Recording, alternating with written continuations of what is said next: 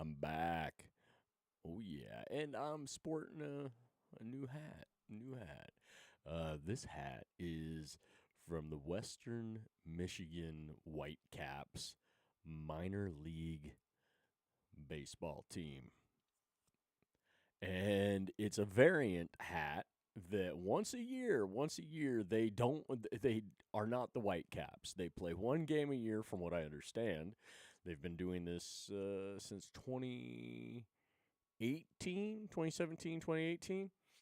They changed their name, they changed their logo, and they are named the Bung Hammers. Oh yeah, see the beer keg right there? Yeah. And the bung, hammering of the bung. So cheers to all the brewers out there. Cheers to and they're in Grand Rapids, Michigan. So I think Founders Brewing is somewhere near there. I believe so. So yeah, one of my all time favorite breweries, by the way, Founders Brewing. So oh yeah. Mm. So yeah, this is a free for all type of evening. Nothing exciting necessarily. Maybe I'll scroll through some things. Um, who knows? Who knows what we're gonna do? Maybe open up. Maybe open up the X space if I'm so compelled to do so. Mainly if mainly if somebody comes in and wants to chat. Uh, And of course, I go to throw some music on because I was going to say, we'll put some music on in the background here, and just enjoy some tunes while we're chatting, while I'm, you know, saying whatever I'm going to say. Have zero clue. Um, who knows where the dear Lord's going to lead me on a conversation. But hey, I am like I'm digging the hat right now. I'm digging it. Um, I love me some hats. I can't get enough of hats. I am um a hat nut job, I guess. If you live by a triple A or double A or single A affiliate. I think the Whitecaps are affiliated with the Detroit Tigers. They call themselves High A minor league ball now. It's single A, double A, triple A. It's like we have to say high A. What? Because a single A was offensive to mommies out there. Mommy, oh, the mommy, they're so sad. Their son only plays single A. It's so demeaning to him. He's playing single A ball. So that's like maybe low level high school ball. And somewhere to get, for people who are really good, that might get their feet wet if they're uncomfortable. All right, everyone, forward, march! Es ist Zeit für Who is that? Who is that? I can't read the name. Thank you. Thank you for the follow. Thank you for the follow. That was awesome. That's the first follower. Notice that was Cartman doing. Oh man, I can't read that name though. I'm gonna have to blow that up somehow. got my. Oh, that's awesome. I mean, that's great. That's great. No, if you've that's squirrel. Yeah, shout out to the single A, the double A, the triple A teams out there. And, hey, look, sometimes you have to go into a minor league affiliate team, single, double, triple, doesn't matter, just to get your feet wet before maybe, making that step to the bigs, Triple A is basically around low-level collegiate baseball. low to high. It's collegiate baseball. That's what AAA is, basically. So, and it's just a place. There's nothing demeaning about it. Those guys are playing the sport they love. So, for I saw they gave me I have a schedule, a Whitecap schedule that came with the hat, and I'm greatly appreciative of it because I might have to just check out a Whitecaps game if they televise at all. It's single A though. I don't think they're televising anything. Oh, a little fuzz on the hat there. Anyway, so, but much love to the affiliate teams that show love to the beer scene.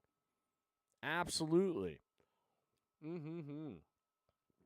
Man, I'm ecstatic about the follower. I don't know what it doesn't say which whether it was YouTube or Twitch or X or yeah, that's the only ones I got connected with the multi-stream right now. But thank you to whoever that was, because I could not make out your name, which means I might have to change the font on that. Just yeah, might have to change the font so I can read that when it pops up. That's awesome though. That was the very first. It's got the old Cartman trying to be like Hitler with the followers. He's got the culties. That episode of South Park, check it out because it's kind of a spoof on Passion of the Christ or Passion for the Christ. Anyways, the Mel Gibson movie from back in the day, which was a really good movie. Go check it out if you haven't seen that movie. But South Park definitely spoofed kind of the how the people reacted to it because things got a little crazy with the with things there. But isn't that how society is? We latch onto something that we really like, and groups just start forming, and fan clubs and cults and that type of thing. It's a real thing. So I saw that, I remembered that, and I'm like, oh, I'm going to cut that. I'm going to clip that, and then I'm going to make that for people who follow and subscribe when they do. That pops up. we we don't want to take ourselves too seriously here with that stuff because, as most of you know, I'm not into that sort of thing. I don't push it. I don't ask for it. Because if you like it, you like it. If you don't, you don't. That's on you. I don't need to tell you what to do. No, you can figure it out. You're smart. You know what to do. And you don't need me influencing you to do what you want, for yourself. What's best for yourself. You want to see more of my content? You know what to do. It's an easy button.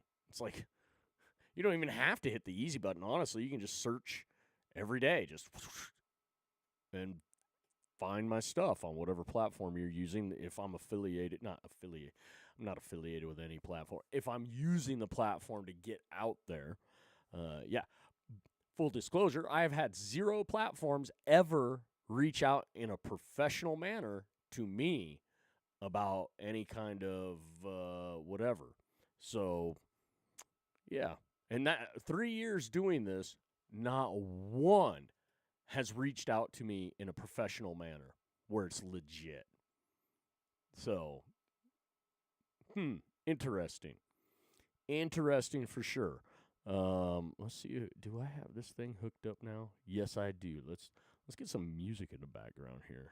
Yeah. This is your channel. Ooh, a little lithium. There we go.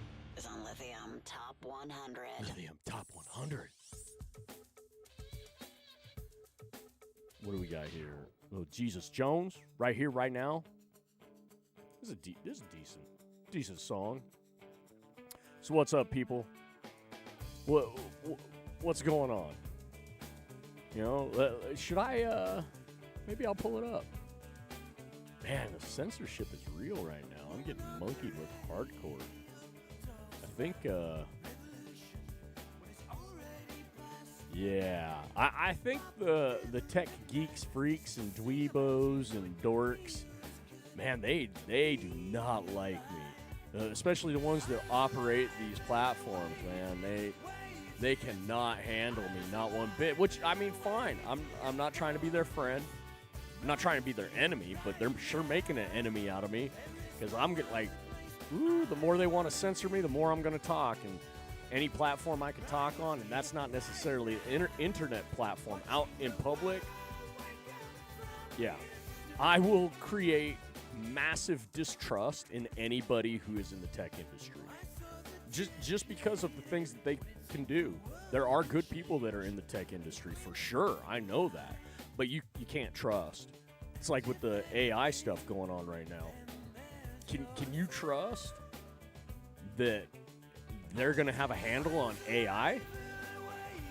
I have a sneaking suspicion that they might already have lost control of it to a certain extent. I mean, that's a real thing. So I pray to God every day that we can find some sort of balance and not let AI get out of control. And not let ourselves get out of control with it as well. I mean, think about it. If you get AI to a certain level, and you get robotics to a certain level, which I believe robotics is I think what they're showing us right now optically is not even anywhere near where they're at. Like some of the new stuff that, I'll just say it, I believe Elon's videos that he's putting out there right now was probably from a couple years ago.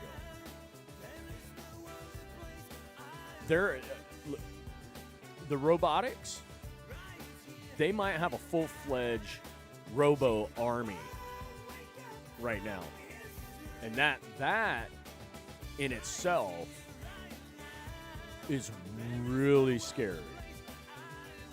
Now, I can think of all the positives to it. Like, hey, let's send these robots to Mars, program them to build ourselves a nice, wonderful little Mars colony so we can just show up and make ourselves at home, right? Like that would be fantastic.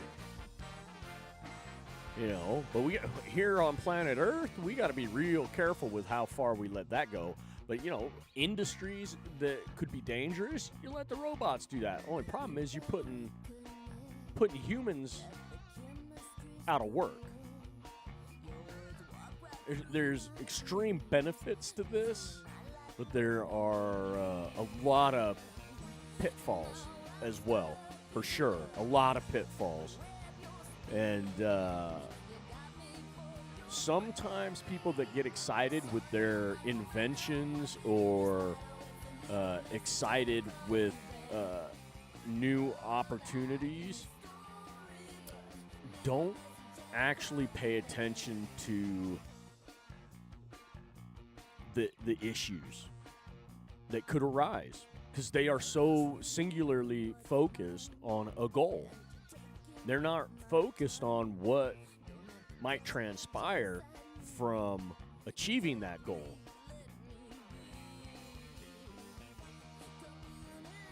I don't know, I'm just saying, like, I'm rooting for a lot of positivities moving forward with the robotics, AI. I'm not advocating to stop it, but you got to think about who's participating in it and what their motives are, and can we trust? Comes back to trust. 100%. Can we trust? I would argue no, and you shouldn't. I've said it time and time again. You shouldn't trust anyone ever. Not fully. Ronald Reagan back in the day said, "Trust but verify." which means you can trust, but you're not really fully trusting. You have to verify. You have to check and balance the whole time through. Even when you think that you've done enough verification, you better verify again and again and again. It's a never-ending process. It's very repetitive. And that's okay. It's not necessarily a bad thing either. It's called vigilance. It's a good thing to be vigilant. Should be vigilant. 100%. Need to be. Have to be. So, it's just one of those things. Let's see. It's open topic.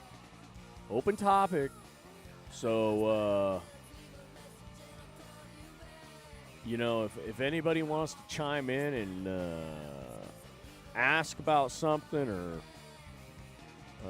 make a statement, the chat space is wide open for it. So,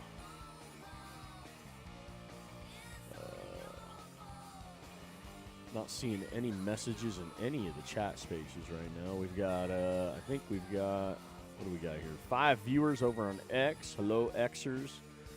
Which means we either have one viewer over on YouTube or one over on Twitch.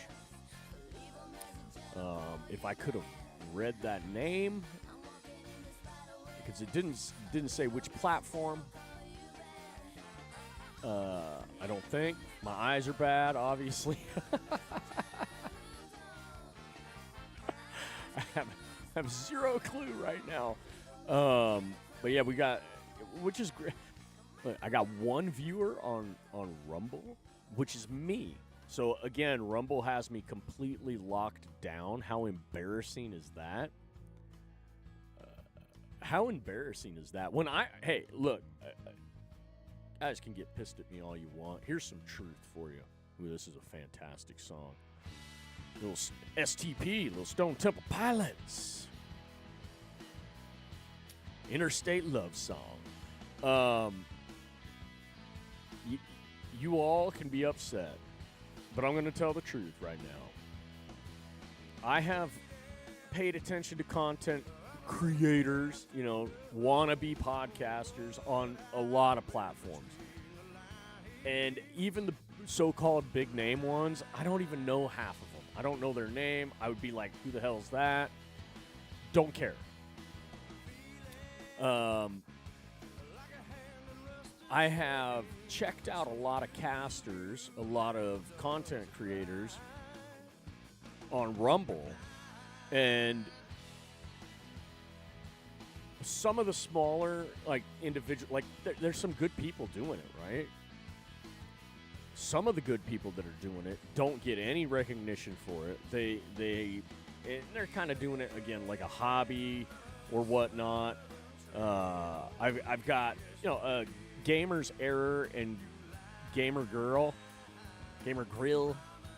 girl, husband and wife team, awesome people.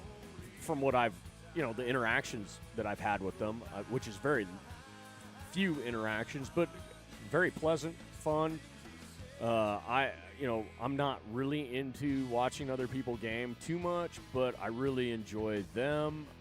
And, there might be a couple other people out there. I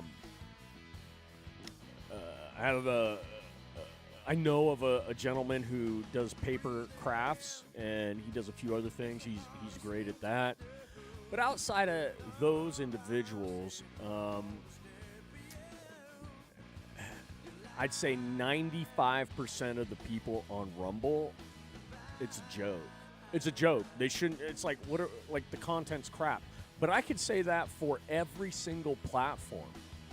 And maybe I'm part of the junk. Maybe I'm part of the crap too. But, when I'm censored, we don't get to find out. We don't get to know whether or not that's true. With analytics and whatnot.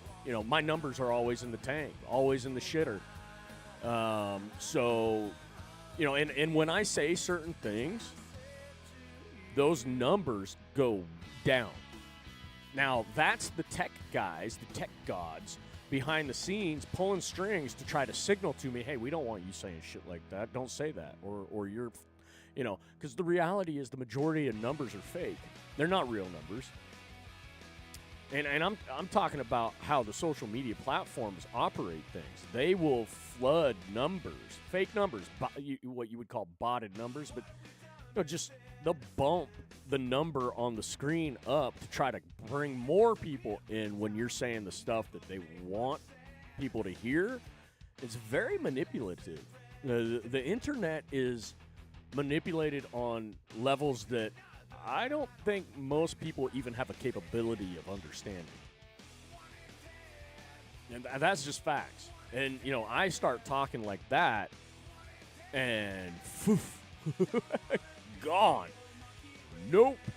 Now YouTube uses an excuse to censor me because, I'm playing music, copyright infringement, but it's like, that's a joke. How many people I hear on YouTube playing music in the background or doing this, that, and the other, and you could claim copyright infringement, but, hey, ultimately, right now, music in the background and me speaking and my face here, like this, copyright what? This is a whole new thing. It's a whole new thing. And I'm not trying to market to the music I'm playing. This isn't like a radio show as far as like playing music, so I'm not trying to profit off of these people's music. I'm just enjoying the vibe, which I'm, hopefully all of you are enjoying the vibe as well. This is the problem with society right now. Like, I could go out on the beach somewhere or out in a park, play my music, mine that I've purchased. Like, I have a Apple iTunes account where I just buy the music, pay a monthly fee, and I have access to all music. I have the Sirius XM as well that I paid my monthly fee for all the music. So I'm doubling up on my payments for the music. And I don't use Apple iTunes as much as I probably should, but I have that option. So I've paid some more for music. But I could take that to a park or a beach, and I could do the exact same thing I'm doing here, get on my soapbox, and start talking, and no one's showing up to write me a ticket. And if they would like to try to do so, good luck. I'll never pay it. Why would I pay it? I pay for the music. I pay for that. What? Because I'm sharing the audio with people? Then what? Then I'm in violation of something? That's horseshit. 100% horseshit. So, like even on streaming services, that's horseshit. That's bullpucky. But that's just an excuse for them to censor. It's part of the list of excuses that they can use, or the list of justifications to use against you and I to censor us more and more and more each time. Isn't that fantastic? Isn't that fantastic?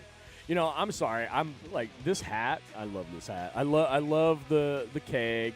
And the keg, you can't probably read it, but it says Grand Rapids, Michigan, oak aged or barrel aged in Grand Rapids, Michigan. I think that's what it says there. I'd have to take my hat off to really read it, but I'm not going to. And then to have the glass of beer, with the bung hammer, which is kind of a bat, and and then I love it. Who touched the Cheers, thermostat? cheers, everybody. Years go. The 90s alternative and grunge vibe. Lithium Yeah. Top 100. So I don't know. The censorship thing is a problem. It always has been. It probably always will be. And sadly, I don't know how to get over it. Bend the knee, kiss the ring, blow smoke up these little dipshits' asses that, control everything. No, I'm not. Look, they're minuscule little pipsqueaks that the only reason why they have control is they know somebody and they're good at tweaking, flipping computer crap. That's it. It's not that they're good at anything else. Zero. You know, it's not like they're saving you in a situation where the lights are out and it takes an actual physically grown man that is strong-willed and strong in physicality and has a just, I'm going to do it, I'm going to fix it attitude. These guys don't have that. They don't. They're weak everywhere but in the flipping computerverse, the World Wide Web, the internet, you know. It's like, that's where they thrive. And that's fine. Everybody's got a place, right? Sometimes I just wish the internet would go away, and which would take me away from this, but maybe put me in a radio station somewhere. Or some maybe satellite type radio situation. But, you know, just saying. Like, you just... anything to piss these people off. Look, they piss me off every day by censoring me, so why not jab at them and their weaknesses? Like, hey, when's the last time you guys got laid? Oh, I'm sorry. Did you buy one of those little love robots from Japan or wherever they're making those little love robots? Did you have to buy one of those? Or you still just got the generic blow-up doll? Like, you say, all kidding aside, if I was kidding, I don't know. Maybe I wasn't. Hey, look, tit for tat. You screw with me, I'll screw with you. It's not like they're ever going to stop censoring me. Not one bit. They will never stop. And they got money, tons of it.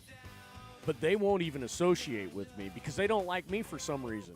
Well, hey, if I'm so much like you and you're willing to say that behind the scenes, why won't you support me? Is it because you're afraid to lose the virtue signaling card that you've been playing with all little pipsqueaks that you've got working for you? You afraid that they'll revolt because you want to support somebody who actually thinks like you behind and speaks like you when you're behind closed doors? Is it a problem because maybe you're fake as fuck and you're a fraud out in public, but you think like I do, you speak like I do when no one's around listening in your little private party events? You guys should be ashamed of yourselves. Fucking pathetic. Like, seriously, pathetic. You too scared to actually just say it like it is? Your balls must be just tiny. We have a serious problem with liars in this country. People that refuse to say what they're thinking. They're thinking it, they believe it, but they'll never say it. They will virtue signal all day, every day, to make sure that the people out there that they fucking despise, they fucking hate, love them or like them or will at least do business with them. Because the lie to them equals more money. That's what the lie equals to them. I got news for you. That is about ready to come to an end much longer. It's just not going to happen. Your days of making money off being a lying sack of shit, it's done. It's done. And so many people have done that. Networked under false pretenses, just completely, absolutely just, yeah, it's out of control. The heck is going on here? Did X boot me from my cast? It says I'm live still, but it's like they cut me off on X. I'm looking over here right now. Interesting. Oh, no. I don't know what's going on here. Hold on a second. It says live. I got 10 viewers over there. But then it's, yeah, somebody's monkeying with me on X right now. Go fucking figure. Which dipshit over on X is fucking with me now? What the hell? Yeah, it says it cut off at 32 minutes and 55 seconds. Which is like 2 minutes ago. Interesting. Huh. Let's see if I can fix that. Wow. I was about ready to start doing some scrolling. How the hell did that happen? Let's see here. Can I do... What's going on here? Yeah, see, this is what I'm talking about. I start talking about truthfulness, and they censor me more. Flat out. Just censor me. All right, now this is saying... Hold on here. Let's see. Hold on a second. Censor me more. Here, hold on. Flat out. Just censor me. All right, now this is saying... Yeah, somebody's monkeying with me right now. See, I'm listening to myself over here. And so obviously I'm still live. Hold on a second. Censor me more. See? There we go. Here, hold on. Flat out. Just censor. All right, we'll turn that. We'll get the music back up a little bit. No, yeah, so we're still live over on X. Awesome. But it was showing. So this is, I was listening to just my feed from my account, but I was listening from another account and it shut me off.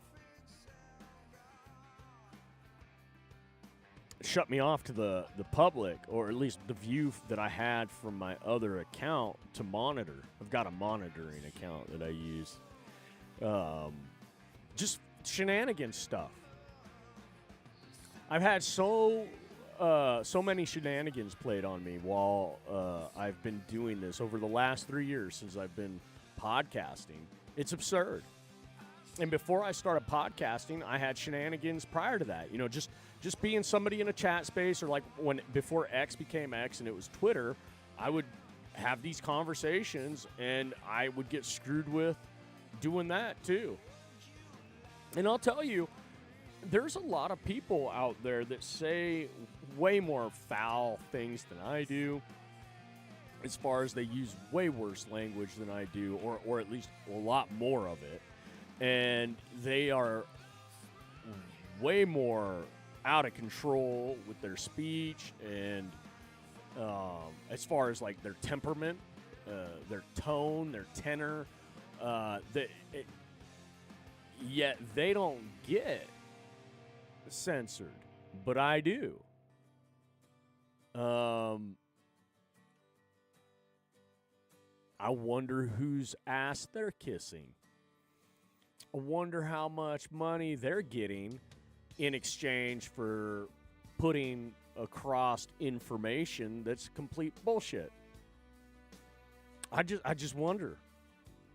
Again, this realm is all about manipulating the masses. That was not my intent when I came here, and it is still not my intent. My intent was to have great conversations with people and think more deeply and open people's eyes to, you know, the Constitution and what that really means for each of us individually and independently. But we have a lack of desire to be independent individuals on social media. The majority of people in this realm want to be communists in practice in this realm. Look at chat spaces and how the dynamics of a chat space. Look at each different podcast or stream. They use the word community, which is communist in action. They use a lot of these virtue signaling, smoke blowing up your rear end terms to feed into that little commune, the social media commune that they've created within their chat space. And it's very divisive from space to space, but then it's unifying on a level that they're only thinking on one level, and it goes right over their heads, and it's dangerous. It's kind of like the Cartman marching like Hitler with his followers behind him. Like I put there, I did that to make people think just how dangerous just being a follower is. It's extremely dangerous. Because look at the little culty clubs that have been created. Look, you have people that use the word army, nation, and whatever else that they call the people that follow them. Like Rush Limbaugh had the Ditto Heads. There was no Rush Limbaugh Nation or Rush Limbaugh Army. It was the Rush Limbaugh Ditto Heads. The Ditto Heads. And if you were a Ditto Head, that emotionally attached you to that group, and you some people, I want to be a Ditto Head too. Ditto. Okay. So you've created a club. But to what extent? Do you want to be a follower or a listener? I'm okay with being a listener. I wish the follower button wasn't a follower button. I wish it was a listener button. I'm listening. It doesn't mean I'm following. I want to listen, and I'm probably not going to follow, but I want to hear what you're saying. I'm curious. What would be wrong with that thought process of using the word listener? Well, see, listener doesn't attach you to an ideology. Being a follower will over time. It's part of the manipulation process. You like something, you follow something, and you subscribe to something. There's a reason why they made it those three words. It's dangerous. 100% dangerous. And that's why they got to censor me. I mean, think about that. Like it, follow it, subscribe to it.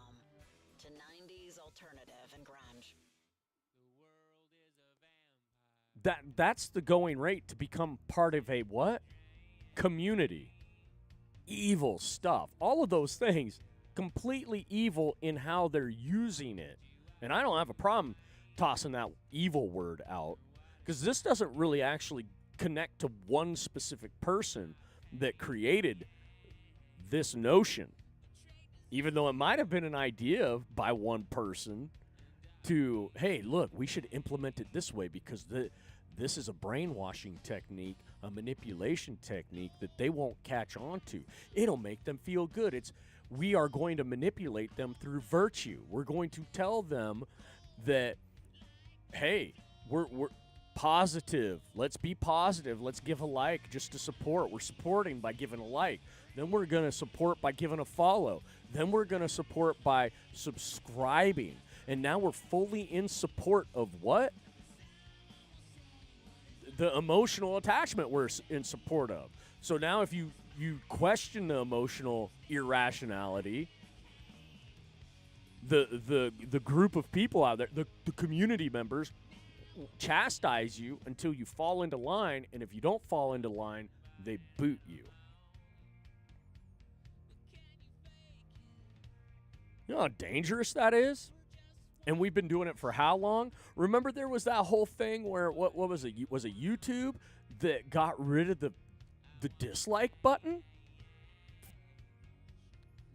To even promote more of this? More of this just going along to get along? More of the like. So you march lockstep.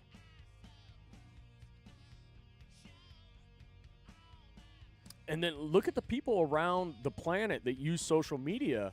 They speak a certain way. They use all the same words. They copy each other constantly, almost verbatim. And they learned that from where? The media doing the exact same thing. In unison. Joe Rogan pointed it out on his cast a while ago, where everybody was like, what? But see, if you were listening like I was over all the years, you would have noticed it 20 flipping years ago. You would have noticed this. 25, 30 years ago, you would have noticed this starting to really creep into our society.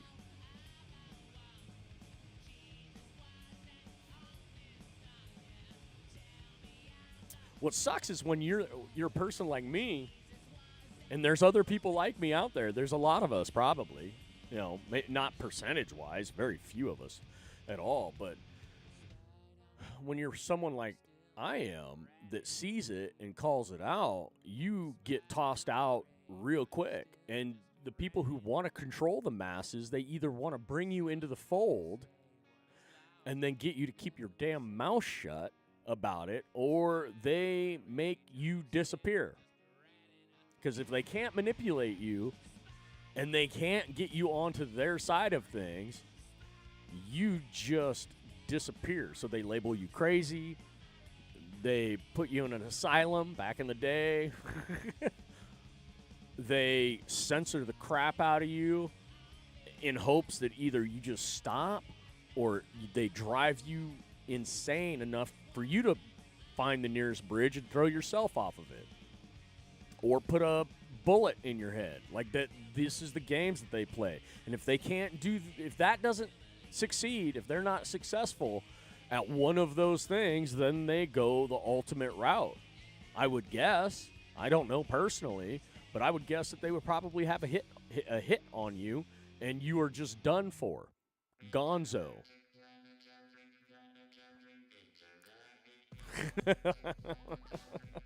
Because remember, for them, it's all about the bottom line.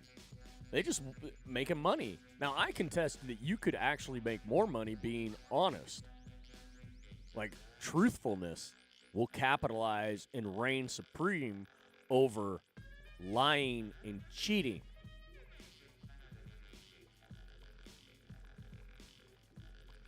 But they haven't figured that out yet. Or they have, but they still elect to play the game or, move forward with the lying and the cheating and the stealing. You see, when you lie to someone, you're just stealing the truth from them. But for how long? Because they always end up finding the truth down the road. You've stolen the truth by lying to them, and then you've tossed it to the side somewhere, and then later on they find it, and they go, oh, seriously? Yeah. I love this thought process. I love this conversation, even though I'm just talking to myself right now. But manipulation is a huge factor in our society today. And it has been since before I was born. So we're talking, we're 2025. Modern day manipulation has been in effect ever since the advent of mainstream radio. So before television, radio was part of the manipulation. It went from communication to communication and entertainment to then communication, entertainment, and manipulation. Control of the masses. Before you had radio, you had just school and religion, churches, schoolhouses, that would help with manipulation, and part of the rumor mill. And then you had your taverns, your bars, your pubs. That was part of the scheme too. All you have to do is plant one or two people in a place like that, have them whisper some rumors that you want to spread around, some disinformation, bullshit, just lies. And that whole disinformation thing is just a lie too. Information is just information. You just got to figure out what kind of information it is. And the reality is, when you catch someone lying to you, that's positive information. That's good information to have, because then you need to, peel it apart and wonder, well, why did they lie to me? What's really going on? You know, like earlier when we talked about Trump's announcement, what does Trump get out of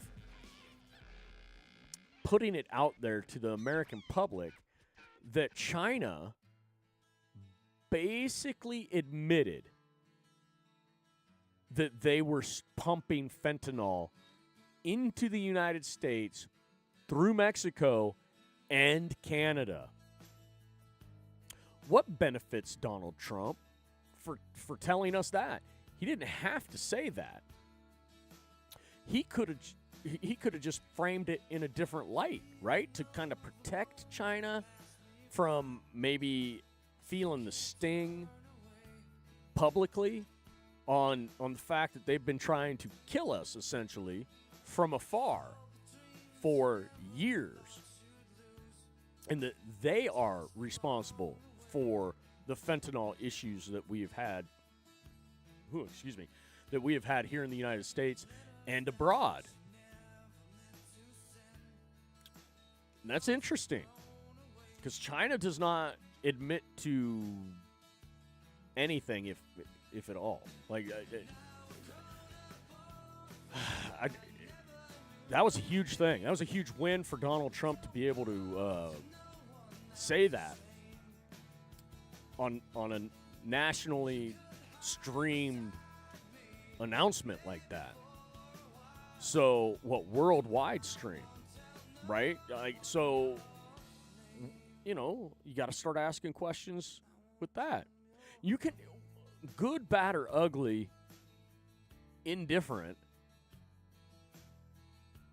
all information is good information, just depends on how you define it. It's all you, it's you who defines the information. So when the media tells you, oh, they're, that's disinformation, you got to start asking questions why. Why did that person lie, and why are they telling you that person's lying? And is that a lie, or are they just telling you they're lying so that they can create the mystique around a narrative that they're trying to control?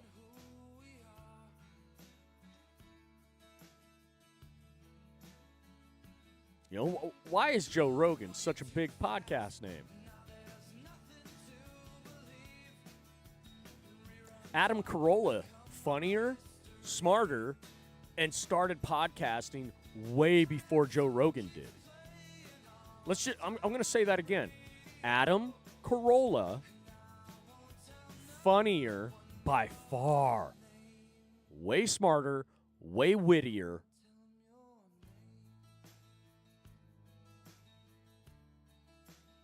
podcasting for a lot longer than Joe Rogan. Yet Joe Rogan gets the attention.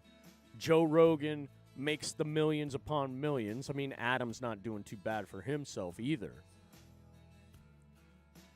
But why Joe Rogan? Well, Joe Rogan is okay with a dick in his mouth.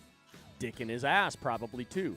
Joe Rogan's okay with fondling somebody else's balls because he makes money. So he's willing to sell his soul. Remember, Joe Rogan's a Bernie bro that said, I'll never have Donald J. Trump in my studio. I would never platform someone like Donald Trump. He said that.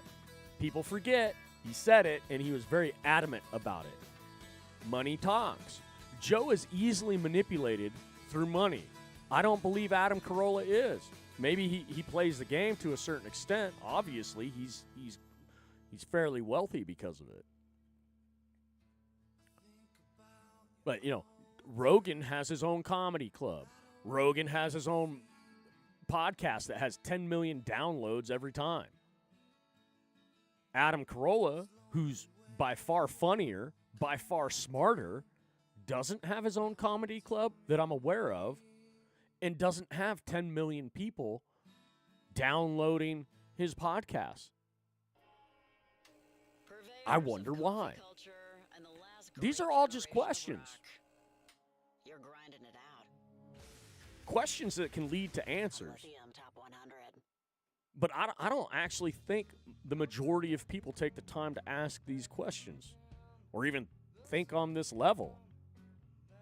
They just take information that's given to them by individuals that the broader base of media has said these are good individuals. So they're like, if I'm getting information from that person that has been deemed good by the people I associate with and the people that I hold in high regards, I'm going to just believe whatever they tell me. I'm going to support them no matter what. Huh. Interesting. I wonder how well that's worked out for all of us over the last 100 years.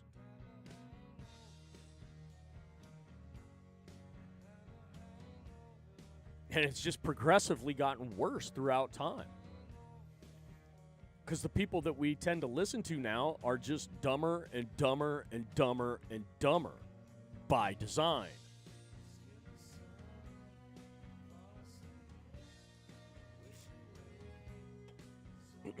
Who knows? Maybe I'm dumb too. Maybe I'm just so dumb I don't realize it. Or maybe I'm so dumb I do realize it. I don't know. What a quandary I've put myself in there.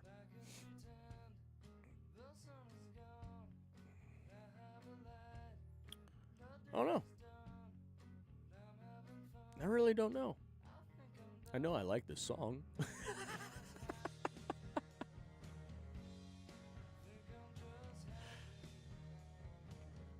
I have a real problem with individuals who don't believe that they have individual independence or the capability of it. But I have a problem with these people who just blindly follow the masses that they define themselves as part of.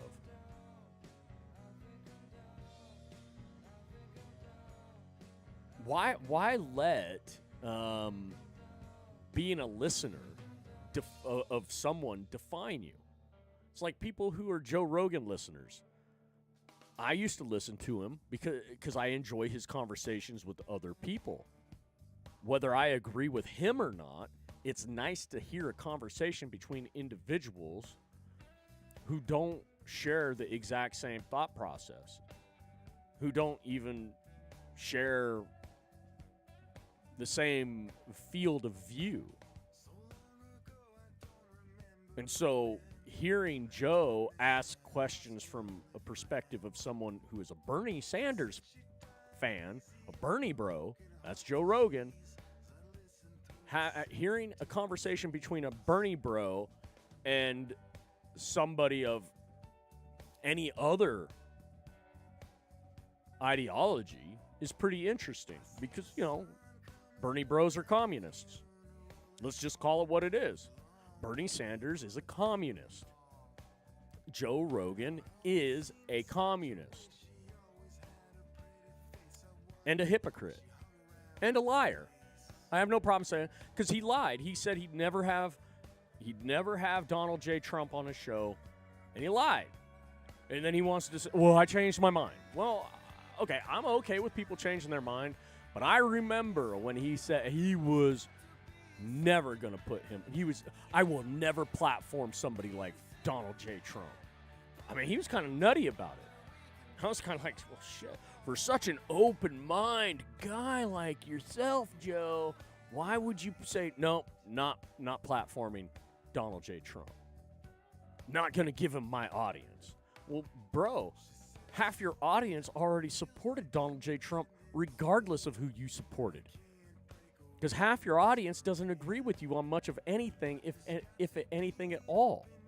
Half of your audience is like me, who just listens to you, not for you, but because of the people you've somehow finagled into having on your cast.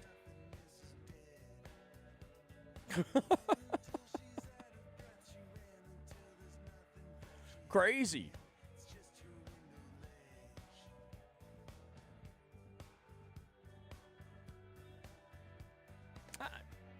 Joe's a useful individual. I'm not going to say that people shouldn't listen to his cast, because I'll still listen to it. I just got my questions. Good questions. Like, why? Why Joe Rogan? Why not Adam Carolla?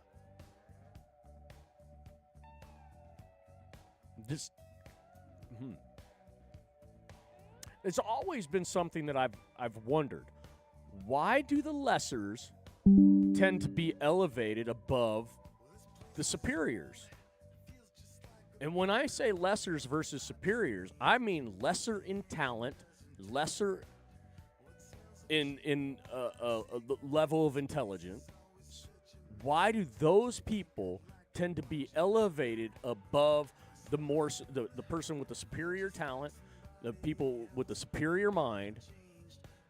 Why are the lessers elevated and then they are framed as if they're more than what they really are? Why is that?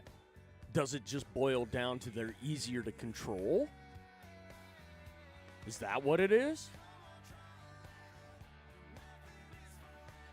Does it boil down to because you can trust that you can control them through money no matter what? Is that what it is? Because there are some extremely intelligent people that are superior in talent and that actually are elevated as well, but that's a lesser number by far. But why is that? Is it because those people are sellouts and they've just let it be known? I'm a sellout. Is that what it is? They've just let it be known. I'm smart, I'm capable, and I'm a sellout. Buy me, bitches. Like, is that what that is? I don't know. Could be. Could be. More questions. Valid questions. Hey, if you ask too many questions, is that a problem as well? It's the delivery. Am I framing the questions properly?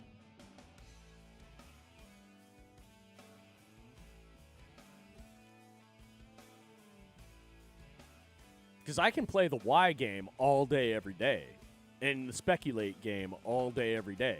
And I'll take you down badger holes that you didn't even know existed. Is that what scares people from individuals that are independent in mind like I am? I got people that are close to me, not many people, but I've got some people that are close to me that, yeah, I would turn on a dime with them. And if I smelled poo-poo, I would turn on a dime and start questioning them. I've done it time and time again. Because I'm just curious. I just want to know. And if I don't think that you're giving me the full story and you can't justify what the heck's going on, and I smell that poo-poo, I'm going to turn on a dime and start looking at you as the issue, looking at you as the problem, looking at you until you give me some answers of why maybe I should continue to trust you and not look at you as a suspect. See, I think there's a lot of groups, entities of masses out there, the nations, the armies of podcasters that just don't question. Or when they do question, they're like, walking on thin ice. They're very genteel when they're asking these questions. Trying not to offend, not to rock the boat. I don't want to rock the boat, so I'm just going to ask a soft question that might pry towards where I'm going, and maybe you'll give me the goods, but I'm not going to put any pressure on you, and I'll just eat whatever you feed me. I don't think that's good. Personally, I think that's horrendous. I think that's why we've gotten to the point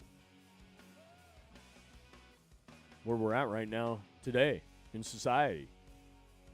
And that's negative, big time negative. Does not help any of us at that point. So,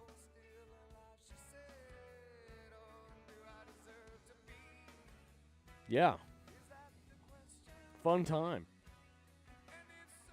Questions.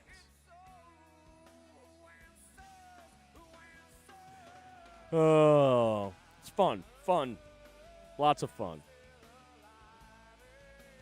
Thinking is fun. I wish more people would do it, but it seems as though we have a lack of desire to think for oneself and to prying questions. Like I'm a broken record with some people about questions, certain questions. I have people in my life since day one that they've entered my life. I've asked them the same questions over and over again, mainly because I don't believe them. I don't believe they're telling me the truth. I mean, I enjoy talking with them. I enjoy the interaction, but I don't believe they're telling me the truth. And when I say that, I mean the whole truth. I don't believe they've been completely honest with me. Nor do I believe they ever will be, which is sad. You know, it just sparks more questions for my future with anybody that's in my life. I have yet to meet anybody that I can wholeheartedly trust. I couldn't trust either one of my parents. I couldn't trust anybody in my family, on either side of my family. The trust thing for me is huge. And for good reason. For good reason. So, my music just stopped. I clicked on something. President Trump participates in an arrival ceremony. Arrival where? Is it 12 a.m. in the morning? Where are we arriving? Oh, is he over in the Middle East? Maybe we tap into that arrival ceremony, and check that out. Let's do that. It just fired up. Here, let me bring that here. We can still listen to music while we're doing this. Let me set this up real quick. We can watch the arrival ceremony. I mean, what kind of dang are they giving them the plane today? President Trump, I could use a plane. I could use the $400 million that plane is valued at. I could use it, and I would use it for good. I would not use it for evil. I would use it for good. So, yeah.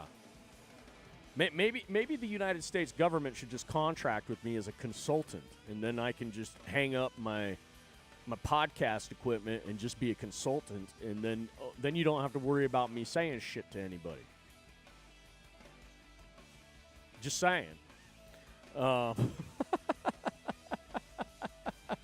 Just saying. You could do that. Or is it one of those things that you're like, nah, we're good. You're not smart enough to hang out with us. Maybe that's one of the things. One of the deals.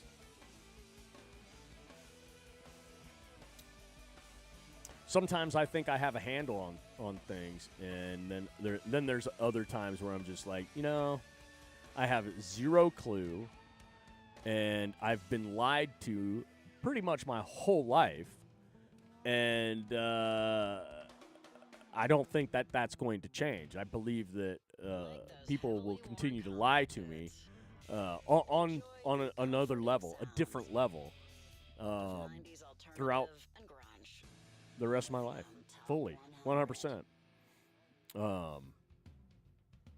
So that kind of sucks. It really sucks when you know you can't trust anyone. That no one really gives a shit about you, and if they can use you, they will. They'll fuck you every single way they can. And if they can't use you, they'll fuck you anyways by not even being around you. You know, just screwing with you. So, man, that's tough. That's tough. Tough to know you'll never have a true friend, like a real friend that you can really, you know.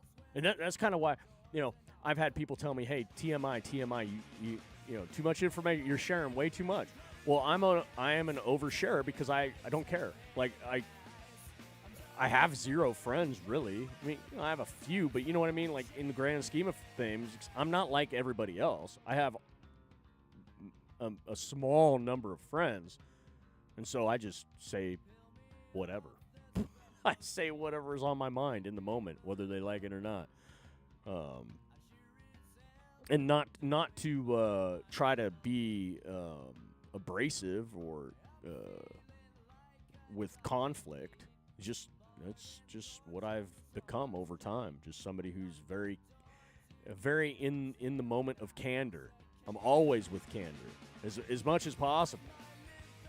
So, and I have to sometimes remind myself I need to maybe even go overboard with it to prove to people I am not going to bullshit them. No bullshitting. Anyways, let me get this. I gotta get this squared away. This is an unexpected. This is definitely unexpected. I mean, seriously. An arrival event. Arrival ceremony. What kind of flipping ceremony do we need to have we land the plane and now we have to have some flipping ceremony? Whose flipping idea was this? It definitely wasn't President Trump's idea. I guarantee it.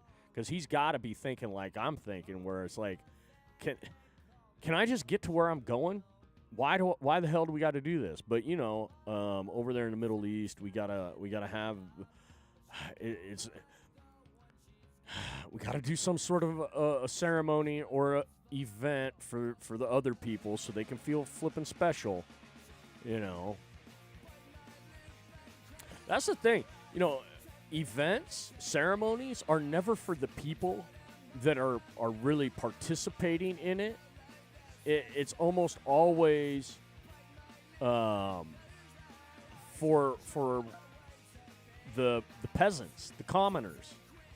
It's a show for the citizens that want to feel special by like, oh, look at where we've gotten to show up to the parade. We've gotten to show up to this. You know, it's like, hey, let's just be honest. The Easter egg thing at the White House, nobody really wants to participate in that thing. They just do it for virtue signaling.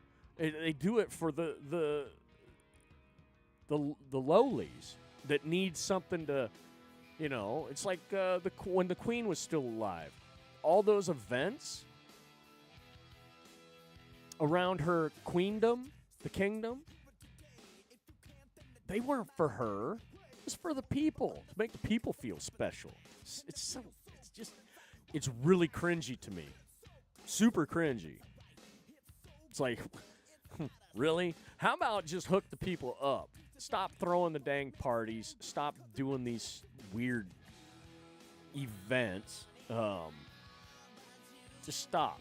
Anyway, see, look at this. Look at this. We're breaking news. Not really. Like, this isn't news. This is just whatever. I'm gonna be watching President Trump going like, yeah, I'm pretty sure he wants to get the hell out of the heat right now.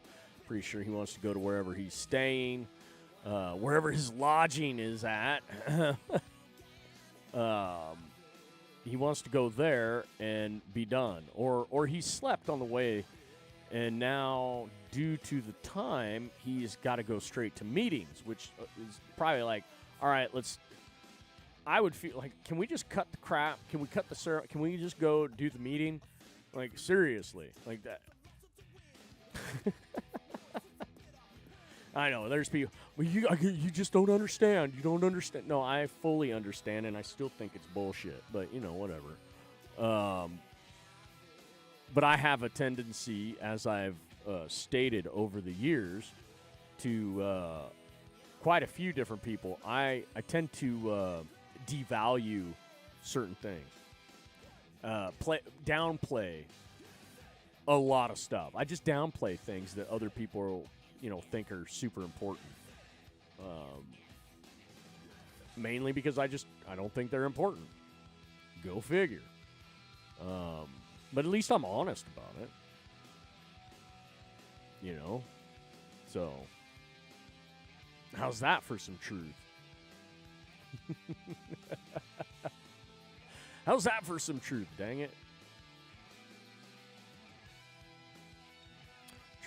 I'm just being particular right now with this, since I've got time to monkey with it. Why not monkey with it a little bit more?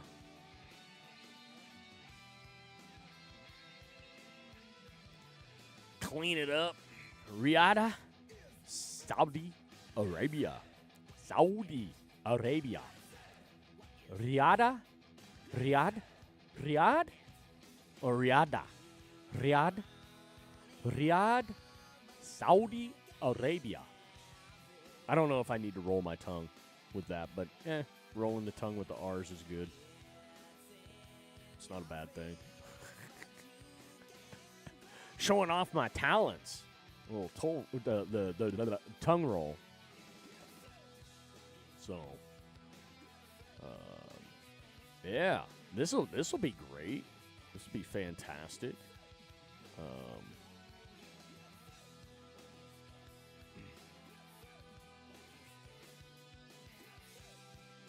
Oh yeah.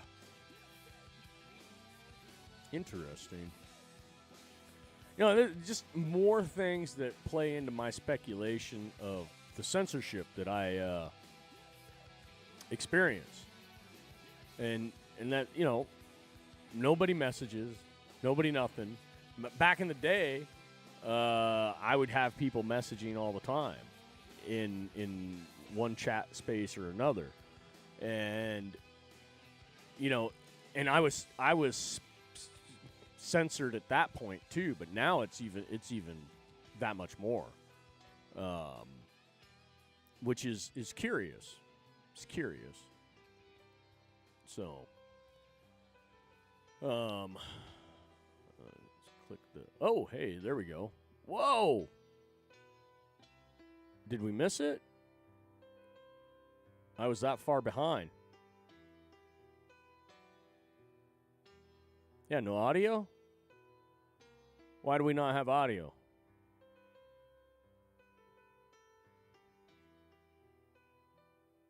They don't have audio. They're not. So this is the beginning here. And there's a little ceremony here. Oh, good God, help me.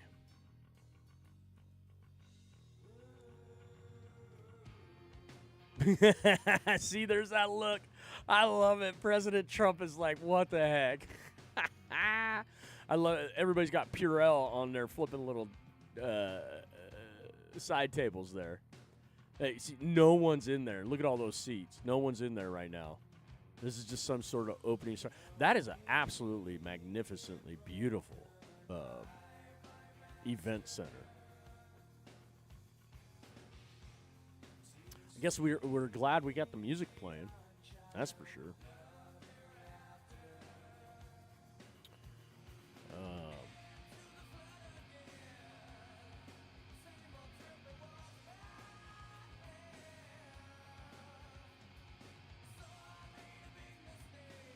That was it?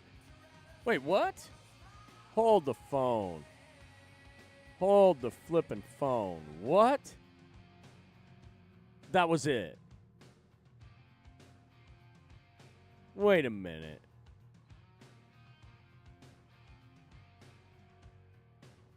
What? Oh, wait. Okay. So we missed some of it, but not much. Look, here we go.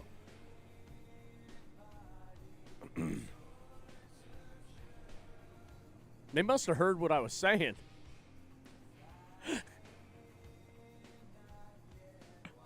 Oh, come on.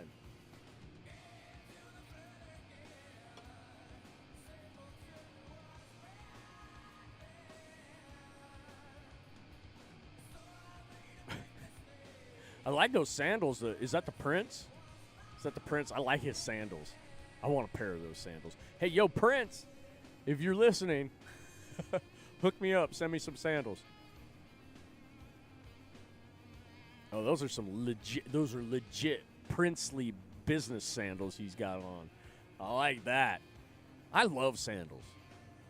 Sandals and flip-flops. Yeah, I'm a flip-flop sandals kind of guy. Like, yeah, 100%. I like my sneakers too, though. Like my athletic wear.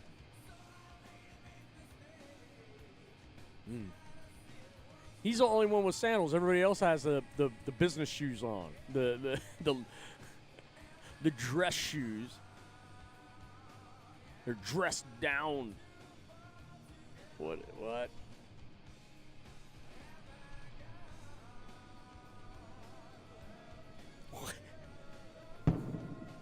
Hey, there's some sound here. There's sound here, but there wasn't sound on the other. Oh, a second. Oh, they're blowing stuff up.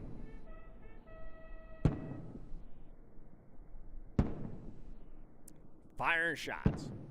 We're hitting drums. I don't know. That's drums. Maybe. Oh, it could be fireworks. What is Trump's Secret Service guy there at the bottom? Like, what? Look at these guys. That's hilarious. I love it. I like their sunglasses, though. That was great.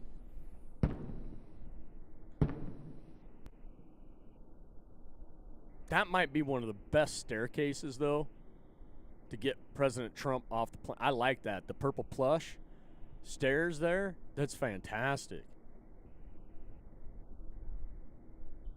They are not messing around. Super windy, obviously.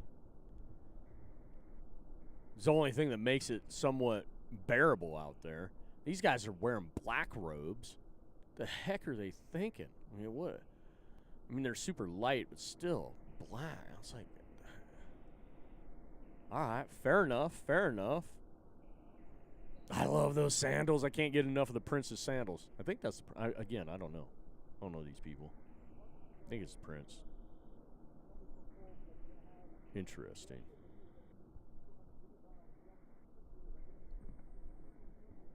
Look at this. Yeah, I mean, we didn't miss much. We didn't miss it by much. I don't know why I didn't have it on live to begin with. I thought I did. Anyways.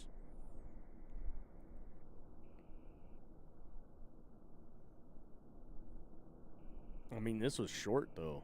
Super short. Just a ceremony, though, right? Just a ceremony. So, not much of a ceremony either, though. Kind of a lackluster. Not even for the... Like seriously, they've got things roped off. They've got this, that. It's like, what's going on here? What's going on? Saudis? Come on, what's up? What's the deal? See that? Wait, what? See that? Okay, and then what? It comes back after that. So they switched. There we go. Then, yeah, what the heck? All right. That was weird. All right, who's in control of Trump's social media streams? Because, hey, whoever's in control of Trump's social media streaming, come on now. You can do better. You can do way better. Seriously. You're not making President Trump look too good.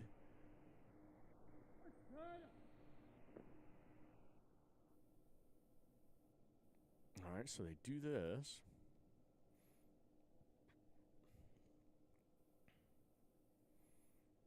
It's the media. So what, this is where they're going to meet later? So they come in here, sit down, hang out. Look, those chairs look so comfy. They do. Now, I have a preference with certain styles of chairs. I like those chairs, though. I might not put those in my podcast studio, but I like those chairs. Maybe a sitting room type of chair, maybe? I don't know. Oh, the Saudi prince is talking to Marco Rubio. And Pete Hegseth, Saudi prince, likes to meet Fox News anchors. Oh my goodness. All right, I don't want to know. Yeah, I've got some questions all of a sudden, but whatever. I have lots of questions. What's going on here? All right. Okay, so seriously?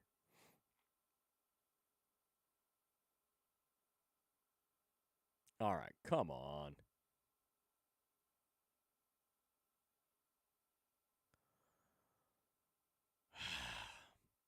All right, so we saw this. So they pour some water or sake or something. Trump does not touch it. Oh,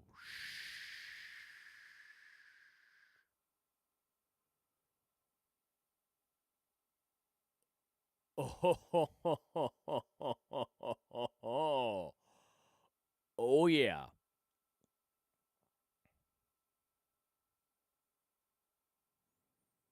Oh yeah. Wow. That's a not quite a fuck you, but that's close to a fuck you, right? You're supposed to. Rubio drank his. President Trump still holding on to his, won't flip and touch it.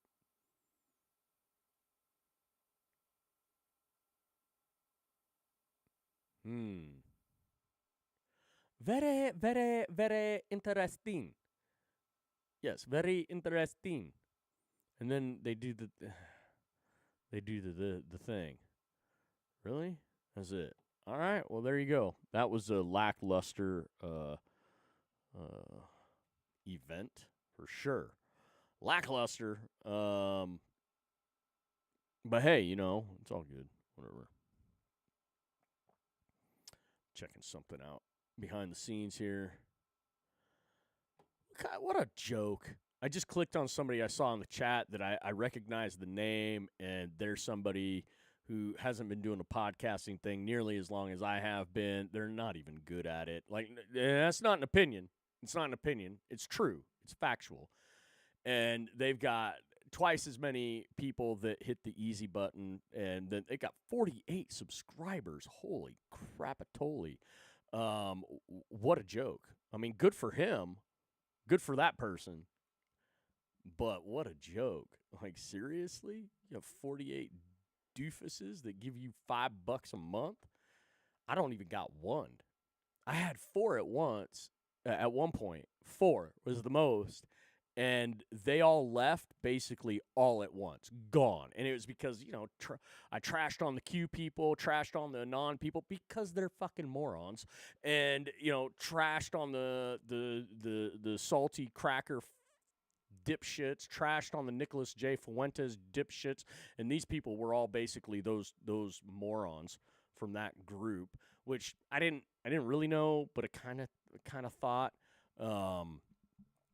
Which just is annoying how people could just fall into these dipshit groups. Like, oh, Dan Bongino fans, too. It's like, the loser McGroins out there. It's like, seriously, you're not funny. You're not smart. You're all little fucking communist dipshit followers of Bongino, who's not even who he says he is. I mean, seriously, there's so yeah, I've trashed on a lot of the ignorant people out there, which, I mean, okay, of course. That's why I don't get the support, obviously. That's why I'm censored, probably. Probably why I'm censored more than even not getting the support. Because there are way, way, way worse casters out there than I could ever be. That's just facts. But, I know somebody you're not being very humble, man. That's why. That's why. It's like, well, what? That I understand the truth about things? You don't have a clue. You don't have a clue. Hey, I'm into reality and the truth. And, again, like I was saying earlier, people have a tendency to lie to me and not tell me the truth. And so I call those people out on their bullshit.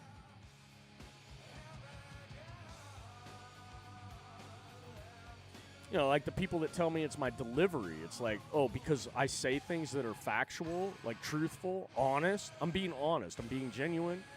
And I have to change being genuine. I have to change being honest in order to get anybody to listen to me. Is that what you're saying? Or at least the upper management of these social media platforms that kind of identify as some of the people I've said are worthless losers. And, well, they are worthless losers. So, I have evidence. I have a lot of evidence of, probably somebody that works for Rumble.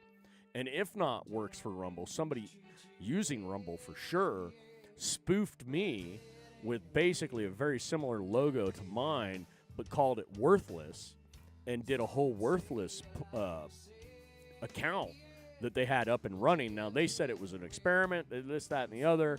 And it's like, nah, yeah, experiment to see if I'm paying attention, and you're just, giving me the bird through your little dumbass account. But that thing, it was botted. It was like all sorts of stuff. The numbers were through the roof on that account, and it was a joke account. There's nobody. It was just, programmed. Play music, do a few little things, and then that was the end of it. Like that, you don't get many of those type of accounts out there. Like that, to me, that spoke volumes on I'm getting to people.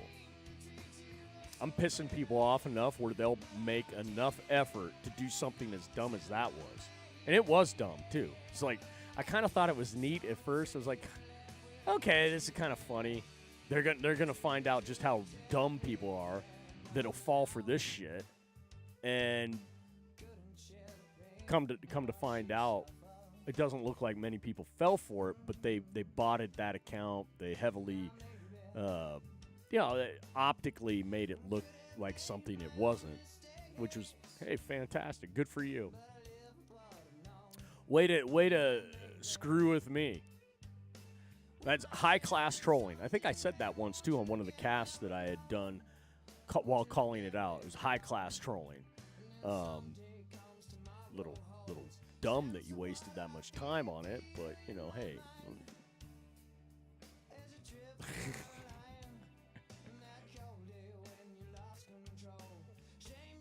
But, hey, I will always perpetually be in this mindset and speaking the way that I do until I actually can move forward and do other things. But I'm stuck. I'm stuck in the mud right now with just the crap that I do currently. Ever evolving slowly, but hey, I can't get anybody to come into my studio. And I really don't like, I'll be honest, I don't like doing the space. Like, I think it's neat for like a call-in situation type thing, interaction like that. But I don't like the space. I don't like X spaces. I like doing the live. I honestly rather do a recording like I was doing there for a while. Because what's the point? I kept having certain people behind the scenes say, "Hey, you need to start doing lives again. You need to start doing lives again." And I'm just like, why? What's the point? I still am like, why? I hardly get any interaction, which doesn't bother me necessarily. So that's my point, though. What's the difference between a live and me just putting out content as a post? Recording it and then uploading it. What's the difference then? If I'm not going to get interaction in the chat space, then what the hell is the point? At least I can just put my stuff out at will whenever I want to, which obviously I'm doing now. I'm not adhering to a schedule like I did before because that was a waste of time. The schedule thing was an absolute waste of time. It was good for me. I like routine. I like building a routine and adhering to it so I can stay on task with stuff. When I don't have a routine, I do not stay on task, and I squirrel real flippin' easily. So I'm really self-aware on how detrimental things are right now and have been for me as far as that goes. But, again,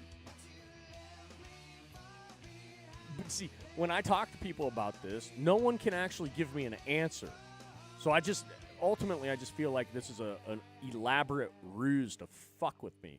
Which then it's like, are you hazing me? What, is this part of an initiation process?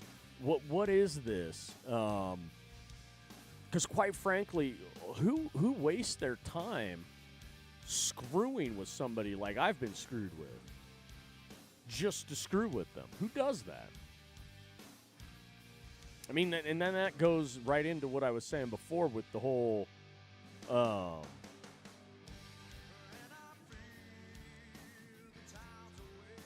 not being able to trust. It's like, because if that's really what's happening, people wonder why I don't trust. It's interesting. It's a interesting thought process. This is a great song. Stone Temple Pilots. Plush. Yeah.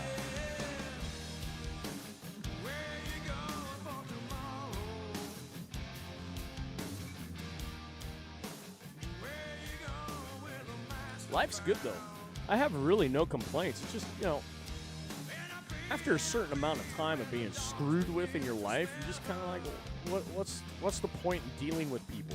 What's the point in doing anything with anyone ever? Like, if everybody's always out to get you or screw with you or whatnot, then what's the point? What's the point? And since I don't like drama, even if people aren't out to screw with me, if I'm associating with people that like to dabble in trailer trash drama, I'm out. I don't want anything to do with that crap. Which, oh wait, that's pretty much the majority of society right now. It's very lonely in this world if you are built a certain way. It's extremely lonely if you're built a certain way. Especially, see, I'm different where I'm not one that wants to rub shoulders with the elite. I'm not one that wants to rub shoulders with anybody who's in a separate group. I've made that quite clear, too. I don't have a desire to. I don't find that appealing.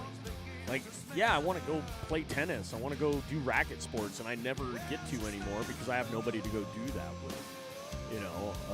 I can go golfing by myself. I can do things by, work out, lift weights by myself. I can go for motorcycle rides by myself. I like to do it. Yeah, I can go skiing by myself. I don't need to be a part of a group or a club.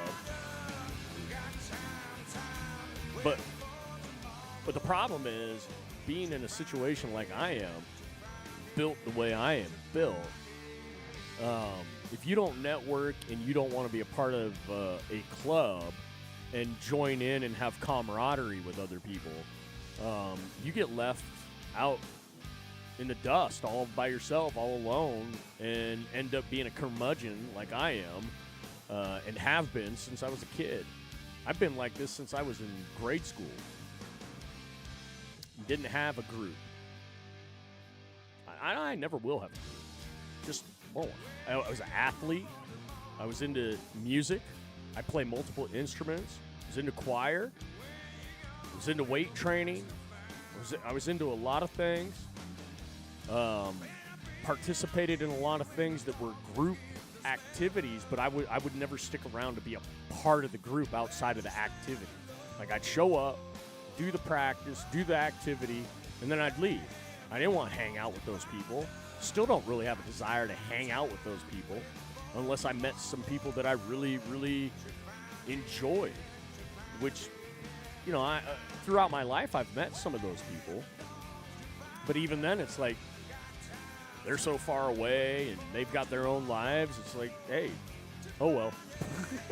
It really sucks to be alone. I had a moment the other day where I kind of got lost in the whole being alone and thought process.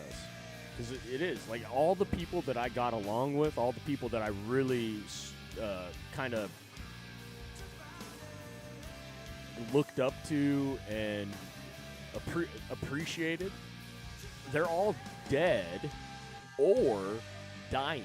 Like, you know, as far, they're older people. And I kind of had that moment where I'm like, shit, I've never really connected with anybody my own age. I've never really had a desire to. As far as younger people go, I've never really had a desire to connect with younger people because, you know, to me, I was the favorite uncle when I was younger. I was the favorite cousin. But there was such a age gap between me and my cousins, and then the fact that I was an uncle at a very young age. It's like the dynamic between me and those individuals. It's like, you know, and that's family. Outside of family, you know, I love kids, but it's not like what? The wife and I are done having children, and I'm blackballed from coaching, so it's not like I can coach.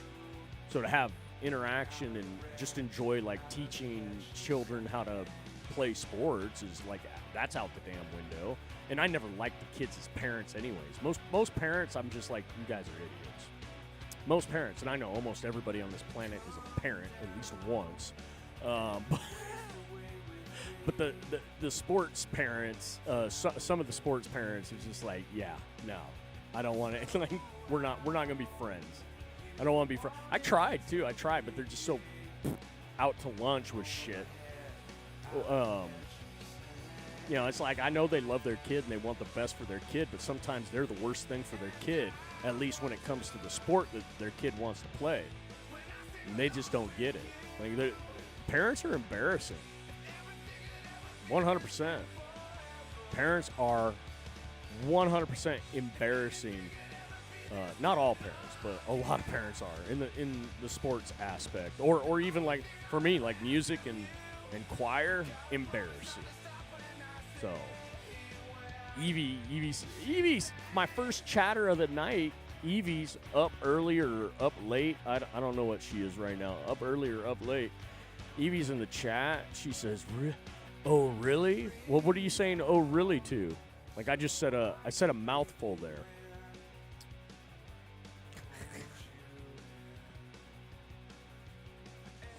Like, are you saying, oh, really, to me saying, as a coach, I didn't like parents? Flipping in the way and delusional.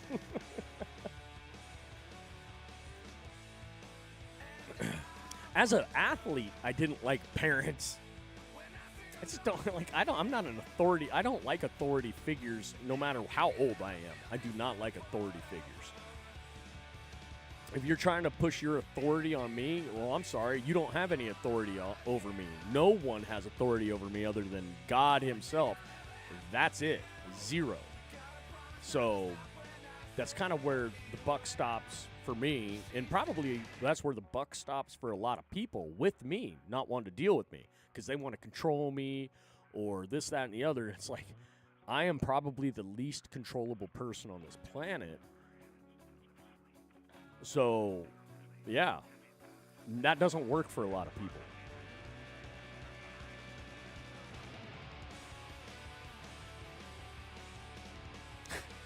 Evie says, up early, I came in at some parents, and then I didn't like. Yeah, okay, gotcha.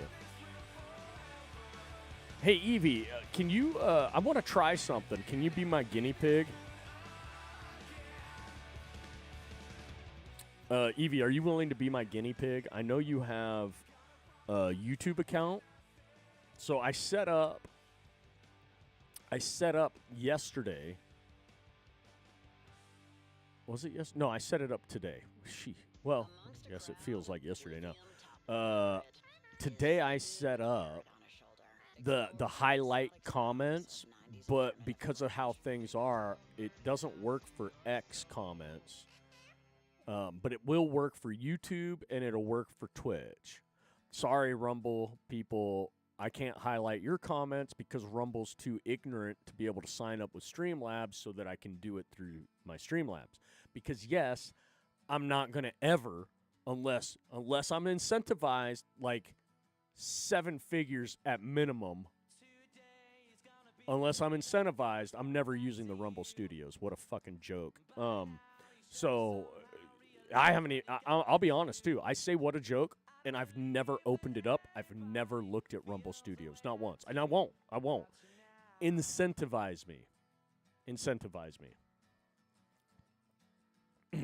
Evie says, as long as it doesn't require talking, still in bed. Well, if you were listening, I just said you don't.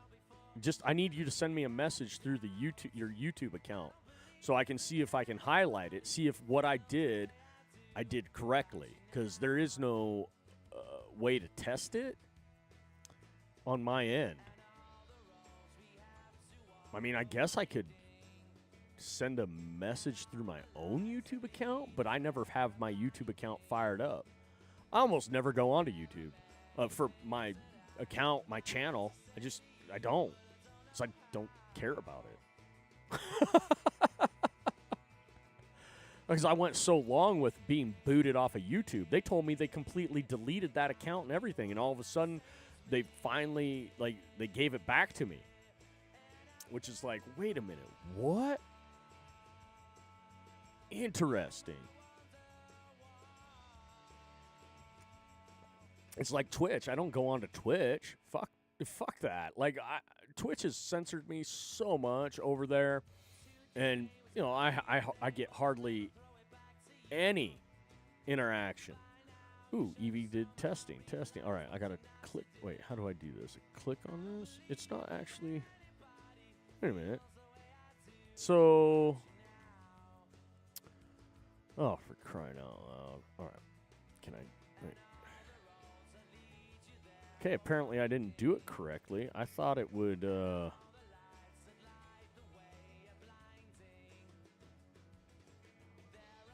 it's not, so I wonder if I have to go into YouTube to then pin it from YouTube instead, because I thought it would let me do it from the multi-stream chat space. So here, I'll go to YouTube and go to my account. Click on YouTube. It's not, so there we go. I gotta kill the audio there. So let's see. Okay, so I'm over here. Pin message. All right. So if I pin the message, does it show up over here?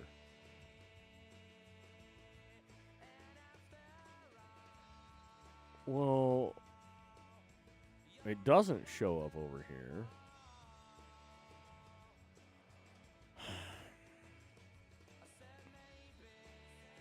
What the heck is going on here?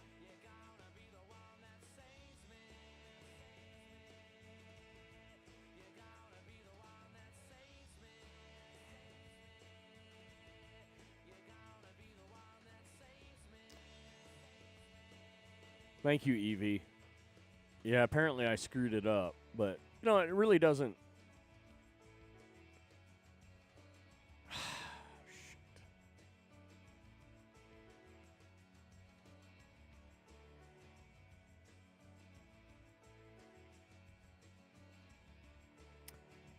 Yeah, but it's supposed to pop up on my screen on the main cast. But it's not. That's what I'm saying. Like,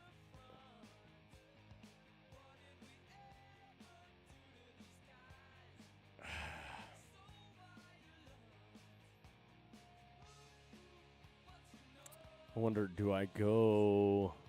Hold on a second. See, I'll go to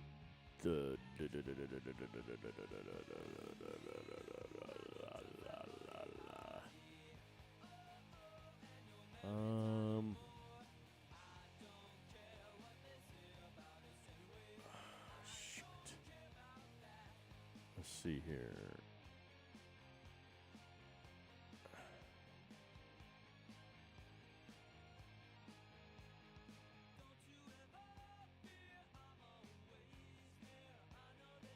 Okay, but wait, do I need to do that then?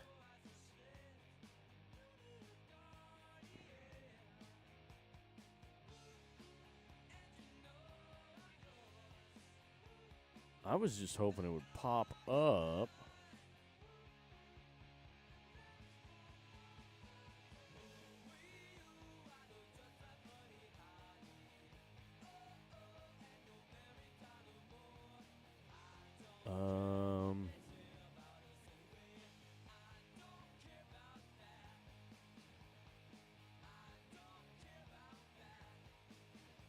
Okay, I launched this dang thing, but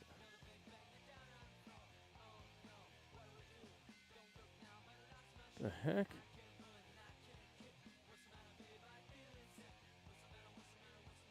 Well, that doesn't work. Alright, this is going to irritate me. Why the hell? I went through this earlier today.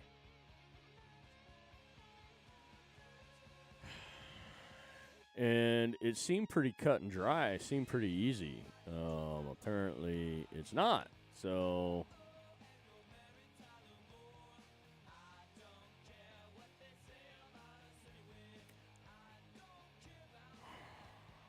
Alright, so if we do that, then...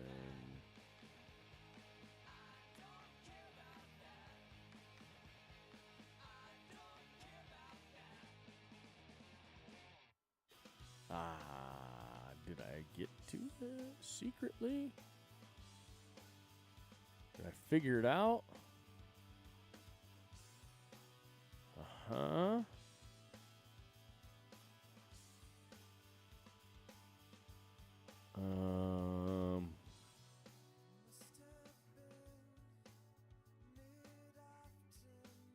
If I do that, let's see. Oh, wait. It might. Oh. All right. Well, then how? Okay. Someone, you know what? Someone just. Okay. What the schmuck?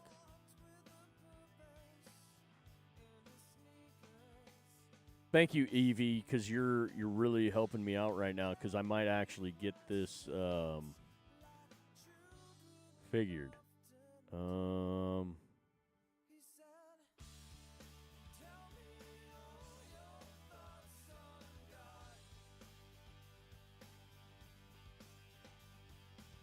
Okay, and this one. Oh, this is okay. This is different though now. What? Shit. I don't want to do this though. I clicked on something different, and I thought, I'm like, okay, well, but yeah, this is not the chat. This is chat box, not chat highlight. I want chat highlight, not chat box. Oh, fuck. I don't want to put the chat box in my damn. I don't want to put it in the stream like other people do. I think it's goofy. I'm trying to be like actual podcaster, not some live flipping dancing monkey in a fucking box. Like, hello, what? Like, seriously, honestly, it's a joke to me when I see all this other bullshit that happens on people's streams. Kind of, it's like it puts me off. Like, I'd rather, it's like I've told everybody. Joe Rogan, does he have all this weird fucking shit that he does on there? No. And if he did, Jamie would be doing it. But even then, it's like, no, he's clean. It's, Adam Carolla, he doesn't do that junk. Jordan Peterson does not do that stuff. Let's see, who else can I don't think Russell Brand does it. And I know Mike Rowe doesn't do it. but I'm supposed to fucking do this shit? Like, I mean, I don't know. I thought I'd just do some neat stuff just for fun, but now I'm looking at it and I'm like, what a joke this shit is. What a fucking disaster. Because it just gets too nickel and dimey, gimmicky, circus tricks. That's all it is circus fucking tricks. And it's like, really? That's what we're doing here? It's like, do you know, I'm going to be done with it now. I got to pop up here. I got to get out of YouTube. Where did it go? There it is. How do I unpin that damn message that I... oh, yeah, there we go. Unpin and... Yeah. So, in a cradle, what is that called that they put over the cradle for the babies to monkey with? The little... My brain's not working right now. What's that called? I guess it's a carousel, right? Carousel. It's you got an inner and an outer, and it hangs over like an umbrella, and the baby can just look at it and play with it or whatnot. The bullshit that. Like when people do the emotes that go across the people's screen. Evie guys just calls them dangly toys. I think it's a carousel. It's called a carousel. Anyways, so when people do the emotes that bounce across the screen and the like even the stuff that pops up on the screen when there's a donation like I've done, but when you do it to a certain extent where people are controlling so many different things, like I even saw an option, I can set it up so that people can donate and their donation purchase a certain amount of time to play a video on the screen. Huh? What that is basically a dangly carousel for adults on streams. It's fidget spinners to the extreme. It's a carousel. So you adults out there, like the babies, that are like, oh, if I do this, it'll go little, and if I do that, it'll go ah, and if I do this, it'll go woohoo. And then after a while, you're starting to do all these things where now you feel like you're in control of something, and it's really something that makes the masses who feel like they don't have any control over anything in their life, which they pretty much don't, it gives them an ability to feel like they're in control of something. And it's part of the manipulation game here on social media, which, oh, I'm not supposed to say that shit either, which, oh, by the way, no one's told me this stuff. It's just obvious to me. And, they're going to be like, wait, what? And quite frankly, I'll tell you, some of the people that have designed this stuff don't even fucking know what it is either. They don't get what it is. They don't understand it. They just have done it because they're somebody who, it's like a baby making a carousel for themselves. A toy for themselves. Jafontes over in the Rumble chat. Thank you, Jafontes. You are the first person in Rumble that has chatted today. Jafontes says, carousel sounds right. What came to mind as you said it? Yeah, it's a carousel. Yeah, thank you. Yeah, I knew I would remember. The information's not there. It's just sometimes I have a hard time accessing that information. Evie says, she says, yeah, that part's, it's been a while. There are 3 people with me on YouTube. Hello, 3 people on YouTube. I didn't realize we had anybody on YouTube. Nice. Evie says, I think you have to be monetized on YouTube for all those gadgets. Not through, because remember, I pay for Streamlabs. And Streamlabs has widgets that when you hook it all up, YouTube, Twitch, like it will, anything I'm streaming to, it will actually do it. So, because that's kind of it'll do it through Streamlabs. So, like right now, I see the chat for YouTube if somebody was in Twitch and X. I see all three chats put together on my Streamlabs. So, like, when I hit on the chat box, which I don't have enabled, that's how I kind of squirreled to it, I could actually set a chat box up so I can propagate the chat box here into the live so you guys could see the chat box. So you could feel special, like you're a part of the stream that much more for because then you'd be recorded, and every time somebody listened or watched the podcast, your chat would be on the screen. I know you guys have all seen that before. I think it's kind of a joke. I used to do it back in the day. I used to put it up just so people could monitor who I'm interacting with and what they're saying. And then the more and more I got to thinking about it, it's like, no, I'm not going to do that. It kind of takes away from the cast. It's like, I don't like seeing that on other people's casts. Why the fuck do I want to see it on mine? So, like, it was just one of those things. It's like, whatever. I used to think it was kind of cool when I first saw it, but it's like, no, it's just dumb.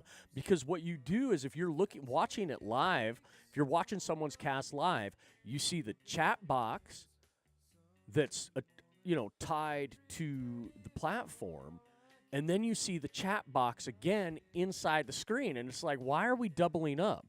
It only makes sense if you're multi-streaming, multicasting to multiple platforms, and then everybody from each platform can see chatters from the other platforms. So you integrate everybody. It makes sense there. So, I mean, it would make sense for me to do it, but I just don't like the aesthetics of it. It's not pleasing to my eye to see that junk. So, I don't know. It just is what it is. Whatever. But I'm different. I'm a little bit odd. I don't like I don't like carousels for adults. Like, I actually like an actual carousel. Ride the carousel, horsies. Like, that's fun. Even as an adult, have an ice cream cone and go remember what it was like as a kid. Like, yeah, it's not a big deal, but hey, if you got little ones in your family or little ones around that that your friends' kids or something, a carousel's not a big deal. If they're going to go on the carousel, guess what? I'm going on a damn carousel too. It's kind of like bumper cars. I still do bumper cars if I can. Like, hell yeah. Bumper boats, those are great too. Get a little splish splashy going on, I'm still just a big kid. I like doing kid stuff. But this kind of shit is just next level manipulation. Like, seriously, I remember the first time I saw a stream that had the emojis bouncing around the screen. I was like, what the fuck is this? And then I realized people were getting off on doing it. And I'm just like, this is just dumb. And, every time because I like to use emotes from time to time so people understand whether I'm joking or being serious or, kind of helps the context, facial expression, so to speak, for the chat space. And when, so I'd have my emojis floating around the damn screen. And it just bugged me at times, most of the time. And it takes away from the stream, too.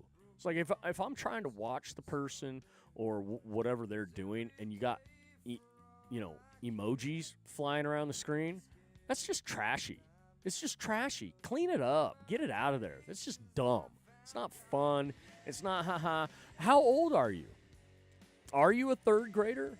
Are you third grade mentality you're an adult, you're online, you can still have fun, but that's just, again, a carousel for adults. Fidget spinners for adults. Like, are we all just children? Like, I'm a big kid, but I'm not that kind of a child. I'm talking are we just babies needing a shiny little toy, shiny object? Is that what we're doing? Is that what it is?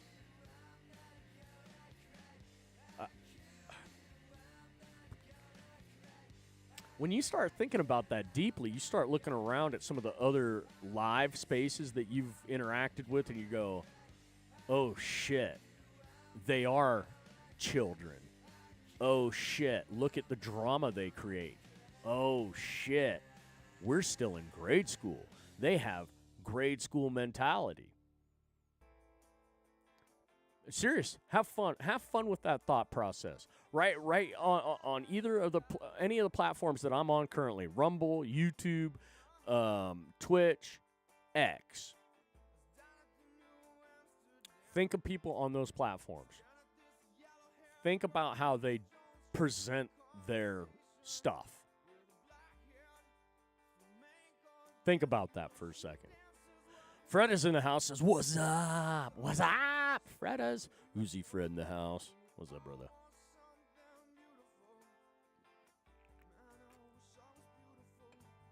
What's up, Evie? How you doing, Evie? Glad to see you in here. So you starting your day early? You getting up and doing the thing, doing the day? Early goings, or you just couldn't sleep?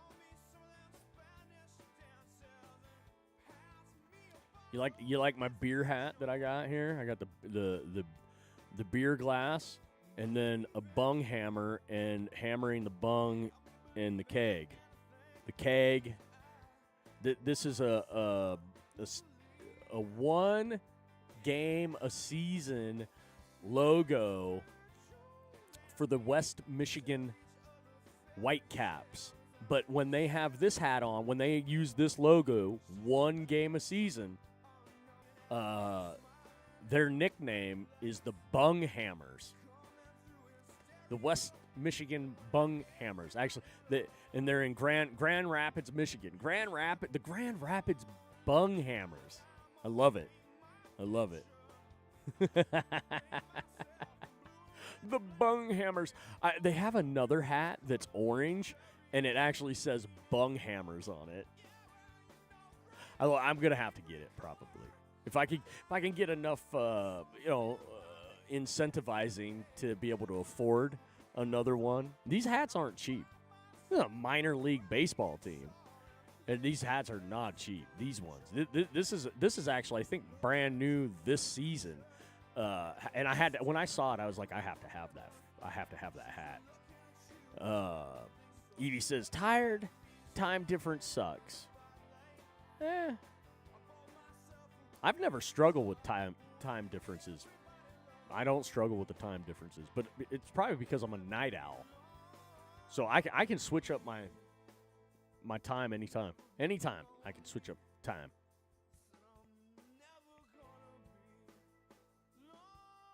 Oh, you want the exploding whales? Yeah, I got to get that one too. The exploding whales. I love it.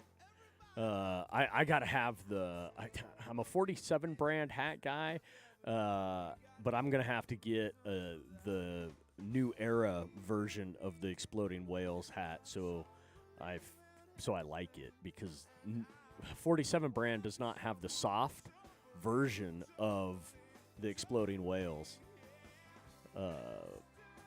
which is one off as well. So. Buy knockoff hats. They all made in China anyways, Fredis says. Fredis says that. I'm sorry. No, I'm not playing that game. No. Let's see.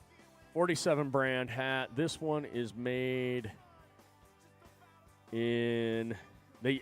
47 brand hats, actually, their manufacturing place is here in the United States, but... they were bought out. They were bought out by the company who also owns New Era hats. In fact, all of your sports hats and like Mitchell & Ness, 47 brand. Who's the other one?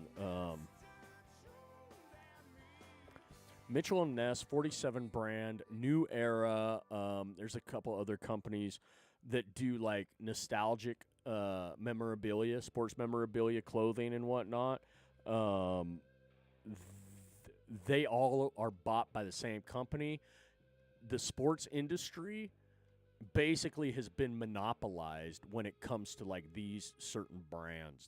They're all owned by the same, which 47 brand was holding out. They were the last company to not sell out. So I'm trying to look at this. See, my USA. This is my USA Soccer hat, and I'm trying to see. Yeah, you're right. This one was made in China. This one was made in China. Sadly, but the original manufacturing area place for 47 brand was here in the United States. So sadly, this was made in China, though. Damn it.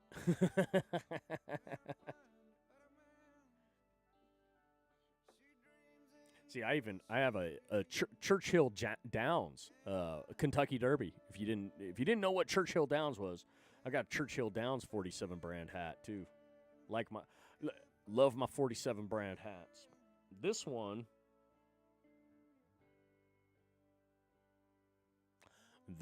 also made in China. This one's a nice one though. The material is very thin. It's light. So I need to get one that's. I need to get a Preakness hat, and I need to get a Belmont Stakes hat. I like horse racing. Just saying.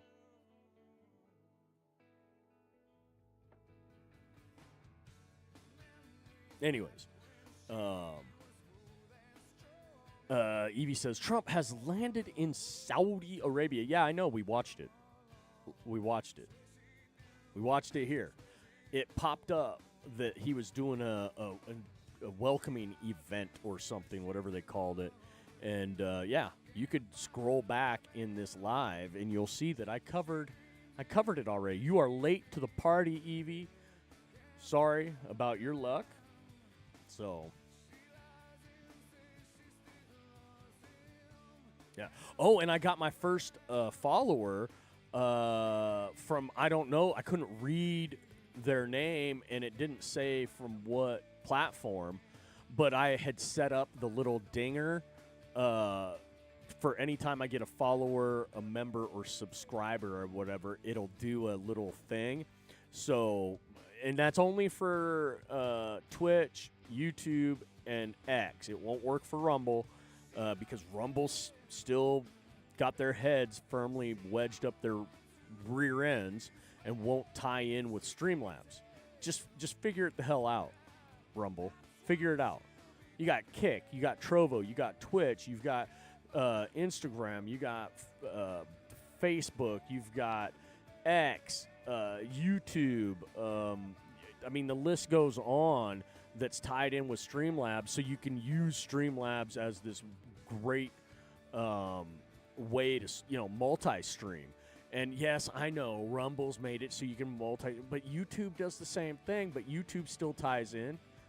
YouTube has its own little, studios, YouTube studios. So it's like, hey, get your panties out of a bundle, Rumble, and have your studio and pretend that you're all fancy because you have your studio and you wasted a lot of money, wasted a lot of time and effort on it, and just tie in with Streamlabs as well.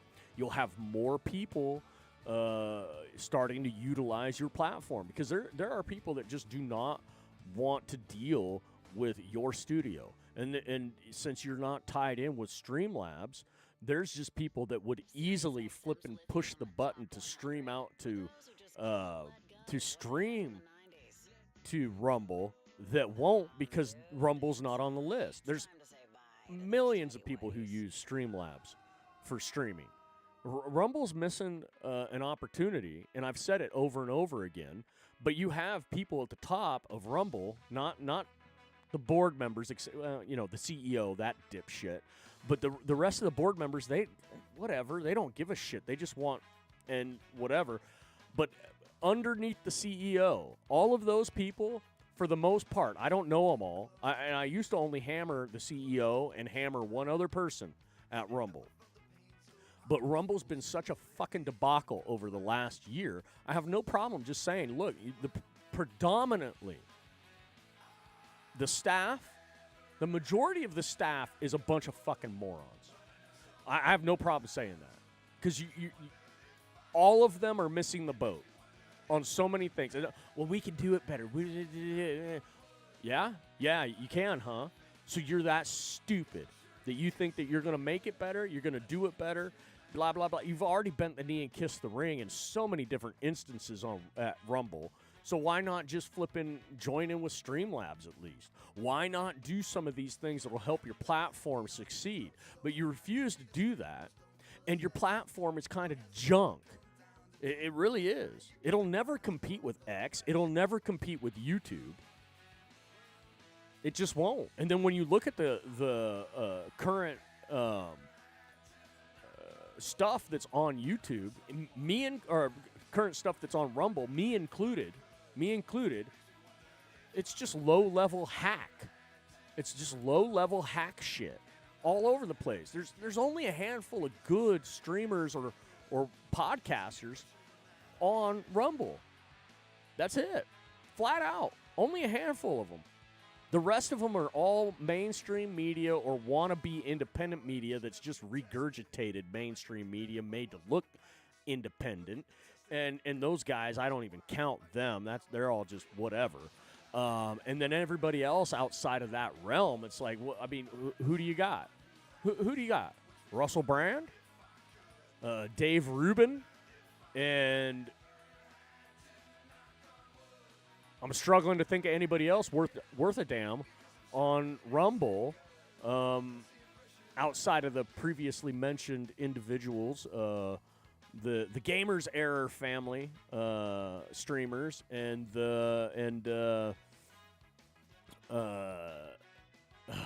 why can't I? My paper craft warrior guy, my paper guy, FP. Like, I mean, he's great. I don't know why more people don't like it, but you know, and he doesn't get found, just like the gamers family doesn't get found. Those people. I forget. There's one other guy that I ran into. This is a while ago. Panda Sub. I like Panda Sub. Don't know him personally. Don't know any of these people personally. But there you go. So Gamers Family, FP Mejia, and Panda Sub. Those guys kind of got their shit together. Not kind of. They do have their shit together. But they don't get found. And Rumble touts themselves as this awesome platform for independent streamers and podcasters. And it's just a fucking joke. It's a joke. It's an absolute joke. Hold on a second. Jafontes says over here, I've got hats made under the brand names of Adidas, Nike, and Reebok. American Needle, perhaps the oldest or second oldest, 20 years. New Era, 47, and pretty nice one by Melonware. Yeah. American Needle's pretty good, too. There's some good hat companies out there. It's too bad some of them have moved to doing their stuff in China, but like with the new announcement with what we've got with China in the trade deal, that's fantastic. So who knows? I mean, I don't think having things made in China is necessarily a bad thing. Honestly, not now, not with this trade deal that Trump's announced. So we'll see how that goes. Evie over here says, let's see.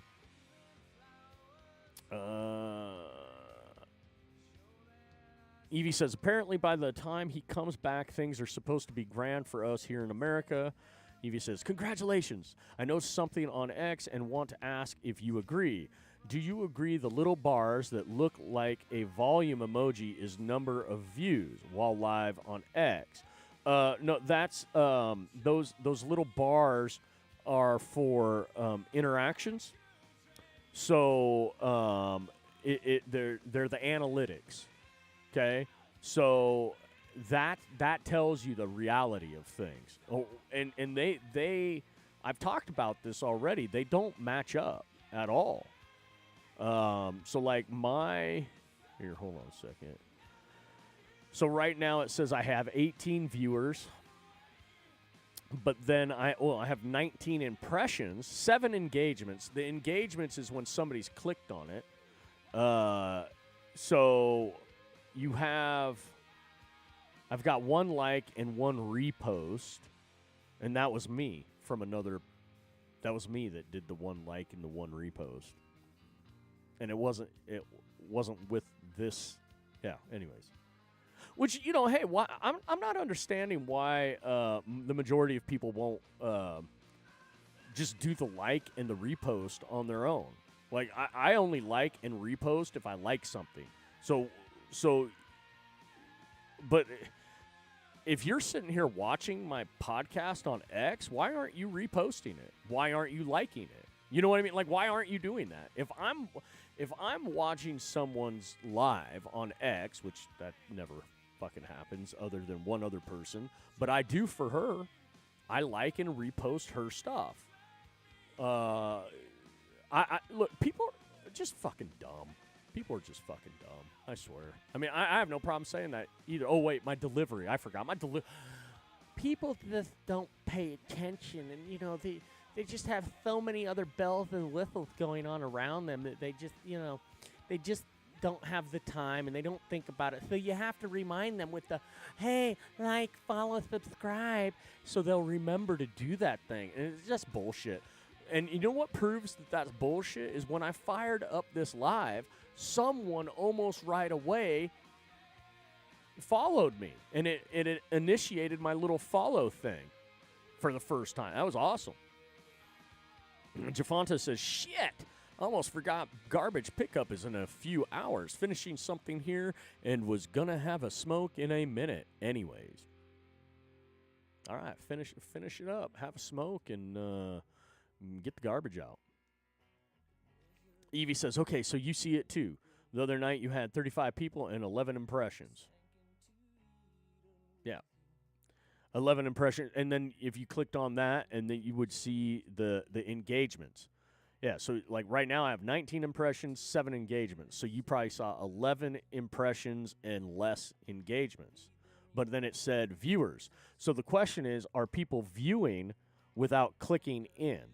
Because you can scroll and have your audio on to where you can just scroll and hover outside of it, and they're watching. But they just haven't clicked on it. They haven't done anything. They're just listening in from, anonymously without an engagement.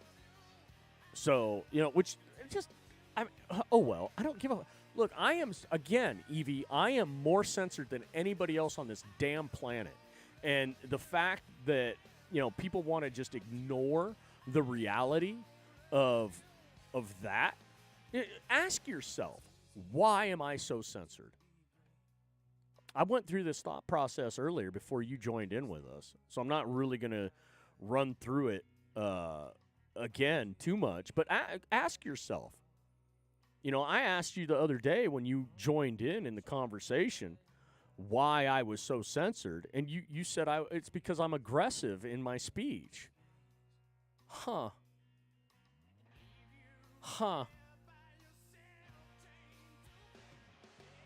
There's a lot of aggressive speakers, people who are way more aggressive with their speech than I am, that have millions of people who listen to them. They're not censored like I am. So explain to me why I'm so. Don't give me a bullshit reason like, well, you're aggressive.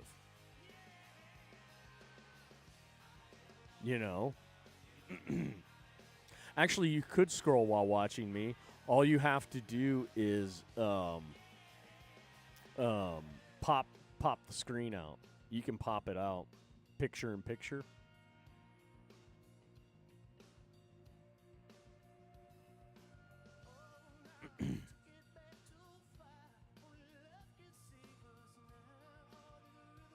But if you pop it out, then it yeah. But see, people will be scrolling and stop their scroll. They haven't clicked on it, and they could just keep scrolling, but they can hover over it without, you know.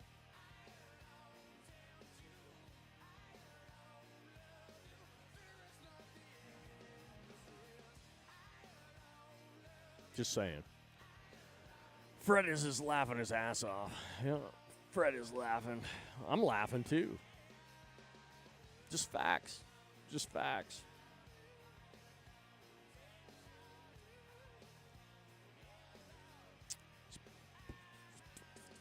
It's because I say shit that's true that they don't want people to know. That's the fact. So that's why I'm censored. And it's like, look, no one's told me this. I'm not giving away secrets that someone's told me.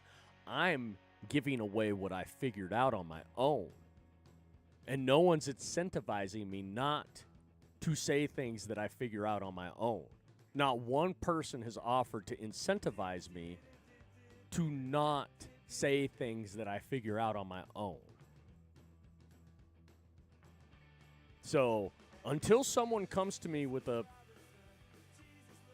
you know what? Until someone comes to me with a 9-figure deal, maybe I'm just going to keep saying shit.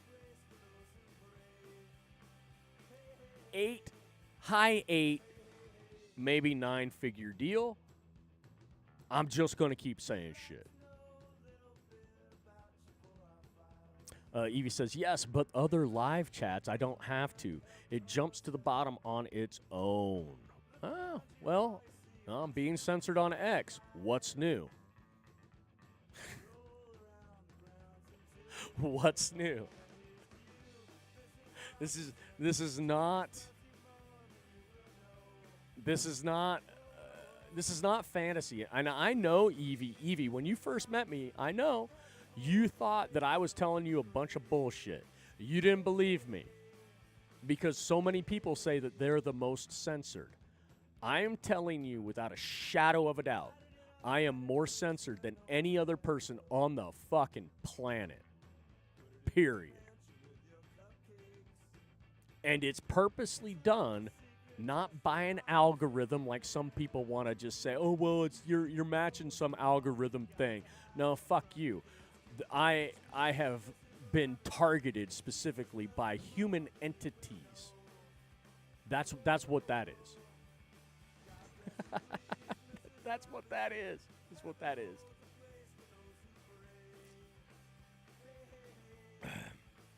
Just facts. Just facts.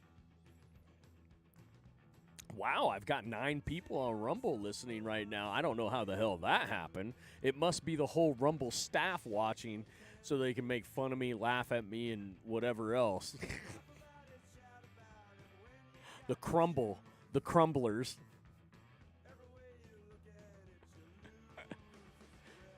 just facts. They're doing it to mess with me. Other than Fredas and Jafontes here. Old George Fontes. I like calling him Jafontes, though. It sounds better. George. Jorge. George. Jorge. It's a good name, but like on the screen, Jafontes.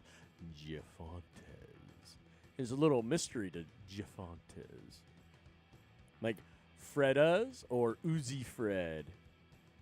Fred's always shooting shots. He's always firing shots across the bow. So, I just took the Uzi Fred. It's like, that sounds good too. Fredas, Uzi Fred, Jafontes. It's kind of, you can almost give it that, like, that sexy, like, hey ladies.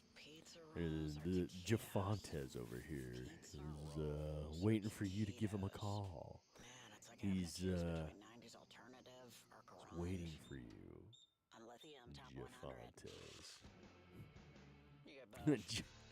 He's like, it's Jeffrey, damn it. It's not George. It's not Jorge. It's Jeffrey. Jeffrey with a G. It's a Geo-Effrey. Joffrey. Or is it Joffrey? It could be Joffrey.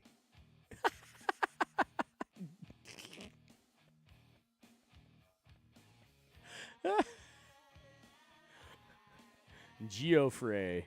Geoffrey! It's just, I can't help myself. I can't help myself. I am.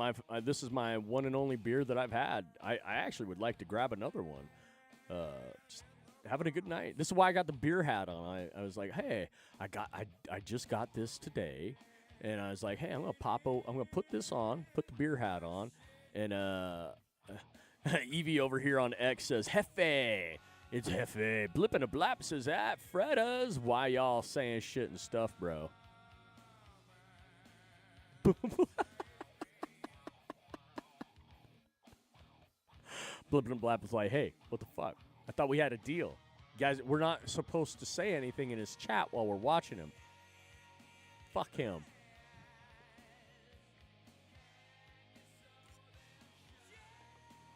That's funny shit. That's funny fucking shit right there. Yeah, you never know who's in your chat. You never know. Fuck, they could be the people with all the money. They could be all the staff members. They could be all the people that I'm like, fuck these guys. Like, I don't know.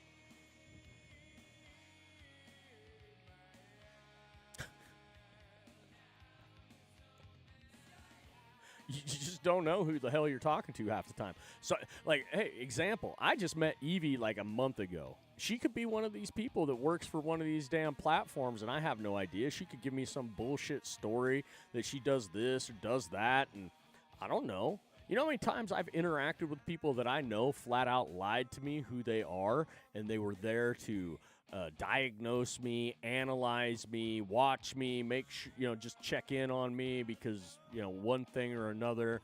Yeah, I mean, it's obvious when people do those things. To me, it's obvious.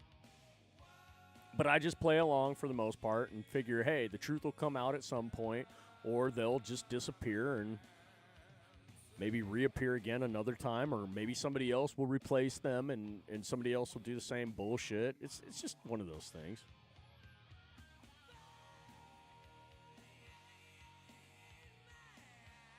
Jafanta says, speak rarely and very specifically. Blippin' a Blap. Why? Watch the Wingnut hotline for Freddas. Weeknight.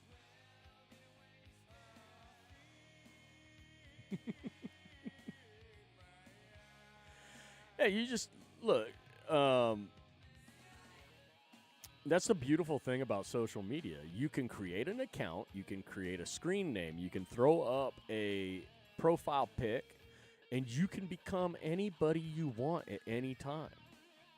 You can have multiple of these accounts, profile pictures, and you can act a role. You can just role play on social media at any time. You can take who you really are, the loser, and turn that person into a knight in shining armor, a damsel in distress, a superhero. You could become a firefighter, a police officer. You can be a detective, Secret Service member. You could be a president of a very important establishment, a CEO. You could be a prince from an African country. You can become whoever the hell you want and discard. You can discard the loser that you believe you are today. And you can just, it's like shedding your skin of who you're disgusted with and creating a new identity, an avatar. And in social media, you can wear that avatar with pride. You can create this whole new persona. No one has to know that you're sitting in front of a computer monitor with pizza grease on your shirt, and you stink to high hell because you haven't showered in a month. And your hair is probably down to your ass, and your beard is down to your belly button because you haven't shaved or had a cut in a couple years. Like, you can just be whoever you want to be on social media. And you can, that undercover boss thing, that's real. You think I haven't had some of the dipshits that are upper management of some social media platforms in my chat trolling me to fuck with me to see how I'll interact with people? And see, I've even called that out and saying that's very unintelligent. That's ignorant. It's just fucking stupid to interact with me on a level where I don't know who you are. Because I'm going to just treat you how I see you, as just some dipshit name in the chat space that I don't know. So I will mirror, like Fredas and Jafontas have always been cordial, pleasant, and thoughtful in the majority of the interactions that we've had. So I treat them accordingly. But there's been people that have come in here and been complete dipshits. And, that apparently that makes me look bad when I just, mirror how they're being towards me. Which is like, well, when you make the comment in my chat, well, if you knew who I was, you wouldn't be saying this to me right now. And it's like, okay, well, then how come you fucking came in here undercover and acted a fool and then to say what you're saying now? Because quite frankly, I don't give a shit who you are. You're being an idiot. And I don't want to deal with idiots. I don't want to deal with children. Pathetic, little, measly, grimy pieces of shit who might have millions of dollars. I don't want to deal with you. You're a loser. I wouldn't ever rub shoulders with you if you come into my chat and be a dumbass. Period. And I've said that time and time again because it's embarrassing for people to be like that. I'm real. I'm who I say I am. I don't troll people. Unless, if I'm trolling for a purpose, and you see my face and you know my name, and you know I'm not hiding who I am. But these undercover fucktard trolls, fuck them. Drives me nuts. Blippin' a Blap says, I know some fags that made multiple accounts. They're faggots. Nail was struck. Yeah. Well, just saying. Just saying. And see, the problem is I catch on to certain things pretty fucking quick. So once I catch on to it, I out it. Unless somebody wants to start incentivizing me for not outing shit that I catch on to by myself. No one's giving me this information. I'm just doing simple math. Blippin' and Blap says, I troll to be funny, not to be an asshole. And there is something to be said for that as well, right? Like, it's all about the interaction. It's all about hey, if you take something too far and somebody's not keeping up with what you're trying to do, you better out yourself as like, hey, I didn't mean, or like, hey, I'm just fucking around. Some people don't do that, though, because their form of trolling is to try to do something else. Evie says, I'm just a figment of your imagination. Evie says, not the loser role playing. I'm just a figment of her imagination. She was never here. It's like one of those. How can I do that? Wait, hold on. Where did I go? I can't follow my hand while I'm doing this. I just disappear behind my hand, wipe it away. I have to practice that one a few times, make myself just disappear. But see, me just outing things that I figure out makes me untrustworthy, apparently. So, and for good reason. Like, I'm okay with saying, hey, I don't want the responsibility to keep fucking secrets. Because I might at some point just be like, fuck it. I'm just like, not even for my own benefit, just for maybe somebody else's own benefit of like saving their butt or like, hey, you don't want to walk into that over there. It's a fucking trap. Just stop,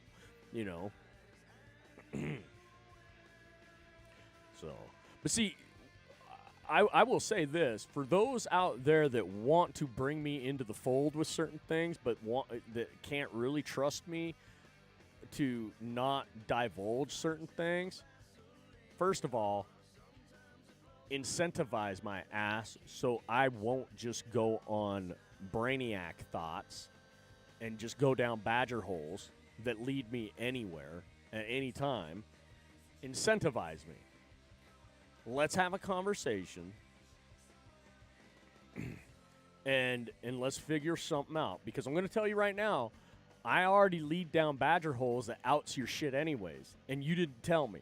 So if you tell me and then you say, hey, don't do it, and we're going to incentivize you, then maybe I just don't do it at that point. I don't know. You have a better opportunity of getting me not to out shit if you let me in on it than me just going on my own personal journey of badger hole searching where my brain is doing all the,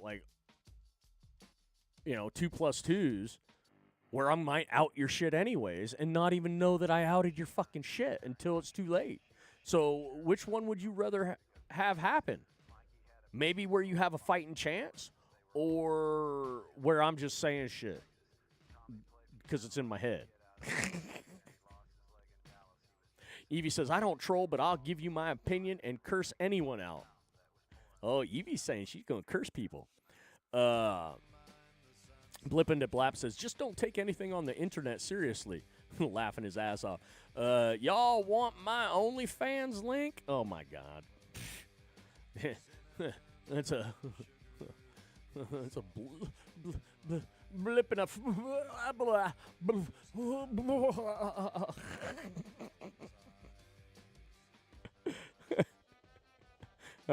This one's, yeah. Even before you start. That was a preemptive shh. Just know I have a whole bag of shh with your name on it. Yeah, there you go, Blippin' and Blap. That one was for you. All right. Blippin' and Blap says, psh, Cell Farms got you beat. Hello, my bot friends. Do I make you Randy? Yeah. Do I make you horny, baby? Do I? Do I? Blippin' and Blap's trying to sell himself on the OnlyFans. Evie, if you get over in the Rumble chat, you could hook up over here with Blippin' and Blap. Jafonta says, do they accept Bitcoin on their OF page, the OnlyFans page?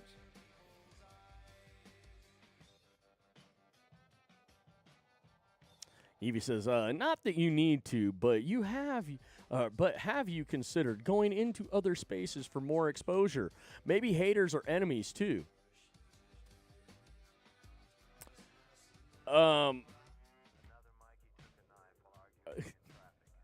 So I did that over on TikTok when I first got onto TikTok, and I mean, it works, but then you're doing it for a purpose, like to try to, it's some sort of fucking bullshit ploy to get, you go in, you get exposure, you get more people wanting to listen to you, and you're basically stealing listenership from other people. It's kind of a bullshit game. Did any of the big podcast names out there ever have to do that? No, not one of them. Do you ever see any big podcast name come into anybody's chat space? No. And if they do, they sure as fuck aren't using their own account, and they're doing it undercover. Facts. They just won't do it. Because I'm going to tell you right now, bigger podcast names, bigger streamer names, coming into your chat space, coming into my chat space, coming into any of these other people's chat spaces is demeaning. It lowers their value. 100%. And I've gone into people's chat spaces over and over and over again, just authentically wanting to check out people's stuff. And I stopped doing it mainly because I didn't want people thinking that I'm trying to play this dickhead game that other people play, where they only come into chat spaces to try to gain exposure, try to get buddy-buddy with people, try to use people to their advantage. I'm not going to do that. Fuck that. I don't use people. I just don't. That's fucking bullshit. So, it's just It's just one of those things. Okay, let's try to watch the language. There's children present, huh? Sorry, Cartman, sorry. Blippin' and Blap says, I tried a mail order bride, but the box was full of dirt. Da-dunch. Jafonta is telling Blippin' and Blap over here, at least it's quite, and doesn't speak, it says, at least it's quiet and doesn't speak languages you don't know. Blippin' and Blap says to Jafontes, well, the TSA wasn't happy at all. Kicks a rock and looks down. Jeez. He's bummed. Blippin' and Blap's kicking rocks and kind of all sad. Yeah. Evie's wondering if 90s alternative and grunge vibe doesn't. yeah, Blippin' and Blap's the one with the blow up doll, Evie. Yeah, you remember Blippin' and Blap from the other night. Yes, the blow up doll king. Yeah, that's him. That's right. We had a great conversation the other night with Blip and a Blap. Blip and a Blappies. Yep. Evie says, gotcha. This is what I think of those big podcasters. Fuck them. Don't watch them and not interested. That's facts. Never liked Alex Jones or Joe Rogan. Well, Alex Jones I don't consider actually even a big podcaster necessarily other than by numbers and the money he's making. Rogan has value because of who he talks with. Alex has never had value to me. I've never been into his shit ever, not once. I mean, he's kind of hard to ignore when everybody posts stuff of him online, and every once in a while he'll say some smart shit. But I was thinking more like Mike Rowe. Mike Rowe's a big podcaster to me, a big one. Adam Carolla, the biggest. Like Adam Carolla's been doing podcast. He was like the original podcaster.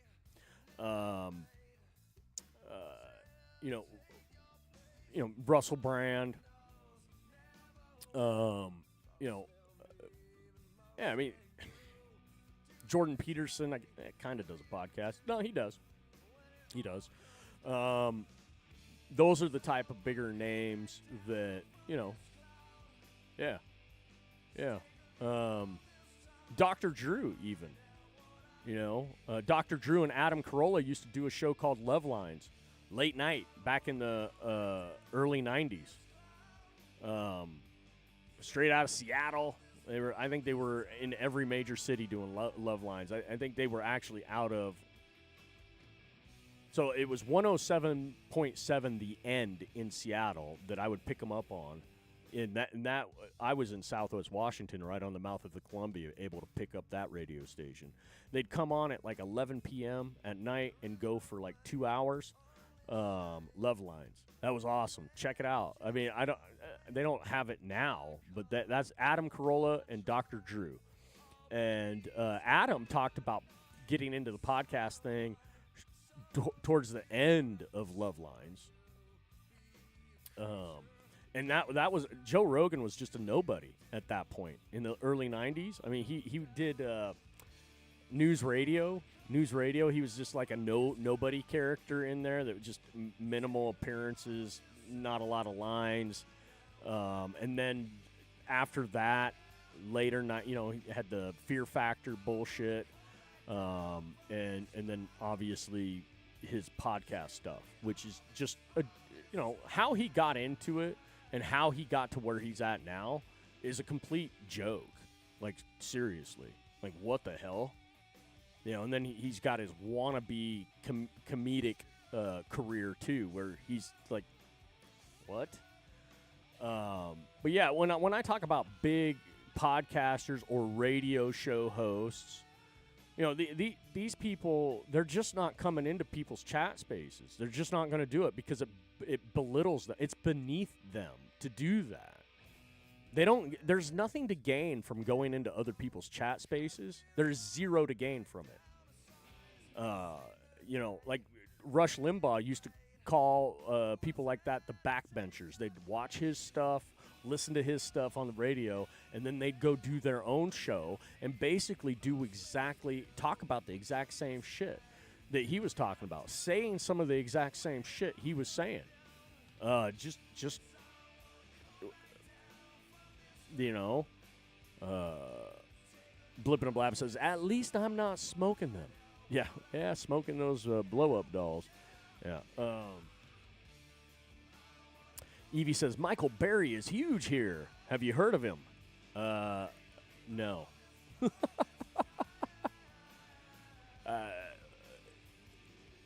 Never heard of him. I don't know who the fuck you're even talking about. Michael Berry? Now I have to look him up. All right, let's go on to... Let's check this out. Michael Berry. What? Houston area?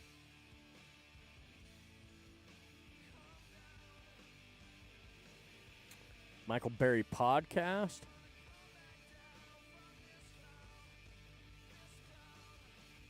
A czar of talk radio?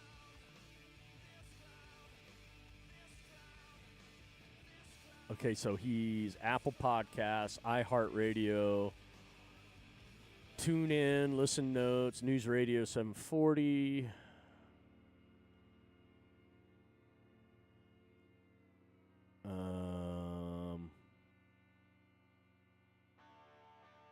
It's not giving me like a wiki or anything on him.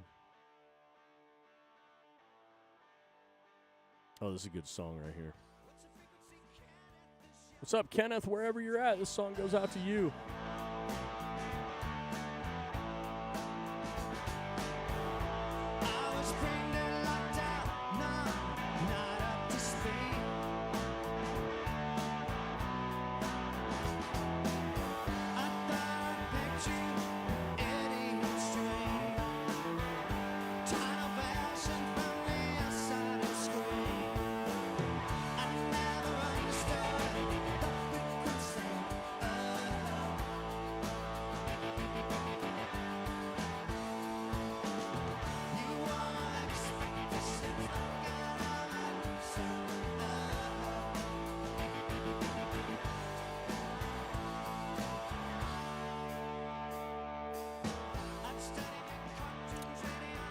All right, so I'm already like, okay, he's a douchebag.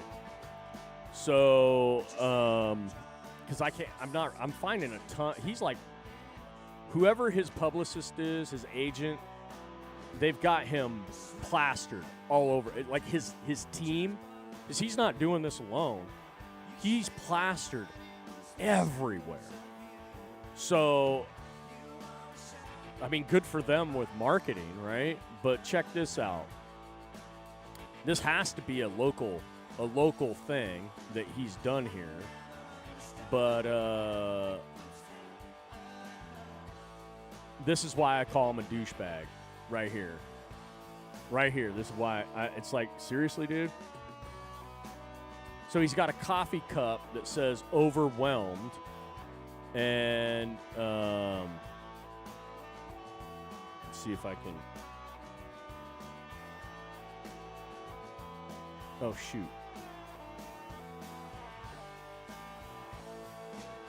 And there you go. Like, this is his coffee cup for sale on his website. Here, let me, oops, I didn't mean to do that. My bad. Hold on. There we go. There you go. Right there. Douchebag. Dude, I don't know what this is supposed to mean.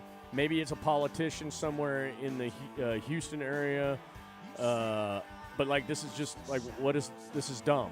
This is third grade dipshittery. Yeah, this woman's hated here and he's making, like, this is stupid. Like, this is a waste of fucking time. Like, seriously. Michael Berry, if you're a fucking dipshit. Seriously, I don't give a fuck if she's hated in your area and you're making fun of her. You can do better than this. You're better than this. This is just fucking dumb. There. This is stupid. 100%. This is junior high. This is junior high drama bullshit. Like, and you're doing this with your cast? Fucking dumbass. Like, and you wonder why our country's struggling, because these are the type of people that are listened to. I can make fun of tons of people. I'm not going to fucking put their face on a fucking coffee cup and sell it.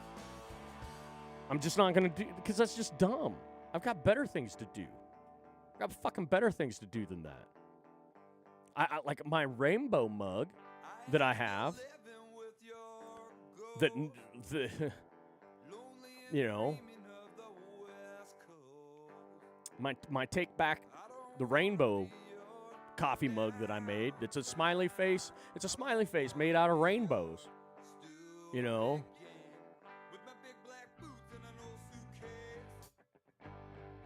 Anyways. Blippin' and Blap says, I have a dumb request for you at Fredda's.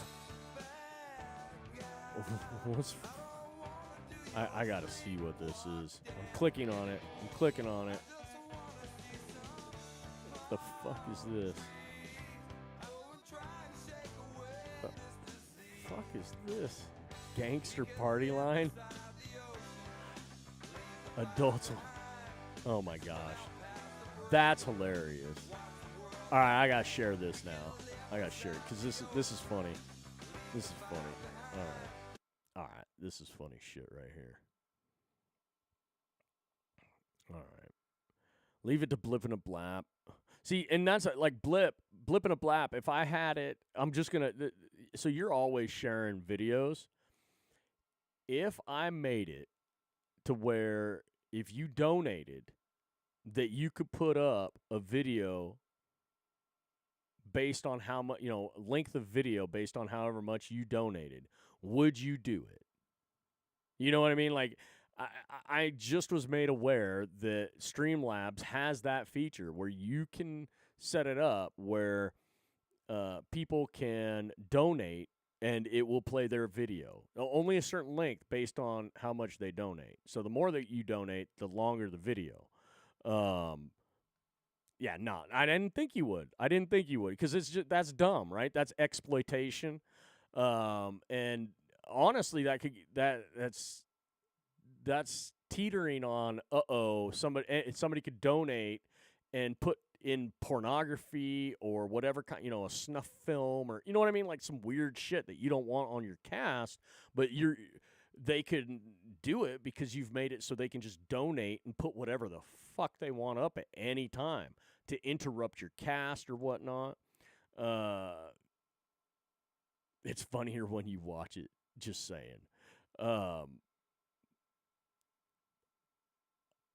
fuck, what? Okay, I gotta re-click this. I got sidetracked. I gotta redo this because I was watching it, by the way.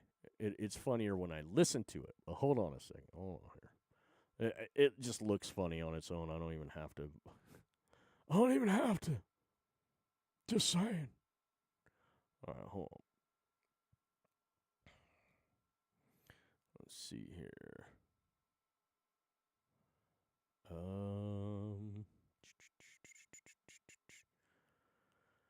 Okay. Squirrel. All right, let's do that. And do a little of that. Do a little of this. Do a little of that. And a little of that. And bring it home, damn it. Bring it home. All right. Here we go. This one goes out to Fredda's from Blip and a Blap. Blip and a Blap to Fredda's with love. What's up, nigga? You wanna talk some shit? Call me. Start some shit, bitch. Sup, fool? You gonna talk shit about me, homie? Where you from? Hundreds of niggas is waiting for your motherfucking call, and they all talking shit about you right now. You wanna sell that shit? Call these motherfuckers ASAP. Yeah, I said some shit. What? Man, fuck you and your bone spurs. The hardest niggas is standing by, ready to pick up that phone. Buff niggas. Dark niggas. Asian niggas, white niggas. Suck my dick, bitch. Fuck you. 1213-373-4253. Just dial, nigga. I'll fuck you up. Deaf niggas. Classic niggas. Racist niggas. Mystery niggas. Psycho niggas. Dog niggas. Jewish niggas. You got some motherfucking nerds calling me out Shabbat on some little bullshit ass nigga. Better calm that shit down and come around here and show me some fucking respect before me and my Jewish niggas come up here and beat your ass, nigga. Off top. Niggas is talking shit. Call now. $4.99 per minute. Oh my lord, that's flipping hilarious. That's absolutely hilarious. What? That's a great spoof. Those guys pulled that one off for sure. Evie's like, no thanks, no thanks. Well, Evie would love the shit talking hotline. She would be all up in that. Well, she's saying no thanks because she's kind of into it. She's kind of like, if there really was a number I could call right now, I got some shit to talk. She would be all up in it, and wow, she'd get so irritated the ghetto would come all out full force in her. She's already kind of like, oh no, he didn't. She is just 3 snaps away from being straight up somebody's asshole. That's right. She's always just 3 snaps away. 3 snaps. That's it. Evie is always on the edge of 3 snaps. That's right. That's right. Mm-hmm. Mm-hmm. Mm-mm. This woman don't play. I don't think so, sugar.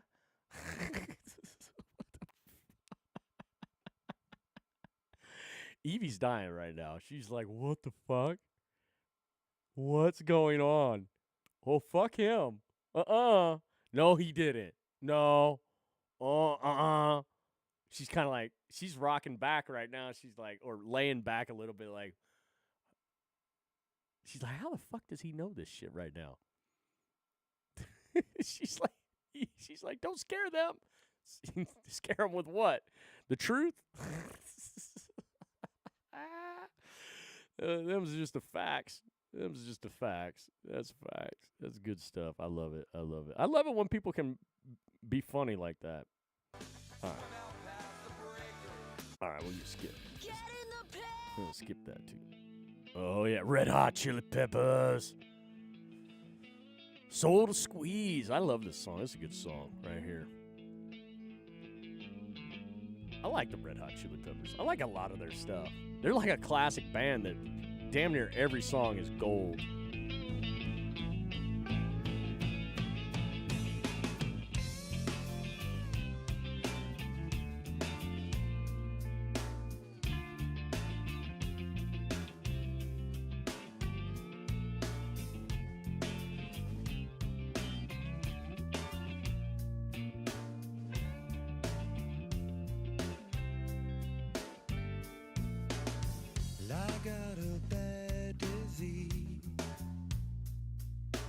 Man, if I didn't have if the wife wasn't here right now, I'd start singing. She's sleeping. She's sleeping.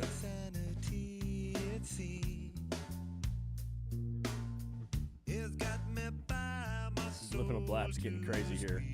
Wait. Hold on. I just got a notification. All right, we got breaking news right now. President Trump participates in a Saudi state visit. So earlier, I mean, how lucky are we? In the same cast, we get to see the little welcoming event that he did, and now I'm getting a little thing where we're gonna get to go live. Sorry, Blip and a Blab, we got to go live right now. Breaking Saudis, the Saudi Arabia. Evie's like, do you like the band Rush? I don't know. Am I getting laid for listening to it? Like, like that's how guys work, right? If I like the same band you like, do I get laid? Like, does that equal getting my dick sucked? Like, you know, like, like, how much do I have to like them? Enough to go to a concert, or just to listen to them in the car?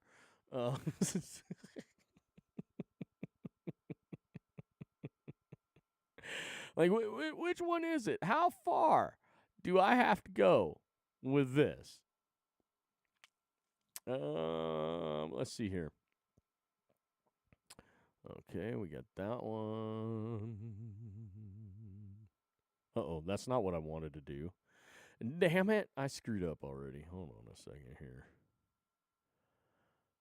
I screwed up. My apologies. We're going to get over here real quick.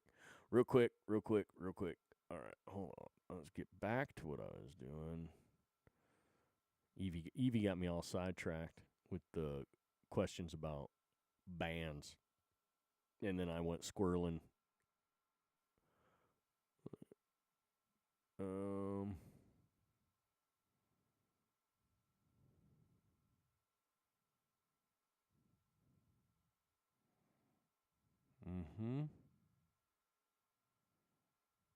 All right. Let me get this damn near set up.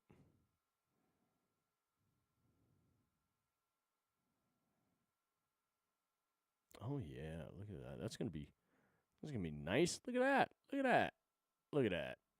All right. There we go. So we will begin shortly. We got we're live.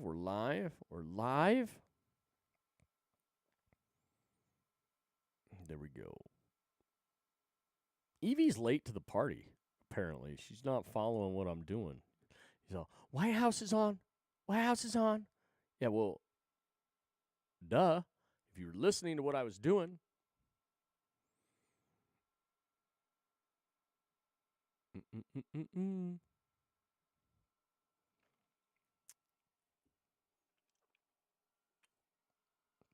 Hey, we can turn the music back on. Oh, wait, that's shoot. There we go. Oh yeah.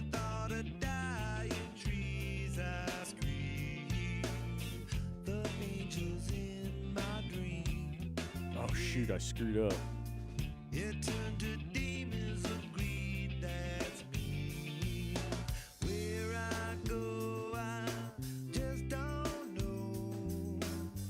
I gotta take it slow. Ah, what did I do?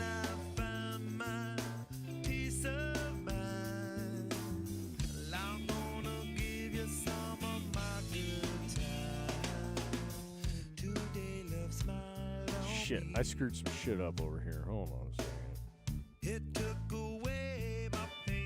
Damn it. I really screwed up. Hold on a second.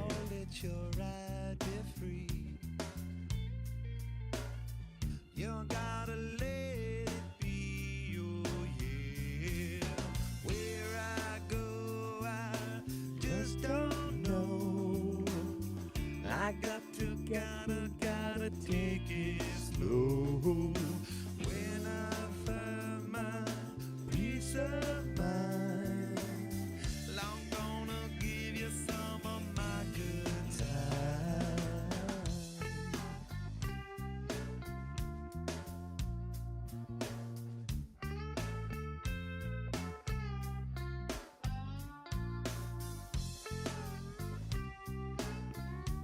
Try this again. Try not to screw it up.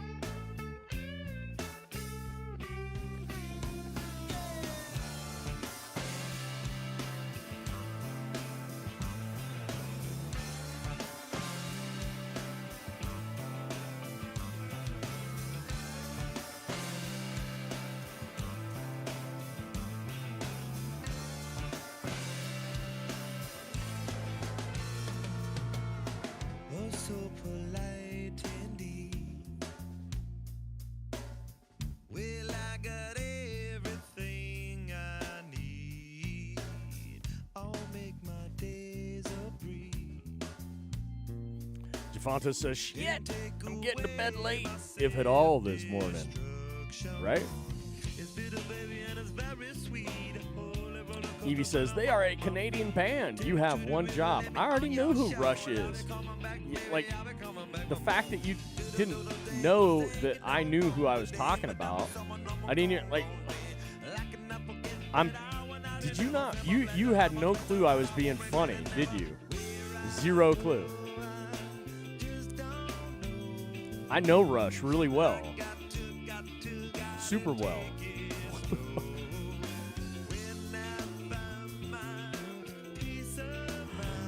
Oh, man.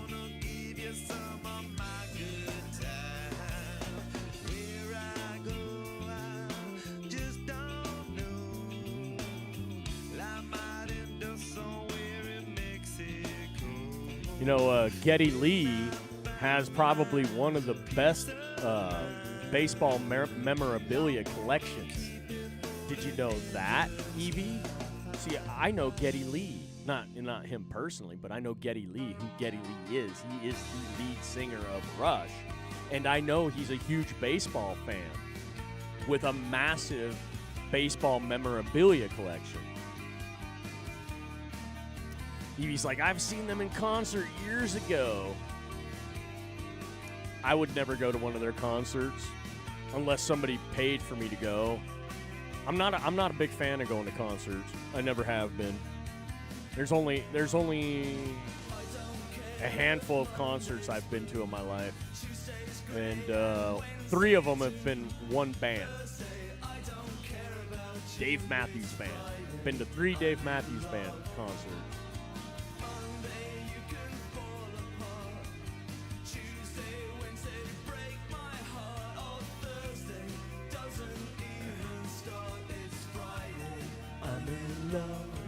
Yeah, I'm just not a concert guy. Never have been. I think it'd be, you know, like I want to go to that concert. You know, I want to go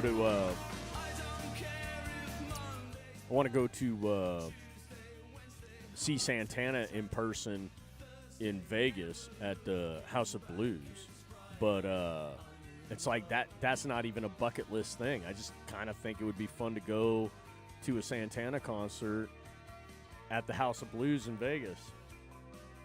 I like Santana's stuff. He's a great guitarist, and you know, it's the House of Blues, so it's a intimate venue compared to, you know, other venues. So why not? Evie says, "Do you do anything for free?" I do. My whole life has been for free. I've never cashed in on anything. Jiminy Christmas. That was a flipping dumb question. I'm just, like, certain things you'd have to pay me. And I'm telling, like, obviously, no one's paying me. Or I'd be doing a lot more. I literally do almost 0 things in my life, Evie. Because I'm poor. Like, I mean, people might not think I am, but I'm poor. I don't have money. Poor as fuck. Jesus Christ, I'm a deadbeat husband. I don't bring any funds into my household. 0. My wife is the breadwinner, and she doesn't even have that great of a job. So there you go. Have fun with that one.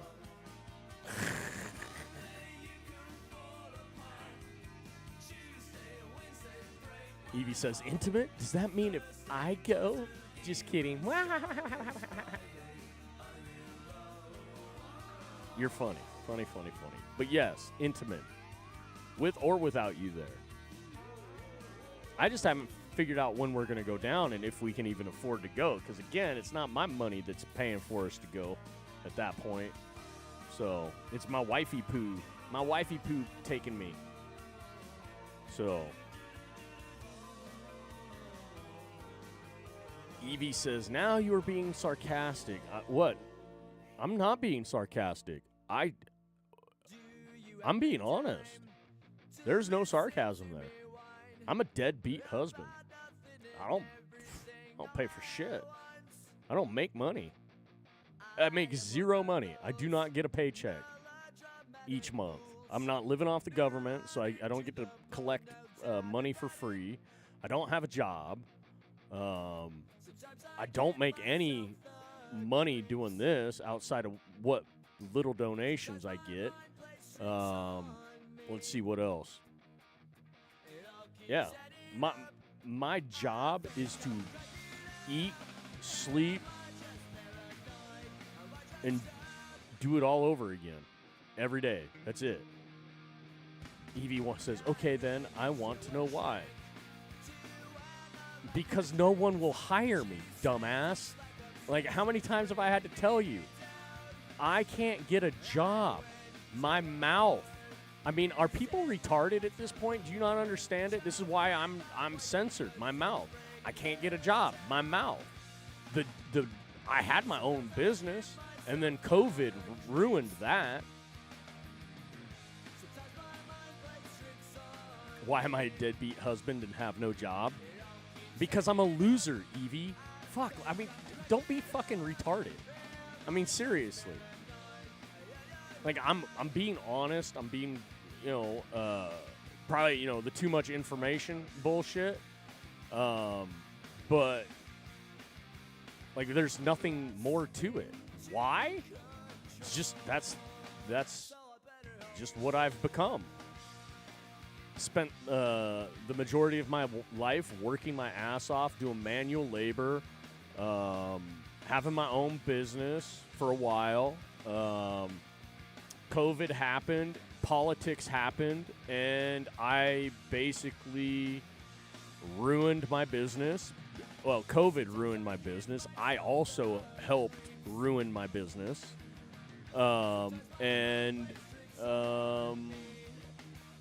When you speak up, here, I'm going to, look, fuck Green Day. Green Day's, fuck them. Listen, when politics happened in this country, I had to make a decision. Keep my mouth shut, keep my business intact, and just move forward.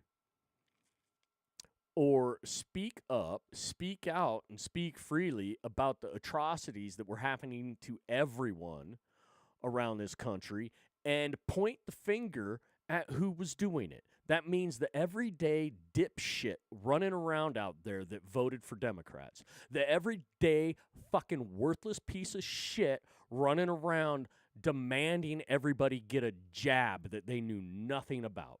The everyday dipshit that thinks that because they have a fucking degree in their hand from some Tom, Dick, and Harry fucking university makes them more elevated and more intelligent than you or I. I decided to ruin everything in my life. I haven't skied in 5 years. I haven't golfed in 5 years. I haven't done anything that I actually find fun in my life in about 5 years. I haven't ridden my motorcycle in 5 fucking years. I haven't done jack fucking shit in my life except run my fucking mouth for the entirety of COVID. Run my fucking mouth and tell people that they can take their fucking jab and shove it. I have done nothing but demean and shit on every little fucking worthless asshole liberal fucking piece of shit out there or wannabe conservative that like, yeah, I got the jab, but I voted for Trump. It's like, well, I hope the jab fucking takes you out because you're one of those fucking pieces of shit that fucking bent the knee and kissed the ring. I hope every single goddamn motherfucking piece of shit person on this planet that decided to fall for this crap suffers greatly because I've suffered. I gave up a ton of shit in my life to voice my opinion and raise awareness to the masses that they were being played like the fools that they are. They were fucking being taken advantage of like the fools that they are. I've done my best to wave the fucking flag of like, hey, you don't want to fucking listen to those assholes. You don't want to do what those assholes are telling you to do. You don't want to fucking do any of that shit. And what have I gotten out of that? Nothing but misery. I'm not a happy person. I'm fucking miserable because all the things that I got accustomed to in my life, that I got to go enjoy doing in my life, were taken away from me. And like hell, I'll ever get it back because whoever's in control now fucking hates my guts because I had the audacity to speak up, speak out, and speak freely about this shit and support the First Amendment for truly what it is and support the Second Amendment and support the whole Constitution. You have piece of shit assholes online, especially Rumble. You have fucking fraudulent fucktards on Rumble who claim to be freedom of speech advocates, claim to be all about the First Amendment, claim to understand the Constitution, and they still will censor, and they still will fucking be hypocritical and not really believe in the United States Constitution. It's all lip service. They just say that so they can take advantage of the masses on Rumble and other platforms that are these idiot patriots that are just, if you say the word patriot, if you say that you love the military, if you say you love Donald J. Trump, they will shower you with money. They will shower you with gifts because they're fucking retarded and they'll just believe whatever the fuck somebody says as long as it's the right words. If it's the right words, then they'll fucking support you all day, every day because they're just fucking sheep. And I have said this shit day in, day fucking out for the 3 years of podcasting, but I've been saying this privately and in public spaces ever since COVID started. Ever since I cleared out bars and taverns, and I also had bars and taverns lean into me. This is why I had my friends that I used to go out with push me into podcasting. They said, you would be amazing at this. You are very polarizing. You clear spaces, and then you get spaces to pile in and listen to what you're saying. You have the ability to podcast. So I said, all right, I'll try it. I'll see it. Because if I can reach more people, I can then maybe make a positive impact on our society, maybe actually make a positive impact enough to get people to understand what the Constitution really is. It's not one side versus the other. It is what gets us to be okay with each other and respect each other, even though we might fucking hate each other. And it's okay to hate. It is 100% okay to hate. But you have to respect the other person enough not to impose or dictate to. And this whole COVID bullshit put me in a position where all I saw was one side dictating to another. And all I've seen since then is the other side who was trying to be dictated to, the conservative side of the fence, want to take control and then dictate on the other side. And it's like, as much as I hate the liberals, as much as I fucking despise those worthless, spineless fucking pieces of shit, I don't give two fucks about them. They can do whatever the fuck they want. They want to take the jab, fine. Go ahead. Jump off a bridge for all I care. I don't care. As long as you're not fucking infringing on me, as long as you're not taking my rights and liberties away, I'm fine. Stay in your fucking lane, and I'll stay in my lane. You do what you want to do on your property and in your home, and I'll do what I want to do on my property and in my home. But see, people don't like that rhetoric. People don't fucking like that not one bit because they can't fucking handle the truth. Because ultimately, someone always figures out a way to justify mandating, imposing, and infringing on someone else in this country based on safety. Safety has become an absolute juggernaut of a dictatorial word. If you can use the word safety as part of your description, your definition, and your justification of doing something to another group of people or a person, you win. If you can use that word safety, damn near every fucking retard on this planet will fall for the word safety. Well, if you say it's safer, we'll go with okay, as long as we're being safe. As long as we're being safe. Uh-oh. I lost all. It was playing. It's gone. I don't know. See? Look. Thought you said it's on. I don't see it on. Here, hold on a second. Oh, there it is. No. Oh, wait, what? Did you see that? Am I not? Am I not allowed to? What's going on here? All right, anyways.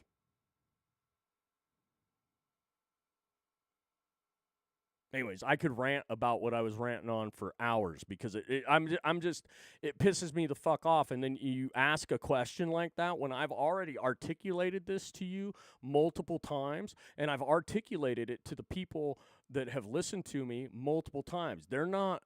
This isn't anything new to them at all. It's just absolutely bullshit.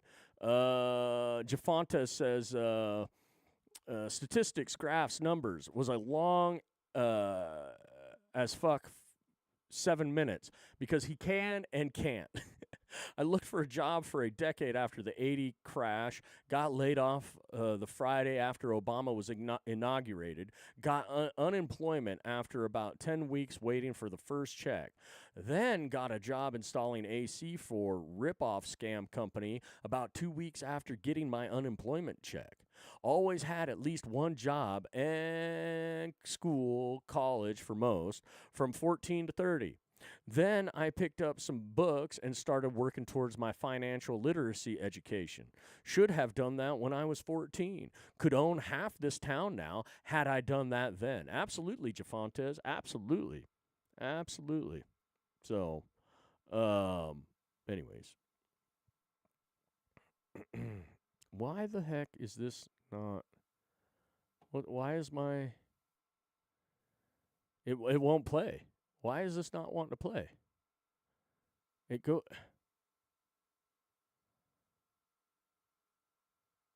What the hell? So they had this for 22 minutes. How come...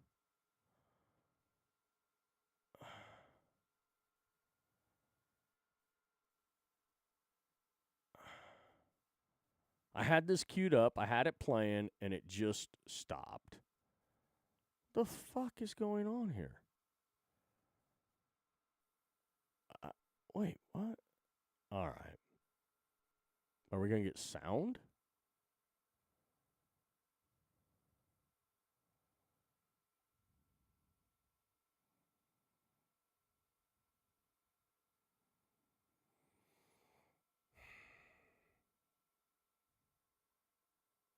Interesting. No sound yet again. All right, hold on a second. Let's see if I can make this better. All right.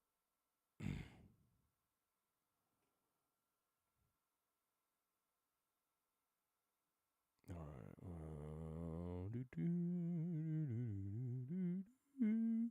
A little Star Trek there. All right. Let's see. Ta-da! This should be better. A little bit better. Evie says, "No, you didn't." Yes, I have, but you might have been not paying attention when I told you that before. Go figure. Nothing new for me. Most people don't pay attention. Most people don't care about what I've gone through over the last 5 years or even before. I've been fighting this shit my whole life. I am the one that always calls the bullshit out. I'm the one that will throw damn near anybody under the bus that wants to pull bullshit that's not constitutional. I don't like authority that tries to step outside of the bounds of the United States Constitution because that means they're dangerous. That means they're dictatorial. 100%.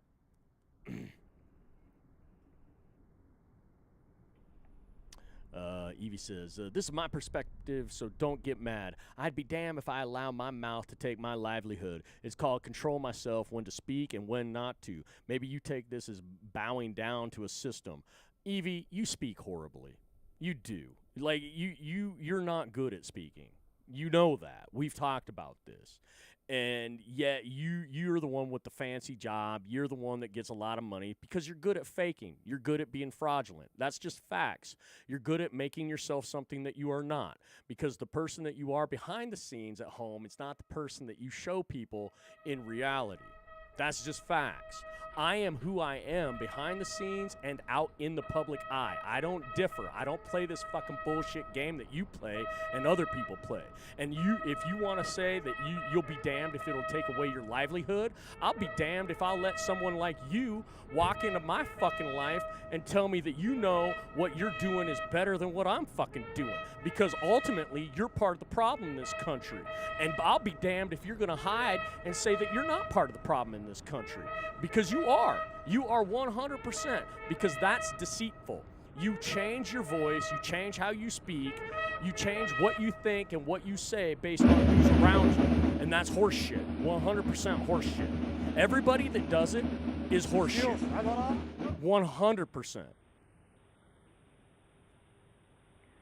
النشيد الوطني للولايات المتحدة الأمريكية. السلام الملكي السعودي. سلام. خذ.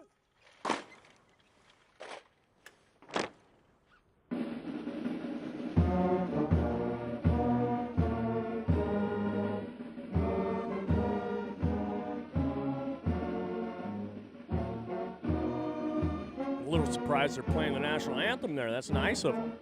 It's positive. Positive. They're trying to be friendly.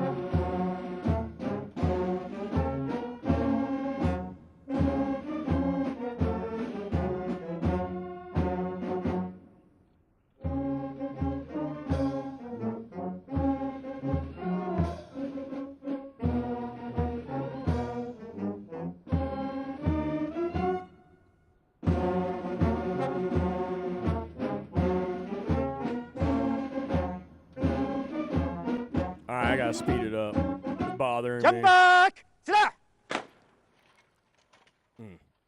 It's bothering me. It's taking too long. And then they got the bagpipes playing? What?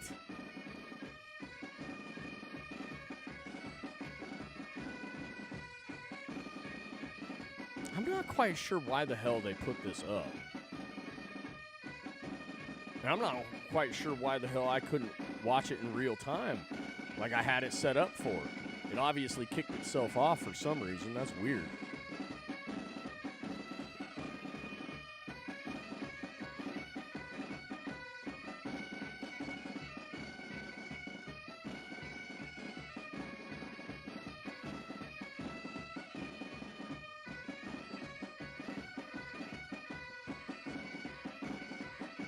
Oh, for crying out loud, this is driving me crazy. Right. Is this all this was? Is just watching them parade around?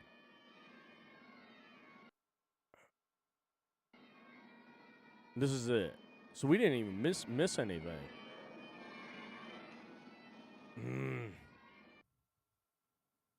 It's such a beautiful place, though. Look at that. Spectacular. That's spectacular. All right.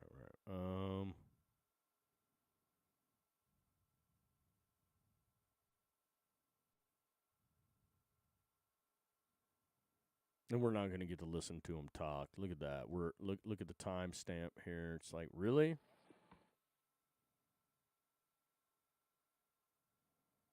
That's it. Really? That was it. That was dumb. What a waste. I got all excited thinking we were going to hear some stuff. Evie says, okay, it's that time for me. Enjoy the rest of your podcast. Before that, she says, I wear multiple hats. Yes, thanks for noticing. Look, that's the it's easy to notice when the hat that you wear changes who you are. That's horrible. Doesn't matter what hat I wear. It doesn't change who I am. I am exactly the same, no matter what. I'm balanced.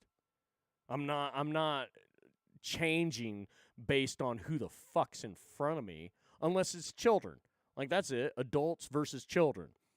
But apparently, I have to treat adults like they're children now, which makes absolutely zero sense to me. Even though I have the heart of a child, and I still am predominantly just one giant baby, one big kid, I don't expect anybody to speak to me in that kind of demeaning manner as if I'm still a child. I don't expect anybody to change how they act towards me. Now, I know people do because they walk around me like they're walking on thin ice all the time, as well as they fucking should at this point in my life. I'm absolutely sick and tired of the fraudulent people out there. I'm absolutely sick and tired of the fake people that think that it's okay to play the game that they're playing. Be who you are. Be true to yourself. Be with candor. But you want to advocate by saying, I'll be damned if I allow my mouth to take my livelihood. It's not just your mouth. Your mouth is the conduit for your thoughts and ideas. So if my thoughts and my ideas that I express freely through my mouth is what's keeping me from making a livelihood, well, all of the people that are keeping me from having that livelihood that I more than easily could have, they're the problem, not me. They're the evil entities. They're the fucking pieces of shit on this planet that just can't handle the truth. Because that's what this all boils down to. Can't handle the truth. Won't handle the truth. They expect me to lie to them so they can live in the delusion that they've been in their whole life. I'm not going to lie to you. I'm not going to lie to anybody. I'm going to come at you harder. If I know you, I almost always go at the people I know harder than the people that I don't know. I'm always expecting more of the people that I know. If I know you and I like you, I'm gonna raise the bar for you, and that means I'm probably gonna be 10 times harder on you than a stranger. And I'm pretty fucking hard on strangers too, especially with the jab thing. I'm sorry if any I'm sorry. I'm not sorry. I'm sorry that I'm not sorry for you. You took the jab. You're going to get what's coming to you because you were dumb enough to fucking just do what you were told. You were dumb enough to just believe whatever the fuck you were told, and you just went along with it. You were just fucking stupid. And you not being on this planet will actually make the planet a better place at this point. We don't need fucking retarded, stupid people that just go along with whatever the hell they're told by just somebody that they were told that that's the person to listen to. Most people didn't know who Fauci was. Most people didn't know that Fauci was in government since the fucking 70s or 80s, whenever the fuck he got in there. Most people had no clue he was an unelected government official that's been in there forever. And the cameras pointed to him and the media said, this is who you need to listen to. He knows what he's talking about. And almost everybody, especially on the left, went, oh, yeah, we're going to listen to him. And a lot of people on the right also listened to him because they were told to listen to him. Are you fucking kidding me?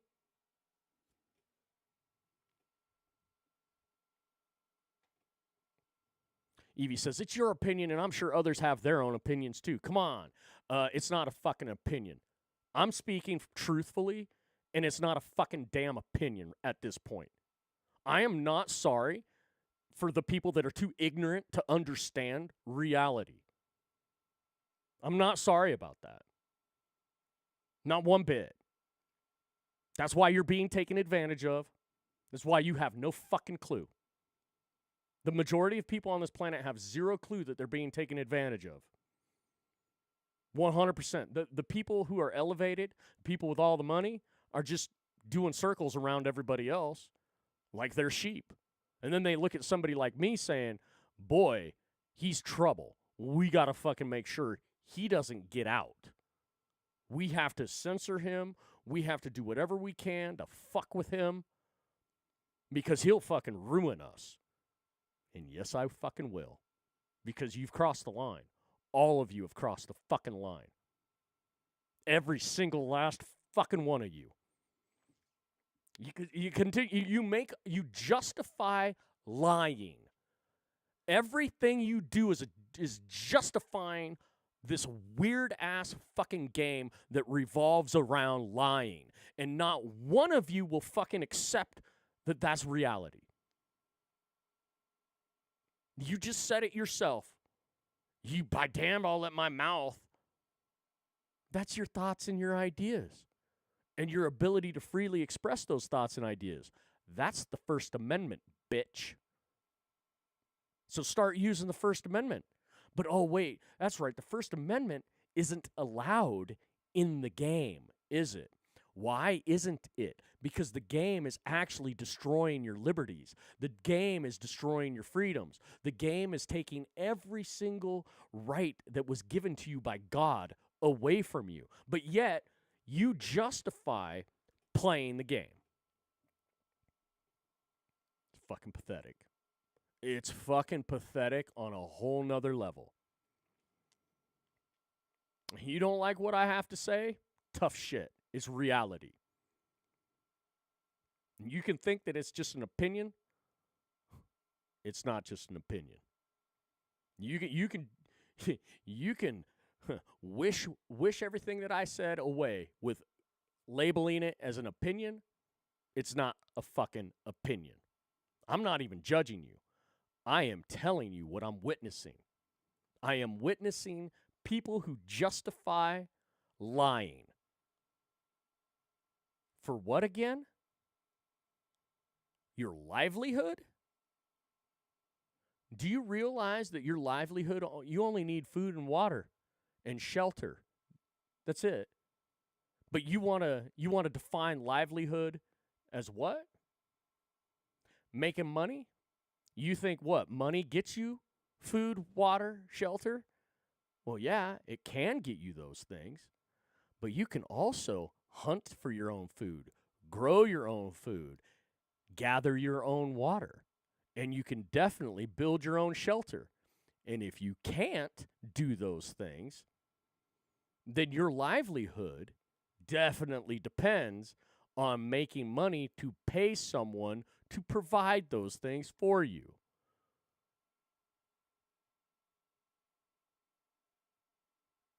So, do you have to have money? Do you have to have those things? When you say livelihood, do you even understand that the whole system could disappear tomorrow and some of us will survive better than we did before? Because we can hunt, we can fish, we can grow our own food, and we sure as hell know how to build our own shelter. And we don't fucking need electricity to do any of those things.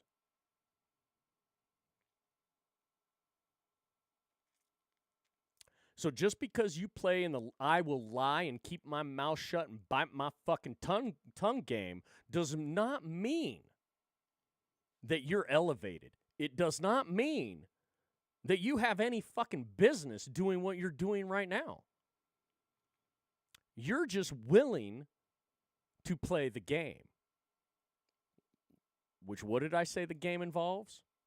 Lying. You like being a lying sack of shit? You like shining people on? You like blowing smoke up their ass because they're soft? You like that?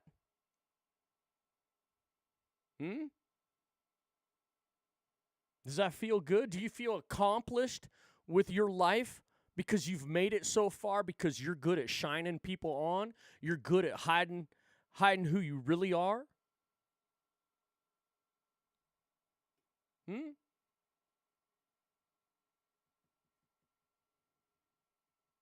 Pretty good at being deceitful, huh? Made a living off of being deceitful?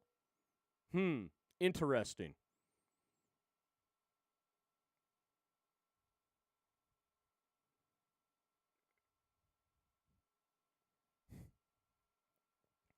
Evie asks, lying how? So confused.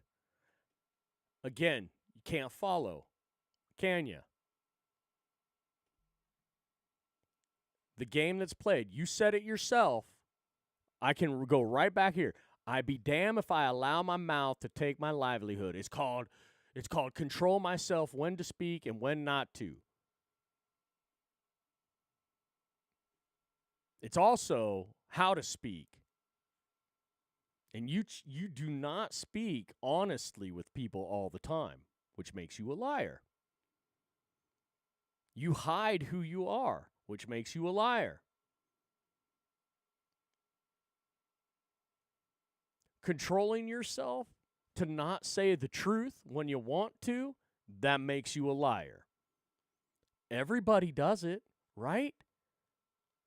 Even I've done it in the past, and it makes me sick to my stomach. And in some cases, I'll go and to be like, nope, not going to say it. And then I'll turn around not too long after and tell the person exactly how I feel.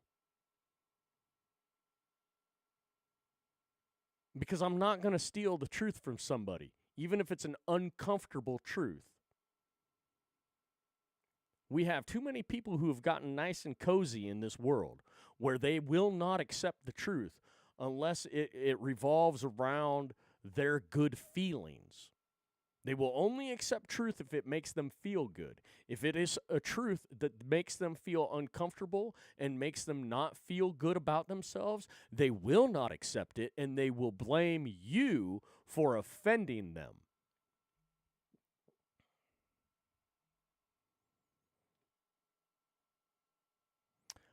Evie says, not everyone agrees with my beliefs, and that's okay. Guess what? I don't engage with those individuals. What the fuck is wrong with that? We're not talking about the same thing right now. That's fine. Nothing wrong with that.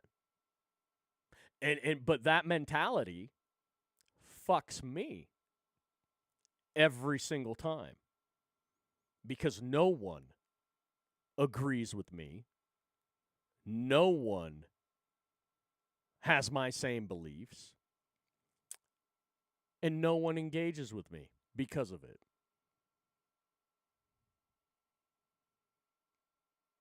And the majority of people are afraid of the truth. And since that's where I live with candor. And I'm willing to hammer anybody at any fucking time if they cross the constitutional line. You start infringing on me, or if I see you infringing on somebody else, or you are even thinking about it, I will fucking take you to task. We need more people like that. It's the whole point of speaking up, speaking out, and speaking freely.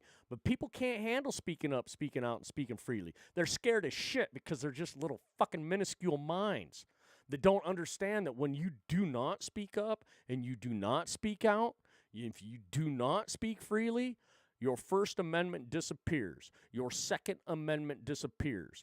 All of the amendments that follow after disappear. You lose your liberties. You lose your individuality. You lose your independence when you don't do that. Because all of a sudden, you depend on the enslavement of yourself, the enslavement of your mind and your mouth. Why? Why do you enslave yourself? Because you don't want to what? Lose your ability to earn a living? Your livelihood?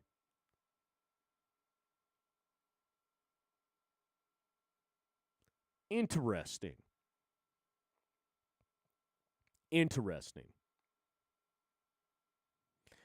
Evie says, again, like I said, when to and when not to not say certain things. Yeah, well, and you define when to and when not to say certain things in a manner that I would define as lying. Because I'm pretty sure you've blown smoke up people's asses when you should have just been honest. But you would define it as, well, I that wasn't when I should say that. That's when I went, and you'll justify it all day long, and you'll say that, well, I've learned when not to say certain things. Yeah, you've been manipulated, you've been brainwashed, and you have been taught how to justify your inability to speak up and speak out and speak freely at any fucking time. You have censored yourself. And I'm okay with self-censorship. But I'm not okay with frauds. I'm not okay with people not actually being who they truly are.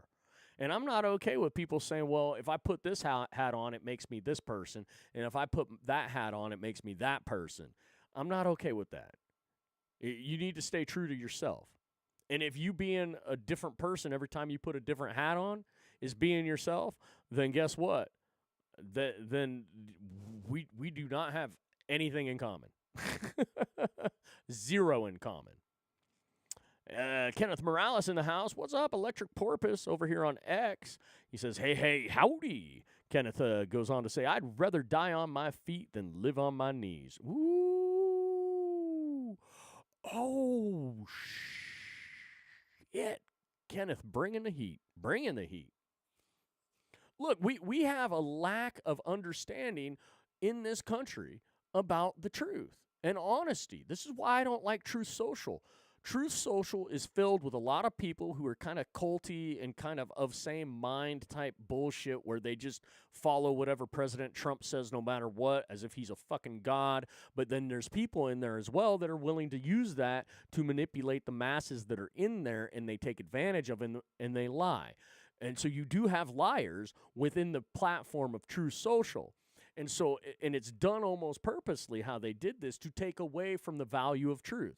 You should never have actually ever named a platform, a social media platform, Truth, because you know there's going to be lies on it. You know there's going to be deceitful comments on that platform. So why would you ever name a platform as Truth unless you're trying to destroy truth? And I've had a serious problem with it since the very beginning. And I was one of the first people on that platform, and I just stopped using it like a week into trying it out because I was like, this is a joke. I don't want anything to do with any of these people that are on this fucking platform because they don't get it. They're all fucking brainwashed and manipulated, and not even by President Trump. This was done before President Trump. These people are sheeple. They don't get it. Most of the people on Truth would dictate to the left in 2 seconds because a lot of them are far-righting nut jobs, and they will beat them. They would beat somebody over the head with the Bible if they had an opportunity. It's sickening. It's sickening. So the whole idea of Truth Social is just a fucking shit show because of the deterioration of the word truth through the social media platform. It's absurd. Absolutely absurd. Whoever talked President Trump into naming it Truth Social needs to be skewered, maybe really skewered in reality, not just figuratively. Because it absolutely insane. I will never advocate for that platform unless President Trump wants to pay me 7 figures to advocate for it. And even then, I'm not going to advocate for it. It'll be just 7 figures to keep my mouth shut about it. And maybe I'll bite my tongue. See, I've gotten to that point now. You want me to keep my fucking mouth shut? Then fucking pay me, bitches. You want me to not say something? Fucking load my fucking pockets. Because until my pockets are loaded, I'm going to keep talking.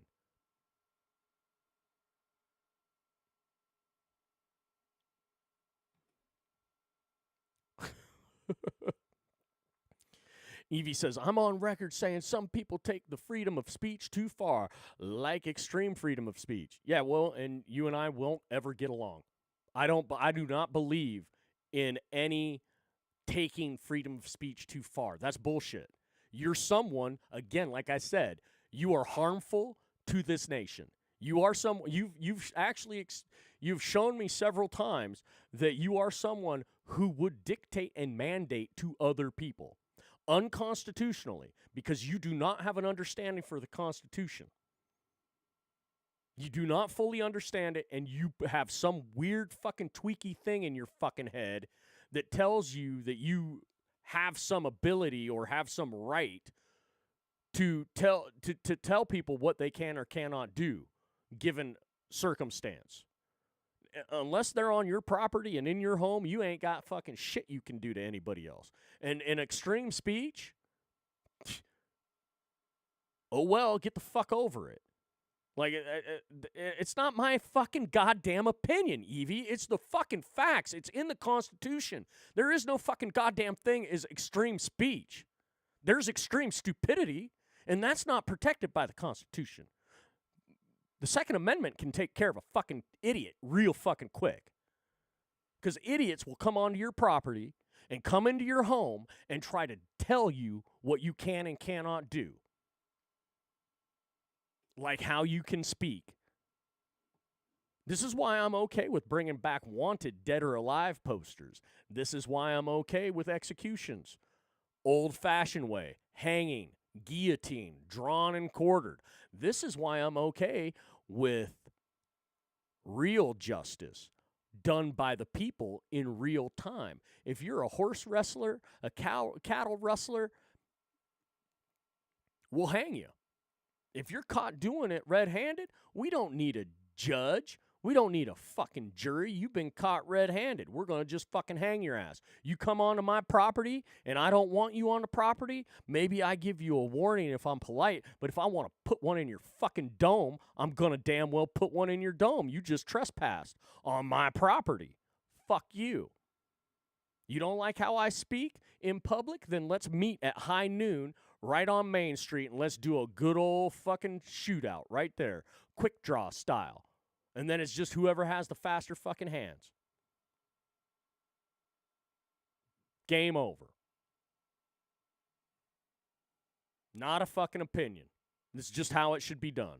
And that's not even an opinion. That's how it was done. And that's how it worked. Until you had people that wanted to, basically, look, you sound like a prohibitionist. Your prohibition era fucking mindset. Like that's what that is. Only problem is you like to drink, so the alcohol prohibition doesn't work for you. But you want speech prohibition? You're going to prohibit certain speech based on extreme freedom of speech? Really? Extreme freedom of speech. Because you've thrown the word extreme in there, and so you're going to define what's extreme and what's not? You don't like that?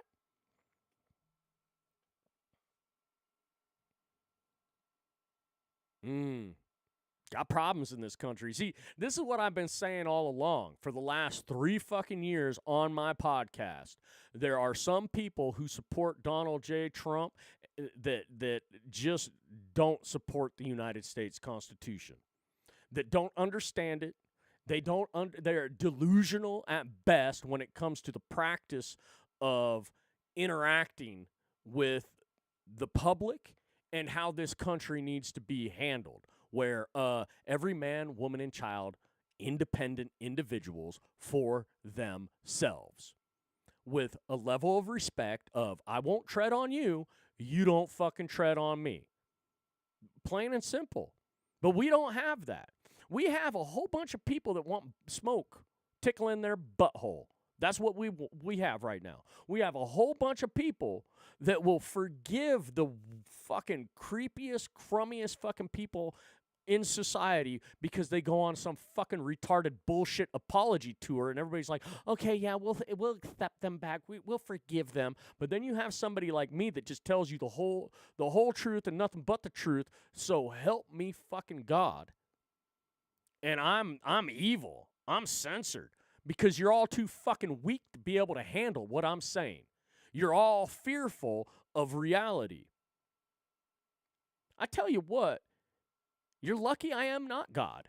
Because if I was God, I might smite this fucking world in 2 seconds. Because I am absolutely sick and tired of the idiots on this planet right now that do not believe in the things that they say they believe in.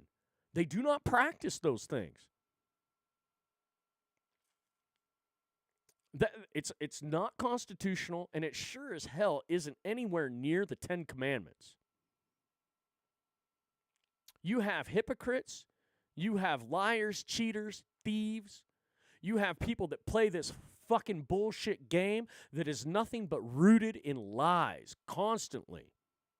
But it looks good, it feels good, so optically it comes across as this, it's this superior form of intellect and understanding where we get to tongue each other's buttholes and it feels good all day, every day with these beautiful words that just tickle the right way.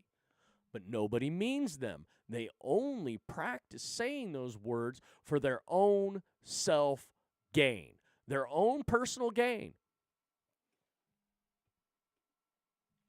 I'm here just being who I am, talking on whatever comes into my mind in the moment. It's unscripted, it's raw, and I have no agenda. I'm not the person saying like, follow, subscribe. I'm not the person asking for donations. I'm not the person that gives 2 fucking goddamn motherfucking shits about the rest of the fucking retarded podcasters out there that only want in your back pocket. The only reason why these people do this, it is not for the Constitution. It is not for the preservation, protection, and the defense of this country. It is not that. It's for their own personal fucking gain. And most of you fall for it because you think that you're part of some fucking elevated group, bigger. You're part of the big thing, the awesome thing. Yay, we're a part of the Bongino McGroin army. Yay, we're part of the salty cracker army, the salty nation. Yay, we're a part of this, that, and the other. No, we're a part of the Pepe crew.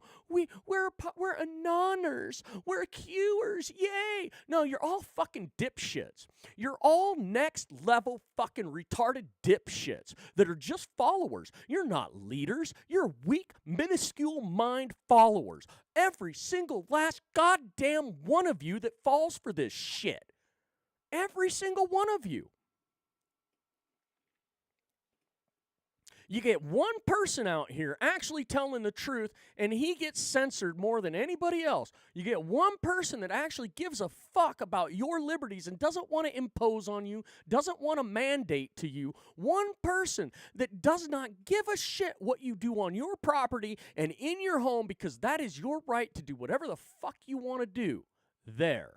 You bought it. You paid for it. That's what? The Fourth Amendment. Privacy. The government doesn't have a right to come in there and fuck with you. I don't have a right to come in there and fuck with you. But I say these things, and that's extreme speech probably, right, Evie? Is that extreme speech? Is that extreme speech to you? Probably.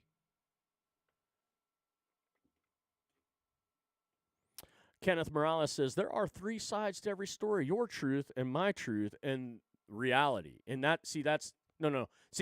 don't be stupid, Kenneth. There's my story, there's your story, and then there is the truth. And there isn't a side. There's only one side, and it's the truth. There's my bullshit and how I narrate the truth, how I narrate the story, and there's your side, how you fucking narrate the story. And usually, the story is always written by the winner of the war.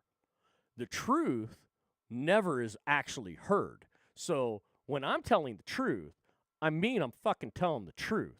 This isn't just my truth. This isn't me just making shit up. This is what I've witnessed.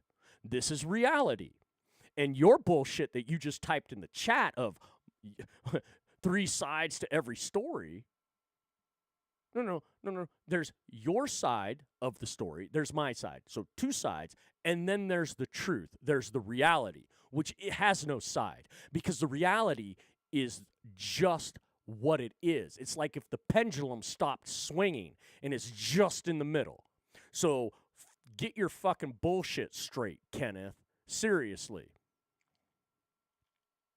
And I'm not telling stories. I have no narrative. I have no agenda other than to preserve, protect, and defend everyone. Idiots, morons, and smart people. Everyone equally under the constitutional values that we have in this country. I'm absolutely fucking sick of it. I'm absolutely sick of people fucking skewing shit because of some delusional fucking asshat teacher that they listen to throughout school. Because you're all emotionally tied to some bullshit.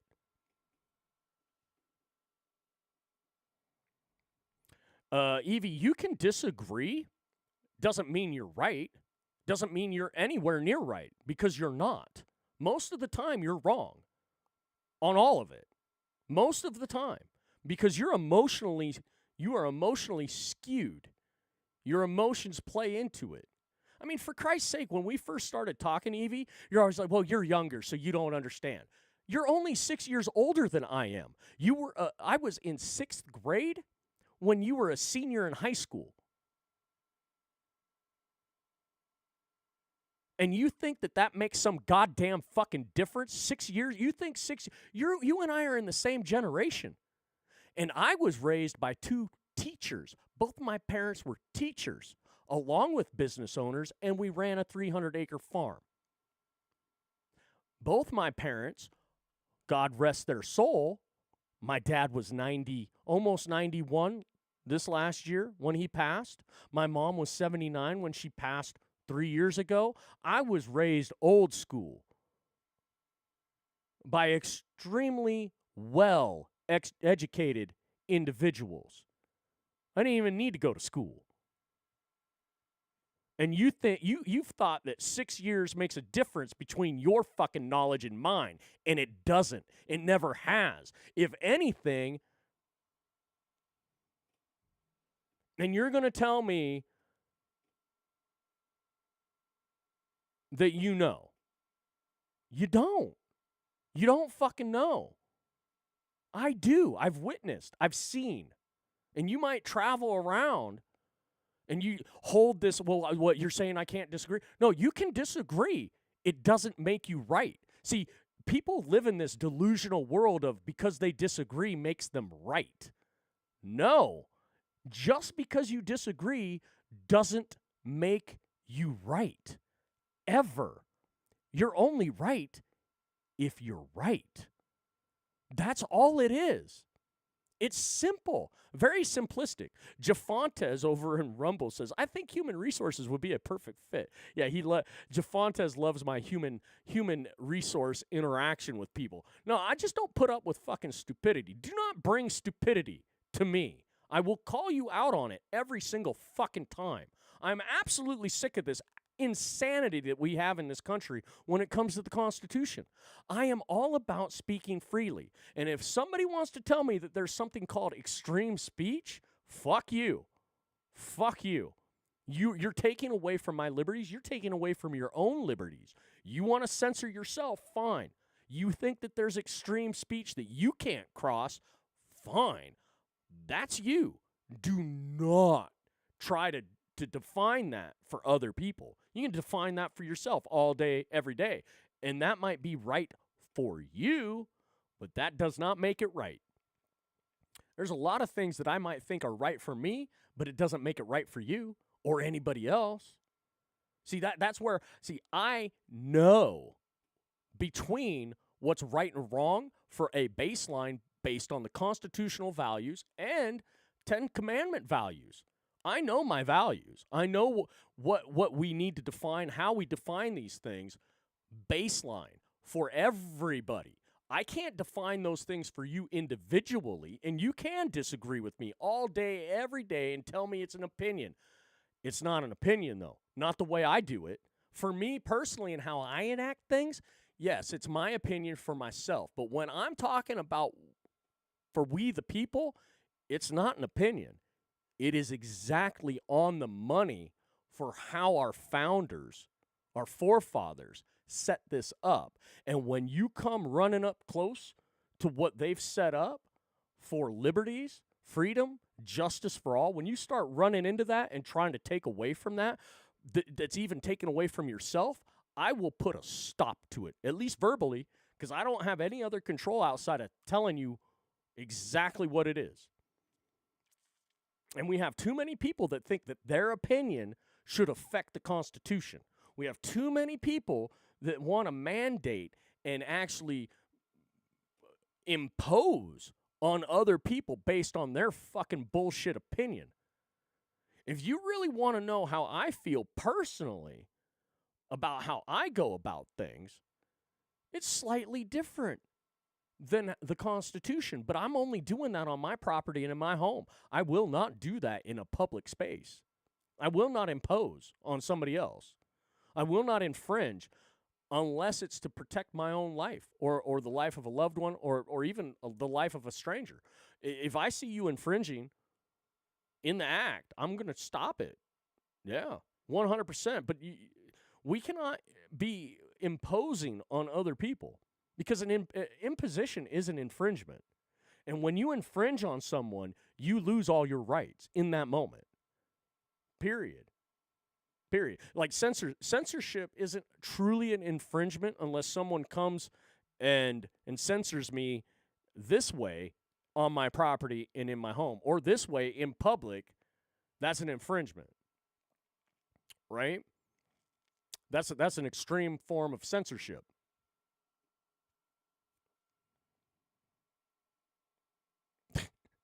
I'm only right if you agree, right? No, that's not what I said, but you can be stupid and fucking, define it that way. That's not what I said if you'd listen, but you don't listen, so, whatever. There's so many things that I've said to you that you've misinterpreted or you haven't heard, and you just, like, you're, seriously? Just go back to doing what you were doing before you found me. Go donate to people that you call dipshits. Go donate to those people. Go give money to people that you behind the scenes think are fucking morons and idiots and retards. Go do that. Go do that. Keep donating to the people that you think are druggies and disgusting and hygienically just fucking beneath you. Go ahead and do that one. Have fun with that. Like I've said, I don't want fucking stupid people around me. Don't be stupid, because I'll fucking tear into you.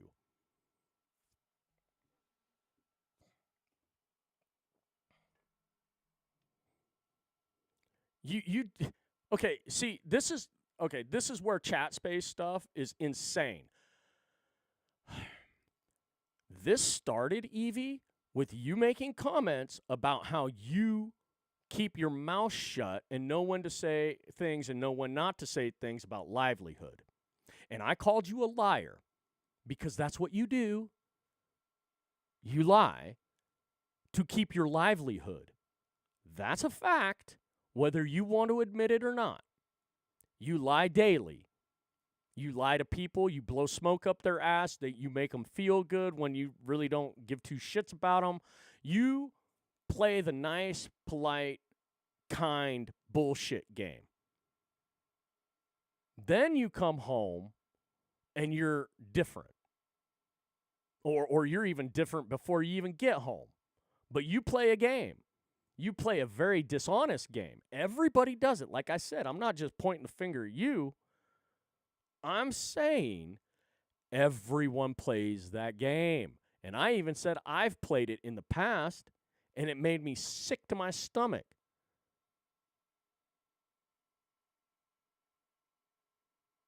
That's how this all got started. Because I will not put up with that shit. And I'm very adamant about the whole lying bullshit. And I mean it. When I say I'm going to destroy this game, I mean I'm going to destroy the fucking game. Honesty needs to be at the forefront. And we have a whole bunch of people all around the world that are just lying sacks of shit. And they justify it for their livelihood. Why? Why continue to justify it? Just be honest with each other. The best thing that you could do is play the honesty is the best policy, be with candor, and nothing will ever be a problem. But people make it a problem because when individuals are being candid with others, some people get their feelers hurt because they're embarrassed that other people see the problem that they have. It's embarrassment. When you realize someone sees you, it's embarrassing. I'm not embarrassed when people see me because I let people know exactly who the fuck I am. And I find it extremely disappointing that other people won't let everybody know who they are. It's kind of like the Epstein list.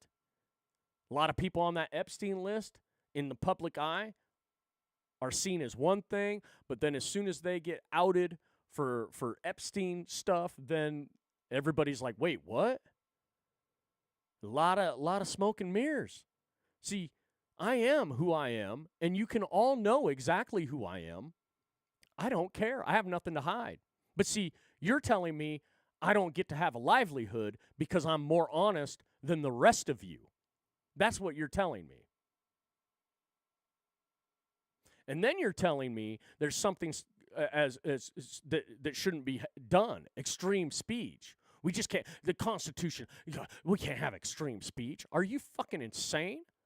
You want to actually deteriorate from the Constitution. Like, I'm not going to let you just say stupid shit. I am going to correct you and let you know that you're being unconstitutional and kind of fucking stupid. If you're going to deny being a liar, when I'm not even denying it for myself. Because we've all gone through these things in our lives. We've all learned. Some of us are okay with it. Others are not. I had a job to do that I feel like was thrust upon me by the dear Lord. I didn't argue. God called me to get behind this microphone and in front of that fucking camera and get on here and start getting people right. Getting people to stop playing the fucking bullshit game. Getting people to stop censoring each other and start listening to each other and start talking to each other and start calling each other out for their bullshit. How do you think the Constitution was haggled over? People calling each other out for their bullshit. Our founders had to call each other out for however long they were in that chambers for. Days. If I'm not allowed to call people out for their bullshit, and you could call it opinions, but I like every time you say it's just my opinion, I'm going to say no. I am speaking to you not as an opinion. This is fact. This is what that is. If you want to misdefine what the Constitution is, and you want to start just playing that game, I'm going to call you out every fucking time. You just got to understand that that's part of the deal. That's, again, this is why people can't handle. If you're going to come at me with shit, expect me to come back at you with shit. And if we can have the back and forth like we're having now and everything, and I call you out for bullshit and you can attempt to call me out for my bullshit, which there is zero.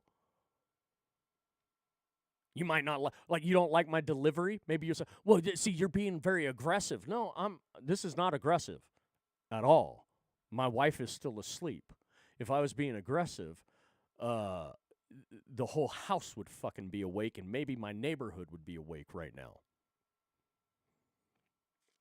I'm just being very adamant at what I'm saying because you're talking about some crazy shit with the Constitution and the freedom of speech. That's really what, like, extreme speech?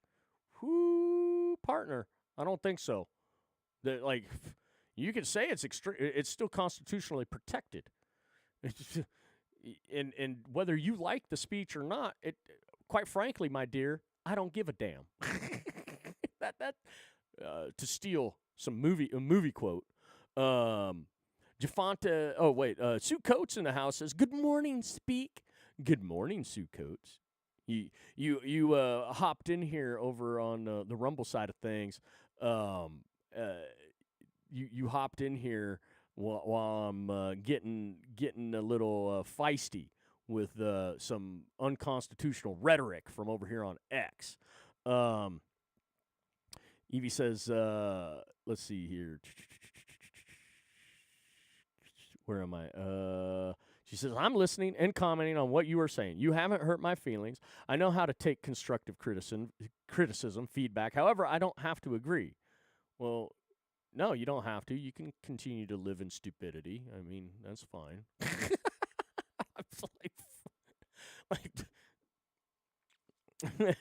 Evie says, freedom to protest. Do you think any of the protests you may have seen is extreme? So, are you really going to go down that road? Like, do you understand? I now know that you have zero clue on a lot of things just with that fucking question.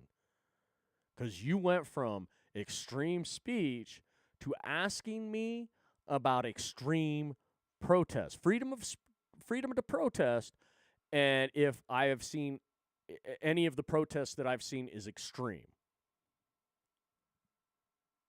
Are you trying to make an argument there? Because I'm going to tell you, I am all about protesting peaceably. Peaceful protests. And like I've said to people before, and I may have even said this to you, the protests that we see nowadays are worthless. They're pointless because they're not doing it correctly. The protests need to be done as a petition because you verbally petition the government. And a protest is just you saying you disagree. I protest. I disagree. So when people are running around the streets doing I disagree protest, because that's what it is. We protest. That's just I disagree. Well, fuck you. I don't care. You disagree all you want. Doesn't make you right. Doesn't make you right. You can run around all day long protesting. All day, all night. You got to petition. You can't just protest. If you want to actually do something, you got to petition. And not like signature petition. You have to verbally petition. And maybe you can add the signature petition too. But a verbal petition. That's how it has to be done. Nobody does it because there's too many fucking retards out there. A lot of them are the ones doing the protests. Extreme comes when you destroy private property and public property. When you are infringing on property, public and personal property, when you are destroying those things during protest or petition, you have crossed the line. And people might not define it as extreme, or people might define it as extreme. It doesn't fucking matter. You have infringed. You have crossed a line where you have openly destroyed someone else's property. You want to show up and protest or petition and destroy your own property in protest? You want to light yourself on fire in protest? By all means, go for it. I'm fine with that. You want to set yourself on fire? You want to burn your own couch? You want to burn your own car? You want to destroy your own house? You want to destroy your own business? You want to destroy whatever the fuck is yours, your property, in protest? By all means, go ahead and get to destroying. That's fine. That's yours. It's yours to do with whatever you want. But as soon as you start destroying taxpayer-funded public property, as soon as you start destroying private property, which we've seen both of those things,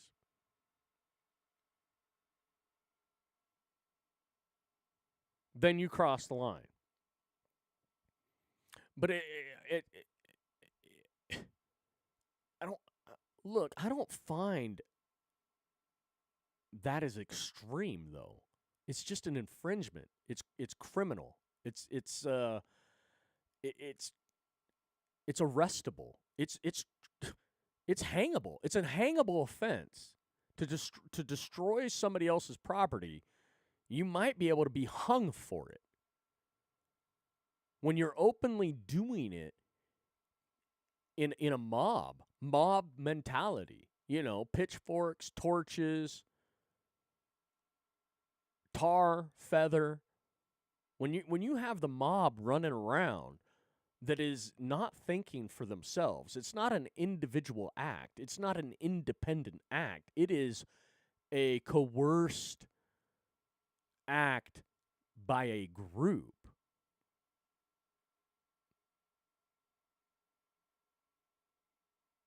Plain and simple. Mob mentality.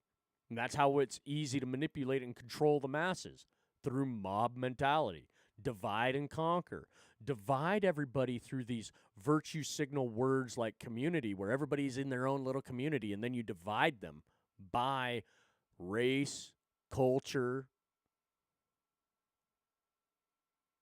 monetary value, social class. You divide everybody that way, and you have the subcategories of division, and you all talk to them with the same virtue signaling word of community, community. So they all think you're talking to all of them at the same time, but you're not. And then you can be like, well, the black community, or the Hispanic community, or the white community, the Asian community. How about the American people? How about the neighborhood of America? How about that? They won't do that, though, because it's not a controlling factor. Not one bit. Can you just look? Do not run up against my Constitution. Do not run up against my Constitution. I will not stand for that shit. Ever. Not one bit.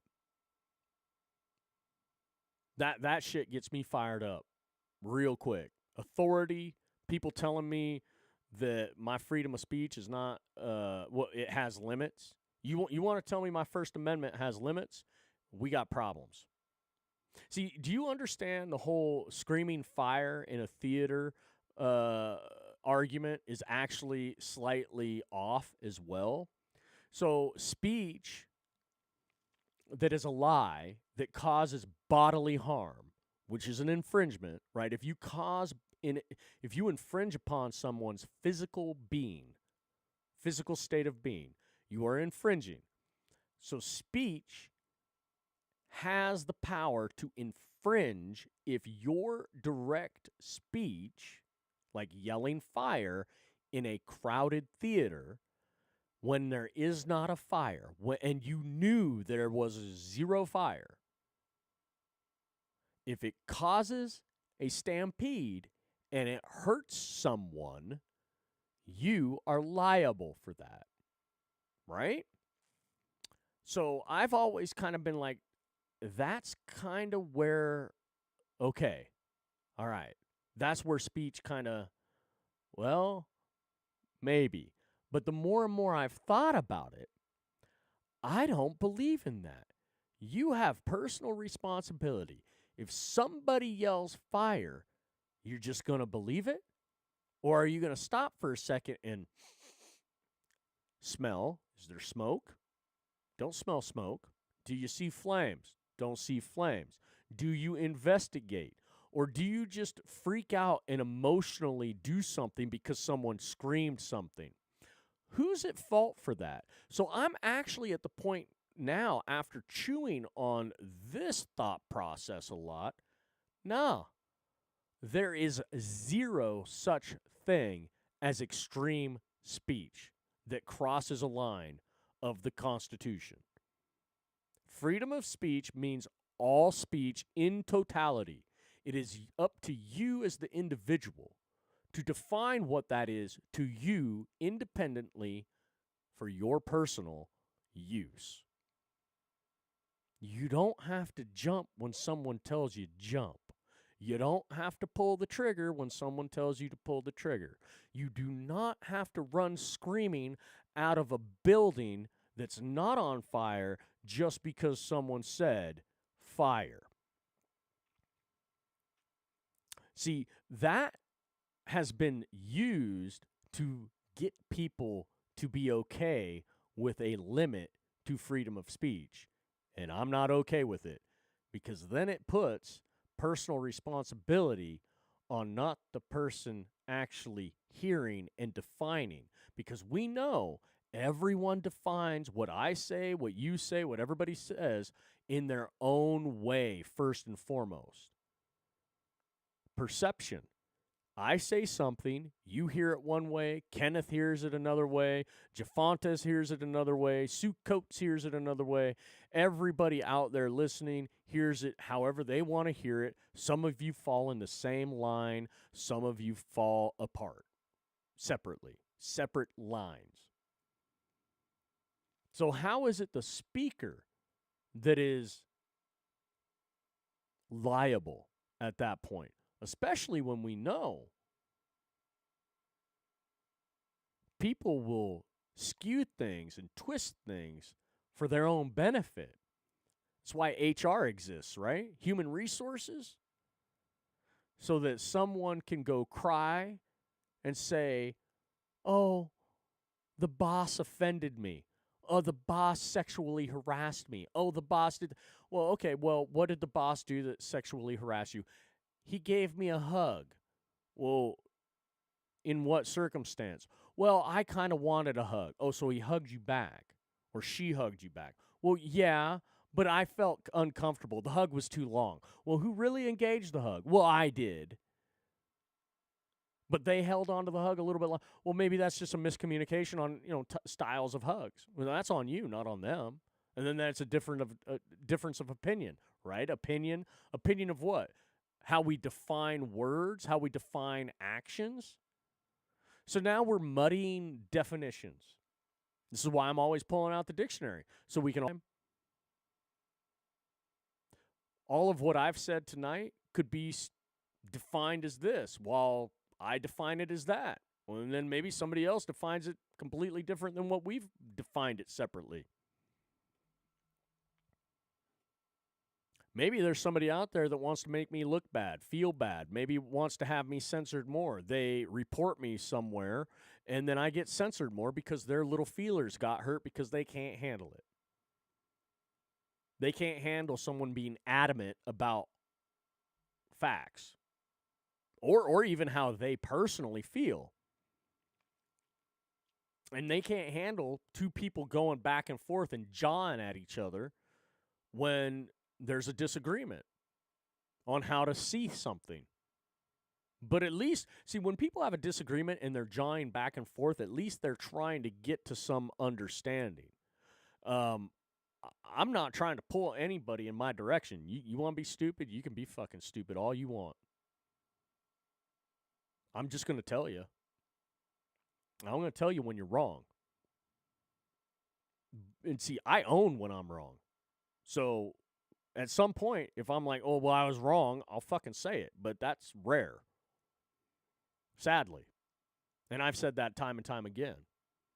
There's a lot of things that I had no clue about, and I just was saying it, and then it ends up being right. And I got witnesses of that. I've got proof of that. I got people that have been watching and listening, and there's a long list of proof of me just saying shit and me not having any clue, and then boom, I end up being right. Kind of sucks, because some of the shit that I've said, I don't necessarily want to be right about. I'd rather be wrong. But sadly, man, oh man, the Constitution thing for me, the freedom of speech. I mean, this is why I call myself Speak Freely. This is why this podcast is Speak Freely. You can't handle the heat, get your ass out the kitchen. Take your ass on home, go somewhere else, go watch some dickwad that just is doing it for the money. Go watch somebody who only gives a shit about the bottom line. Go watch somebody that wants to pander to you, to get you to dig into your fucking pocket and fork over hundreds of thousands of dollars over years. There's people that do that. There's people in here listening right now in combination with other people listening that have spent years on social media donating to people. Hundreds of thousands of dollars between, like just think how much money is donated each day on social media. Millions of dollars donated every day on social media. For what? You do know that the majority of people are actors, right? You do know the majority of people are just faking these videos for hits, for likes, subscribes, follows, whatever. You do know most of the individuals online are disingenuous. They won't ever get irritated with you. They won't ever freak out unless it's a skit, unless it's an act that's been talked about behind the scenes with other people. Let's cause some drama. Let's do this and get people to donate to each other, and let's divide the room so we can make teams and control them based on that. You think that doesn't fucking happen on social media? It happens every fucking day. Every day. To an extreme. And the people fall for it. They can't help but tie themselves into some fucking drama so that they can feel like they're a part of something bigger and they can feel like a hero. Shit, you got people that'll cause drama just to become a fucking hero. They'll create the drama to then fix the drama. To then say, look at me, I fixed it. Well, you're the one that fucking caused it. What the fuck are you talking about? You want a cookie? Like, seriously? But then you have the idiots out there that drop tons of money on this shit constantly. And then I have nights like this where I just absolutely light into people for stupidity, horrible thought process. And then I wonder why nobody wants to support me. Well, I get it. I don't want you to fucking support me. Like, I just don't want fucking stupid fucking people around anymore. Like, on the planet. I want them gone. I'm tired of it. I'm all about the preservation, protection, and defense of the United States Constitution for my liberties first and foremost. And I don't want to dictate to you. I don't want to fucking mandate to you. I don't want to impose on you. And by God, I don't want to be responsible for you either.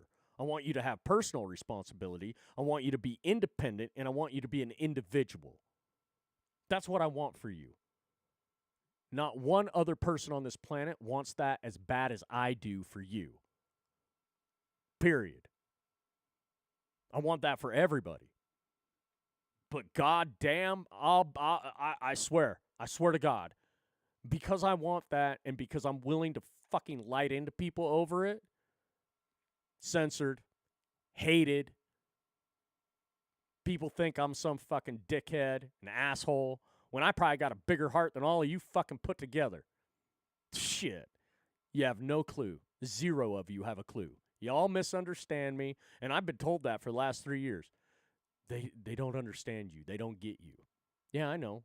They're fucking retarded. They're slow. And see, I'm willing to say that shit out loud because I'm not going to hide it. I'm going to be honest about it. Doesn't mean we can't break bread. Doesn't mean we can't have drinks, shoot the shit over stuff. It just means that even if I'm surrounded by people. I had someone ask me once, don't you want to be surrounded by people who love you and care about you and want what's best for you? And I just said, yeah, wouldn't that be nice? But they never do. They only want to use me, abuse me, try to control me. And what's sad is I just want to be understood. And you might be able to love me and support me, but you'll never understand me. So even if I'm surrounded by many people, I'll be lonelier than any of you, ever. It's a lonely world for some of us, no matter how many people we have around us. No matter how many supporters we have. It's lonely. Especially when some of us figure out who's lying, cheating, and stealing and being disingenuous. When we figure out everybody that's been around them for the last however long has just been frauds. Not really, they don't really give a shit.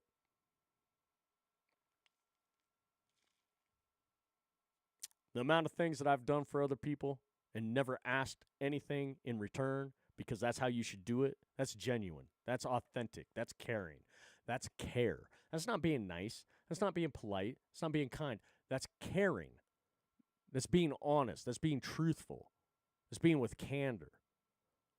Truly helping someone without ever expecting anything back in return. That's real. Can't tell you how many times I've done that over the years. Especially on social media. I've done it a ton on it because it's so easy. It's just like so easy to help people out, hook people up. And I've done that for zero reason other than to just do it because I care. And think that I could be a help to somebody. And in that time while I've done those things, you know how many times people do the same type of thing, except then they promote it, they advertise it, and then they monetize off of it, where people then start donating to them, saying, well, yeah, go help somebody else out. Go help another person out. And then they start making money hand over fist off donations to where they have so much money donated to them that they don't have to fucking do a damn thing other than give little gifts here and there. And every single person out there is unwittingly just making that person a millionaire for just doing something that shouldn't even be promoted, shouldn't even be marketed. It should be authentic, but it wasn't. It was all a ploy to get into your back pocket.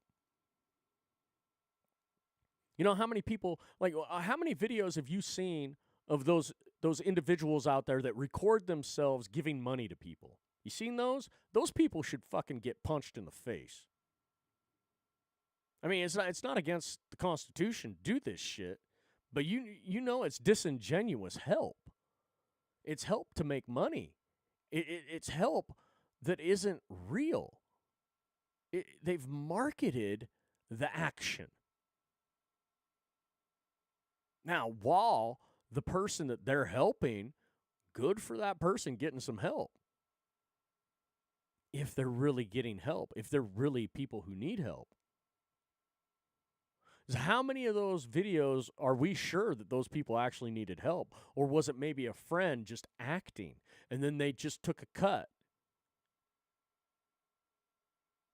Or it was one of those videos where the person, it was all just set up and they gave the money directly back after the camera's cut. How many of those happened? How many Indian giving videos do we have out there? You know what I mean. Don't be all offended. Say that you're going, oh, hey, here, I'm going to give you this. And then, oh, no, I'm taking that back. Sorry. It's a reason why we call it that. Because this happened. It's a history thing.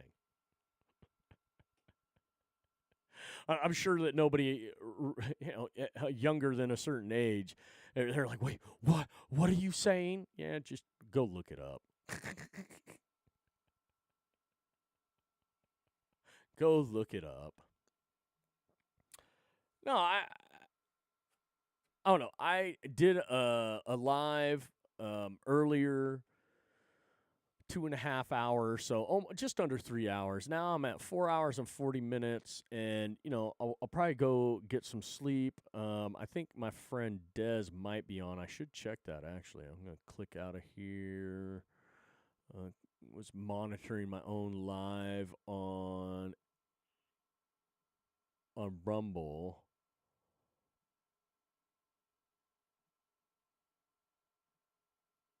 But I'm going to go check out Dez's to see if she's on. No, she's not. She is not on. Sadly. She must be pooped from work. She keeps gaining followers, though, and she ain't even putting out content. I love it. I love it. People finding her. She's got good stuff. She's got great stuff. Desmo114, go check her out. And no, she doesn't pay me to say that shit either. That's just genuine. And Des and I don't agree on everything, nor should we. Like, that's, it's like me and Evie. We don't agree on everything. I just know what's right, and she's trying to figure it out. One of these days, she'll figure it out. One of these days, she'll figure it out. I will accept her stupidity for now.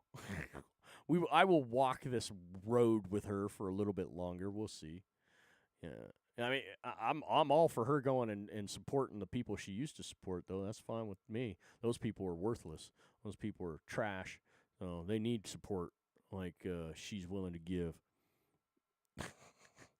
Evie says, it's okay. I'm right. No, well, no, you're not. You're far from it. So far from it. We'll get you educated. We'll get you educated so you understand Constitution and how it actually is beneficial to you not to be such a dictator. Evie the Dictator. I'm gonna make Evie the Dictator logo for her. Actually, ooh, yeah, she's ED. She's a Evie the Dictator that also gives you erectile dysfunction because she's such a dictator. Like, it just doesn't work around her because she's so dictatorial. We can do that one. We'll do that one.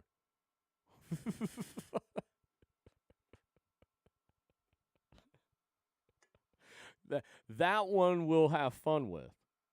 The ED, Evie the Dictator, that can be her profile picture on Rumble or on YouTube or whatever that does profile pictures along next to your name or whatnot. Evie the Dictator, she loves it, she says over here. Fuck. I love it. See, he still loves me. He'll acknowledge me. Look, I love everybody, even the idiots and the morons I absolutely hate. I have a love-hate relationship with the idiots and the morons. It's like I want good for them. I want positive things for those people. I just can't stand them. Because for me, it's like taking my head and pounding my head up against a brick wall talking to these people. It hurts my head when I can't get through to somebody that what I'm talking about is beneficial for them too. It's very positive for them too. I usually only go off on people that are being fucking dumb about the Constitution and talking, basically people that are walking a path of a thought process that is detrimental to our liberties. Personal, individual, independent liberties. That's where I'll fight the person. I will fight the person I'm fighting for. I'm willing to fight the person I'm fighting for. Because sometimes people, it's like, hey, I don't have a problem with drunk driving. If you can get from point A to point B without infringing on anybody, see, drunk driving is not an infringement until you wreck into personal property, private property, or hurt someone, kill someone. Like, there is nothing that has happened that is unconstitutional when you drink and then you drive until you harm somebody. So I don't have a problem with the drunk driving. I have a problem with what happens with some people, not all people, with some people when they've had way too much to drink, where their friends are like, "Hey, you can't hardly walk, and you think you're going to drive? Like hell." Now, this is a whole nother bag of worms I'm opening right here. I'm willing to fight the friend who wants to drive drunk when they're at that level. Why? Because I'm fighting for them. I don't even give a shit if they, this isn't I'm trying to save their life personally. If I didn't know that person, probably going to let them get in their fucking car and drive away. Don't care. But if they're my friend and I don't want to see them get hurt, I will fight them for them. Feel me? I will fight someone for them if I have to. Now, luckily, I don't have nitwitted friends that get that fucking trashed and try to drive. I actually haven't had a friend in a couple decades that has gotten that kind of trashed and tried to drive. So this isn't even a question for me. Like, it's not even an issue for me, But I know there are people out there that have that issue. I do know that. And hopefully their friends try to stop them if but then that raises a whole nother question of infringement. That raises a whole nother question of infringement. So, I mean, and that's a whole nother podcast all on its own. You start going down certain thought processes with this, and I can see why we have certain laws in place. It doesn't make them right because they're not right. They're unconstitutional. Like the whole drinking and driving thing. Now, who started that? Who started that? Moms. Moms started it. What? MAD. Mothers Against Drunk Driving. And they're mad. They're crazy. They did something that didn't actually save anybody. We don't know. There are no hard numbers of any kind of help that their stupidity has had. Because you still have drunk drivers, and you still have people that are killed by drunk drivers. And the reality is, when you do a correlation between back in the day drunk driving and now drunk driving, the uptick and then the decline, if there is one, there's that CAFE standards, the California, automotive standards that they have for California fuel efficiency standards, CAFE standards.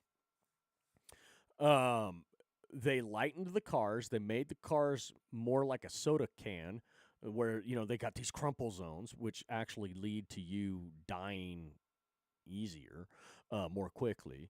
And so you had CAFE standards be implemented, and you still, this was like 90s, the CAFE standards started being implemented. That's kind of when the automobile industry started going to shit. And then you saw an uptick in deaths, like quick, with direct correlation with the CAFE standards and how cars were being built. Then you had Mothers Against Drunk Driving start losing their shit even more, and they wanted to correlate it with alcohol, of course, because that was their only thing that they wanted to really bitch and moan about. That was their only cause. And the reality is, the uptick in deaths because of drunk driving wasn't because of the alcohol uptick. It was because the cars were being manufactured in a way that actually helped more people die. Didn't save lives, helped more people die. So... Like, I'd like to go back to the 60s and the 70s, or even, when you could drive around in your truck and your car and you could pop open a fucking beer. You have a little alcohol, no problem. No big deal. Just be personally responsible. You fuck up, then you got to own the responsibility. It's just like, look, hey, moms, hey, MADD moms out there, the Mothers Against Drunk Driving, you do know you're insane, right? You do know you're nut job. And you're emotionally controlled based on the loss of a loved one that you can't control your emotions over, sadly. Shit happens. If you believe in God, your loved one got called back to go be with God. So you should be happy in that and be thankful for the time that you had before God called your child back to be with them. Sadly for you, you still have to be down here and suffer without them. And that's something that I don't wish on any parent, where they see their child die before they do. But that's God's choice, not yours, and not a drunk driver's. I mean, you could try to stop stuff, but you really can't.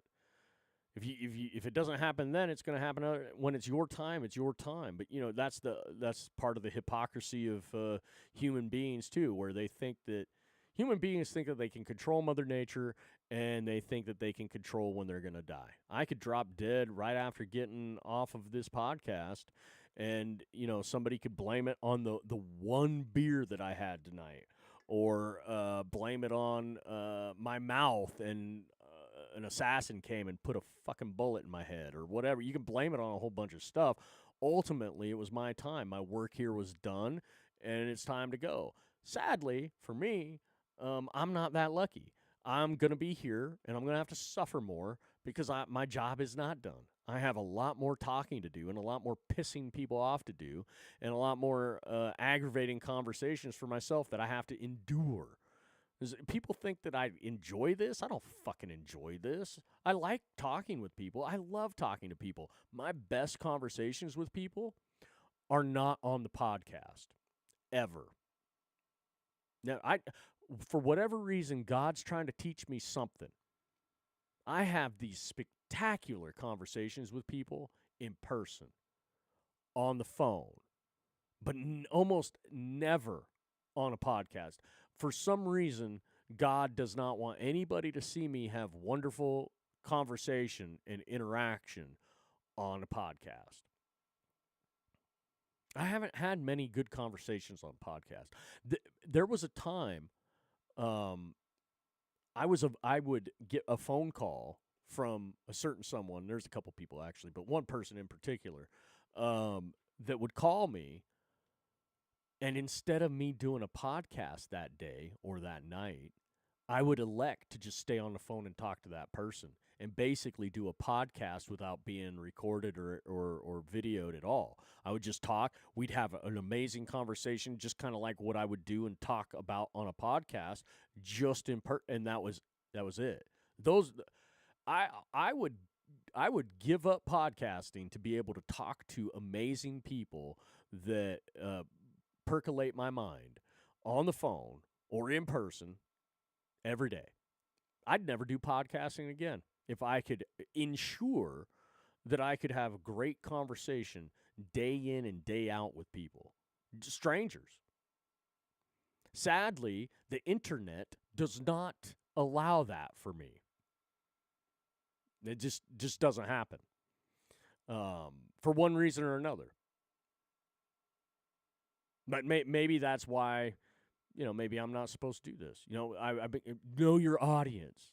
Well, apparently my audience is soft.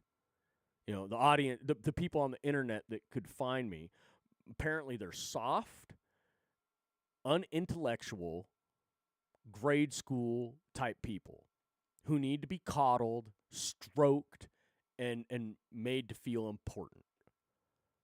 That's apparently my audience. Like, I'm not sure. I always thought that I would attract intellectual people, attract people who were sick and tired of the system, the game, and sick and tired of just the lies and the deceit.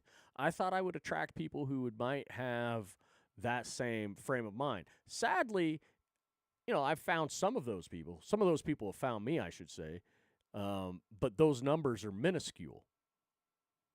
And so I rant and rave about all the fucking retarded idiots out there that want to bitch, moan, whine, and cry and don't understand the Constitution and and I just lose my shit. Because it's frustrating. It's frustrating. Quite frankly, it's really frustrating to see absolute jokes of human beings do this same thing. They're not good at it. They're not good at talking. They have to be scripted. They're clunky. They're not smooth. They can't really articulate deeper thought. They have the jokes of shit that's flying around the screen. That's the popular shit right now. And if you don't think that that's scary, if you think that that's for some purposeful reason other than just the manipulation of the masses to be dumb as shit, that's what it is. That's what it is. People choose the virtue signaling asshats that will lie to their face and play that game. Oh, you're so thank you so much for showing up. It's like, okay, I just clicked on Rumble. I had clicked off of it. I just clicked on it to then maybe go check my chat out because I haven't seen my chat in the last fucking 15, 20 minutes. What's being promoted on Rumble right now? They've got 16,724 viewers on Rumble alone, and it's the Bubba Army. And I've never watched them before. I've maybe for a second or two, but the Bubba Army. And their title is Diddy Trial Bombshell. Diddy hires male escorts. Bubba the Love Sponge Show. Who gives a fuck if Diddy hired male escorts? What, you couldn't have figured that out already? And trial bombshell, that's a trial bombshell. Again, using the word bombshell, hasn't that been overplayed? And then you look at these 4 fucking dipshits. They're dipshits. And I've listened to them a couple times. It takes 4 of them to regurgitate this shit together. And not a single one of them, or all of them put together, could keep up. They can't keep up. It's just a joke. What the fuck are we talking about? But yet they've got almost 17,000 viewers now. It's like, what the fuck is going on here? But I know some of you are probably like, oh, I like the Bubba Army. Fuck you. Seriously? Fuck me. It's like, they never come into my thought process ever, other than I just clicked on Rumble and then boom, it's in my fucking face. And I've run across them in the past, but it's like, what, maybe, well, what's this all about? Oh, that's a fucking joke. But I find that that's the case for me with almost everything. There's very few people I'll listen to, and even then, it's like, since I started doing the podcasting, I'm pretty much not listening to any other podcasters. Just listening to myself. Not that that's helpful, necessarily. But anyways. Okay, so nobody else is... well, I've lost all my viewers at this point on Rumble. Go figure. That seems to be the going rate. Rumble likes to get sad and cry because they're little fucking bitches over there. Let's see. Check out one more time. See if Des maybe started late. No, she didn't start late. Who knows? She might be fucking listening right now. Yeah, it's like, look, I just struggle with this, obviously, because I just struggle with people. I've got people I enjoy, I got people and whatnot, but even them, they hear what I say and then they get their butt hurt feelings because they think I'm talking about them. And it's like, I'm not fucking talking about all of you guys, not the personal people, for the most part. Might be talking about.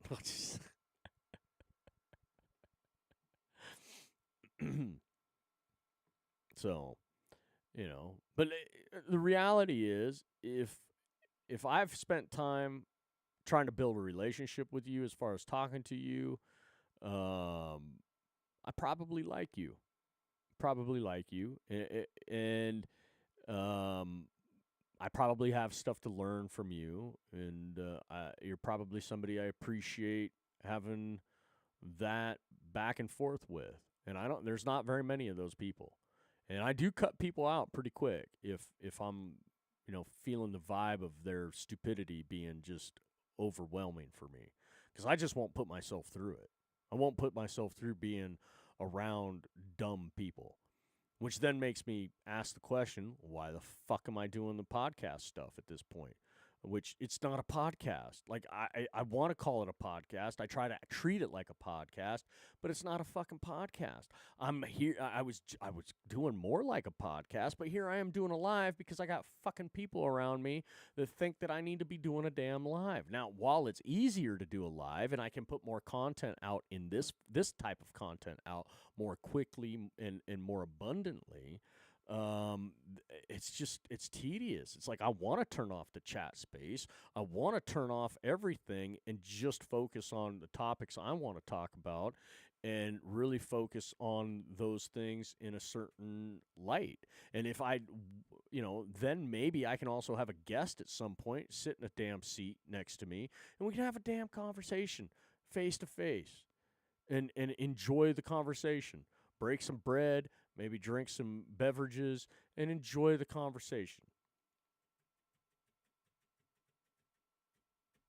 But nobody wants to do that. I wonder why. I don't know. I really wonder why at times.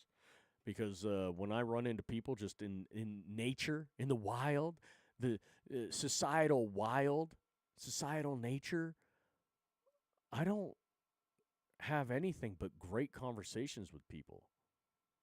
Fantastic conversations. If I could have a microphone and a camera on hand where no one sees it and it just happens now, so I can be captured in my natural habitat. Like, it would astonish people probably. It would astonish people. And I don't know if the damn camera morphs me or the microphone. I don't know what it is. I don't feel like I'm having those conversations. I don't feel like would change if I was here in studio or if I had to go, a to-go studio. I don't think it would change, but who knows? It might. Who knows? Maybe it would change.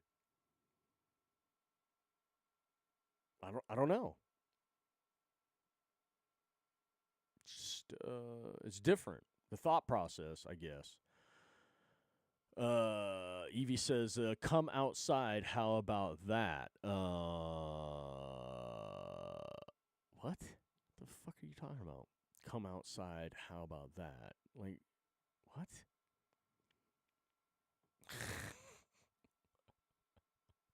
Are you outside my house right now? Have you stalked me? Have you found my humble abode, my minuscule little tiny house? You found my trailer? Did you find my trailer, Evie?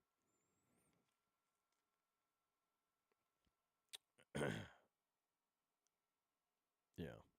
I don't know. Lots to think about, lots to ponder on. For me, it's just frustration. All of it's frustration. And honestly, making me think about why I am in the position I'm in right now makes me just angry. Makes me fucking real angry.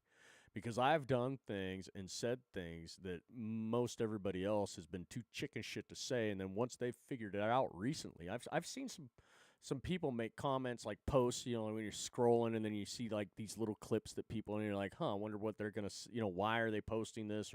And then you hear the 10-second clip, somebody saying something and it's gone viral. And then or some of it's some podcasters. It's a clip of a podcaster saying something. And then you see all the comments, you see the viral, and it's like, I said that shit fucking 5 years ago.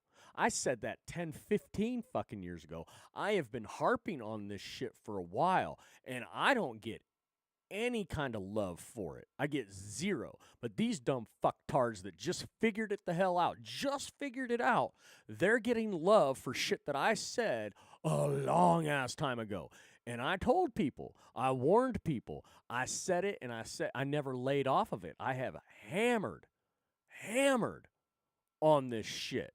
And these people are the ones that cash in. These are the people that they don't get censored, but they're the backbenchers. They're the worthless fucking piece of crap people who took way too long to figure it the fuck out.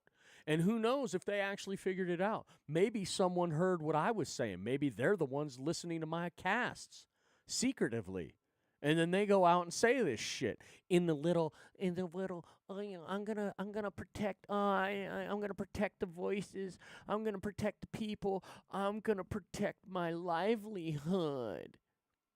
So I'm only gonna say it in a certain manner so my audience won't get upset, won't get sad and depressed. Well, fuck you and fuck your goddamn audience, you worthless son of a bitch. Like, I'm sick of it. It's like, and then somebody, see, right there, you saying that right there is a problem. And it's like, why is that a problem? That's just how I feel. You got a problem with how I feel? I'm supposed to care about how all of you fucking feel. But what about how I feel? You see how that works? You see how that fucking works? Oh, but it doesn't work that way though. Oh, really? It doesn't work that way? It's only a one-way street here? Where the audience matters more than the person that they want to listen to? Does the audience ever control an artist, a musician, and the music that they write? No, not any worthwhile musician. The musician creates the music regardless of who their audience is, and the audience just either likes their music or doesn't like their music. But no one's dictating how the artist writes music. Kind of like this. You can't really dictate someone's thoughts and ideas and how they express them. You either like how they express them, and you like the thoughts and the ideas, or you don't. It's kind of like music. But why is it that more so than music, podcasting, radio, why is it more dictated to by the audience than anything else?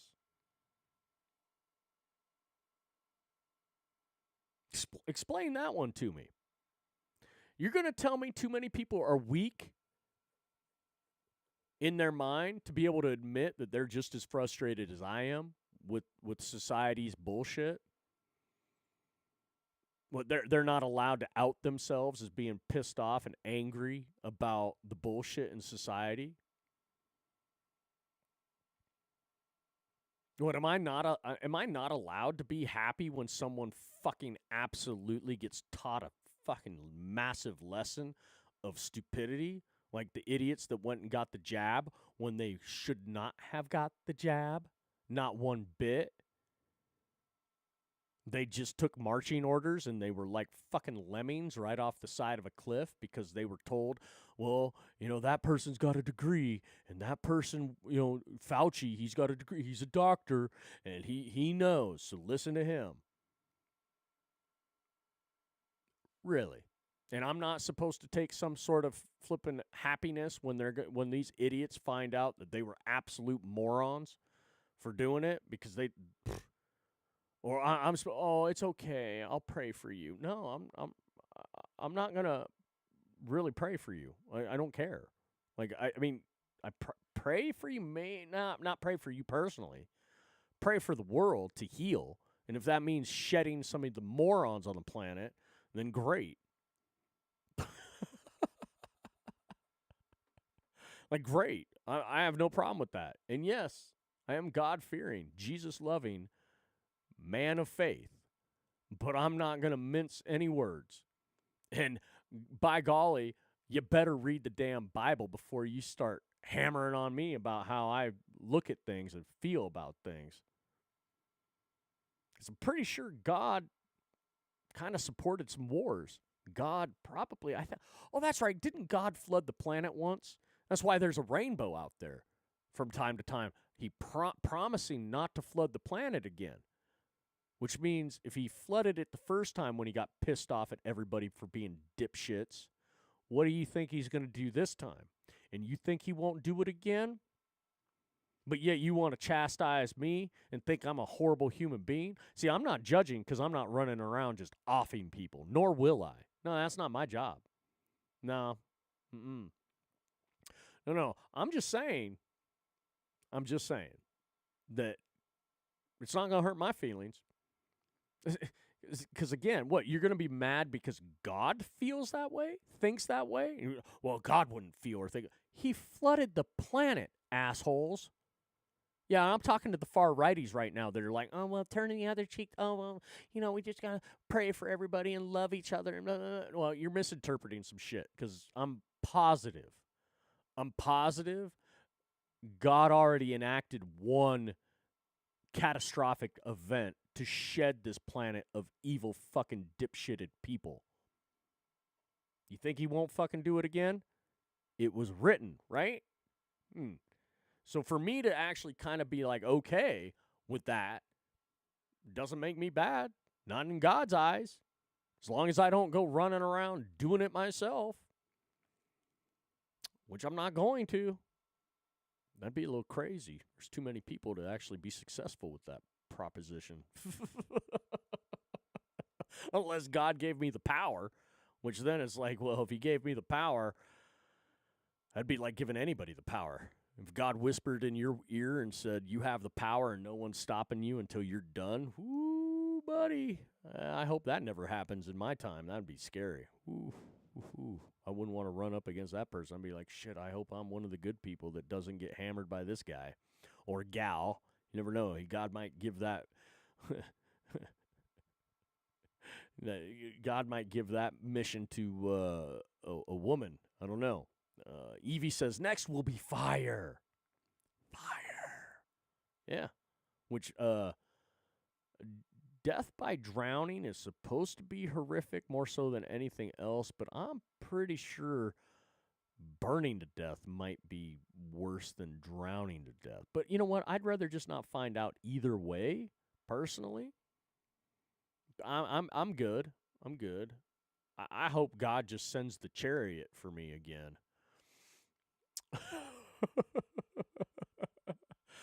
Just don't make me experience death. I'm good. We're good. We don't need to experience death. At least not with drowning or fire. We're good. I'm good. Holy smokes. But I don't know. Holy smokes is right. I just looked at the clock again, and it is 5:15 hours of a podcast here. See, and this is just natural talking. Nonstop fucking talking. Can't keep my mouth shut. Just talk about anything and everything. And when I don't have a topic to talk on, I talk about censorship. I talk about the First Amendment. I talk about people's stupidity, and people at large being the reason why this country and this world has become so shitty. So I clicked on Rumble again, and yep, they're still promoting Bubba the Gay Army over here. Tweedle fat ass, Tweedle dumbass, and Tweedle fucks over here. Four of them. And none of them are really saying anything. It's just the fat one in the upper left-hand corner, whatever his name is. Is that Bubba? I don't know. Anyways, but 20,985 people listening to these four dipshits. What? Here, I'm going to click on it and let's just listen for a second. Let's see what stupidity they're talking about. In the loading dock, ready to hit the pool. But the problem I have, Lummy, is I'm a long pooper. Yes, you are. I'm a 15-minute pooper. I need 15 minutes to poop. And so we don't have that luxury right now. We'll have that luxury at 10 o'clock. The other thing is... Would you ever broadcast from a toilet? No. Like in a bathroom? No. You'd never talk? No. You got to kind of relax when you're in I've there. done that before on 98 Rock. They didn't really like it. Oh, really? It didn't go over well? Because I'm also a kind of a... You're a loud pooper? No, but I'm kind of like, I remember once we had a party. Steve will attest to this. We had a party when we lived on that Fair Oaks house, the one where the G Masker came and wrecked his bike. And there was this girl that went upstairs to go to the bathroom, and she was pooping, and it sounded like she was actually having like sex in a airplane bathroom. She was making so much noise, like Was it intensified that was she hot? Yeah, she was hot, but I mean, we literally like 5 of us standing outside the doors, like, what the hell is going on there? Maybe she was pooping and also playing with herself. I don't know, man. It sounded like it was too much fun. She was having too much fun in there pooping. So anyway, Seth, and by the way, the other thing is we have an upstairs up here, which is where the merchandise area is, and that's what we made into a we got a pool table up there and a poker table. It's called Clem's Clubhouse. Well, I had my sister got me one of these tushy things. And it's a kind of a it's a bidet. Now it's not They're not one of these bidets that are built in. You can turn your regular toilet but it takes into a 4 of them bidet to do a cast. And so I really like pooping there because it really, really cleans you up nicely. And when you wipe, you probably are cleaning it up pretty efficiently and getting everything, but when that's like saying, okay, I'm going to wash my car. It's got dirt on it. I'm going to, take a rag and wipe off the dirt, or I'm going to go ahead and take a water hose and rinse off the dirt. What's a better way to get the dirt off? Using the water, obviously. So plus it, eliminates having to. I mean, have you ever after you've gone to the bathroom, you get like a stage 5 smearer where you just keep wiping and wiping and wiping, and you think that it's never going to end. You ever get that? Yep. Now we jump in the shower afterwards. Yeah. Well, that's why he's got the tushy. So I got the tushy. After this apology is just as gross as what you were doing, man. After the show, Seth, I'm going to go upstairs. When you go for your little walk or go get your avocado toast or whatever you do, and I'm going to go up and lay it out, drop the boys off, okay, and then tushy it up. So my butthole will be pristine for us to do our podcast. That makes me so happy. Does Thank it? you. Then shake his hand. I do always wash my hands after a poop. For 2 minutes? I don't. Not for 2 insane. minutes. I'm not a doctor. I'm not a doctor. Fuck these guys. Fuck the people. You're going to say that if I sing happy birthday when you're washing your hands. If I have antibacterial soap, dial. I put a big old glob. Yeah, fuck these degenerates. Oh, fucking losers. I'm serious. Fuck these guys.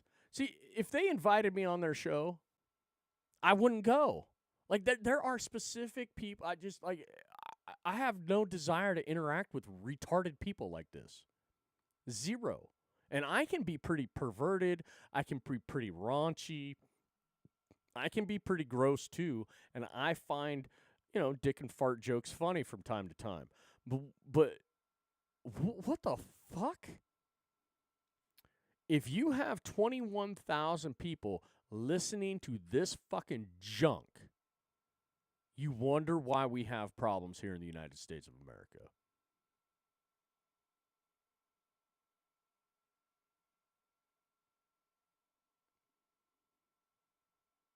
Absolute joke. Fucking morons. I'm the asshole. Because I tell it like it is. You got 3 fat asses and some skinny fucking dude with a fucking giant beak like he's been snorting coke for fucking years.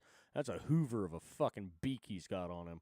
And it's like, and they're talking about parties and pooping at parties and pooping while doing casts and poop this, poop that. And it's like, yeah, I just caught it for a little bit. They might have talked about some serious stuff before. But you listen to their voices, you listen to their demeanor. They don't have any deep thought. It's all fucking just jerk off commentary. And it takes 4 of them. And yeah, I watching the White House stuff, and I'll listen. I won't say something for a while. I'll put some music on. I'll do this, that, and the other. But you get me on a thought process. You get me thinking about something, and I won't shut my fucking mouth for hours. And I've proven it time and time again. And yet, yeah, here I am. Yet, here I am. Censored. Censored. fuck me. Fuck you. Fuck everybody. Good Lord. I guess I'll be back tomorrow. Not quite sure why, but I will because I'm a masochist and I love suffering when I shouldn't have to. But hey, what else do I have better to do with my life? I have nowhere to go, nothing to do, zero funds, zero fucking anything to look forward to, zero. I am the prototypical, I am the zero. I'm the nobody. I'm the never has been, never will be. I'm that guy right now at this point in my life. So, that being said, for the love of God, please, for the love of God, speak up, speak out, speak freely. Much love, everybody. Much love. Peace.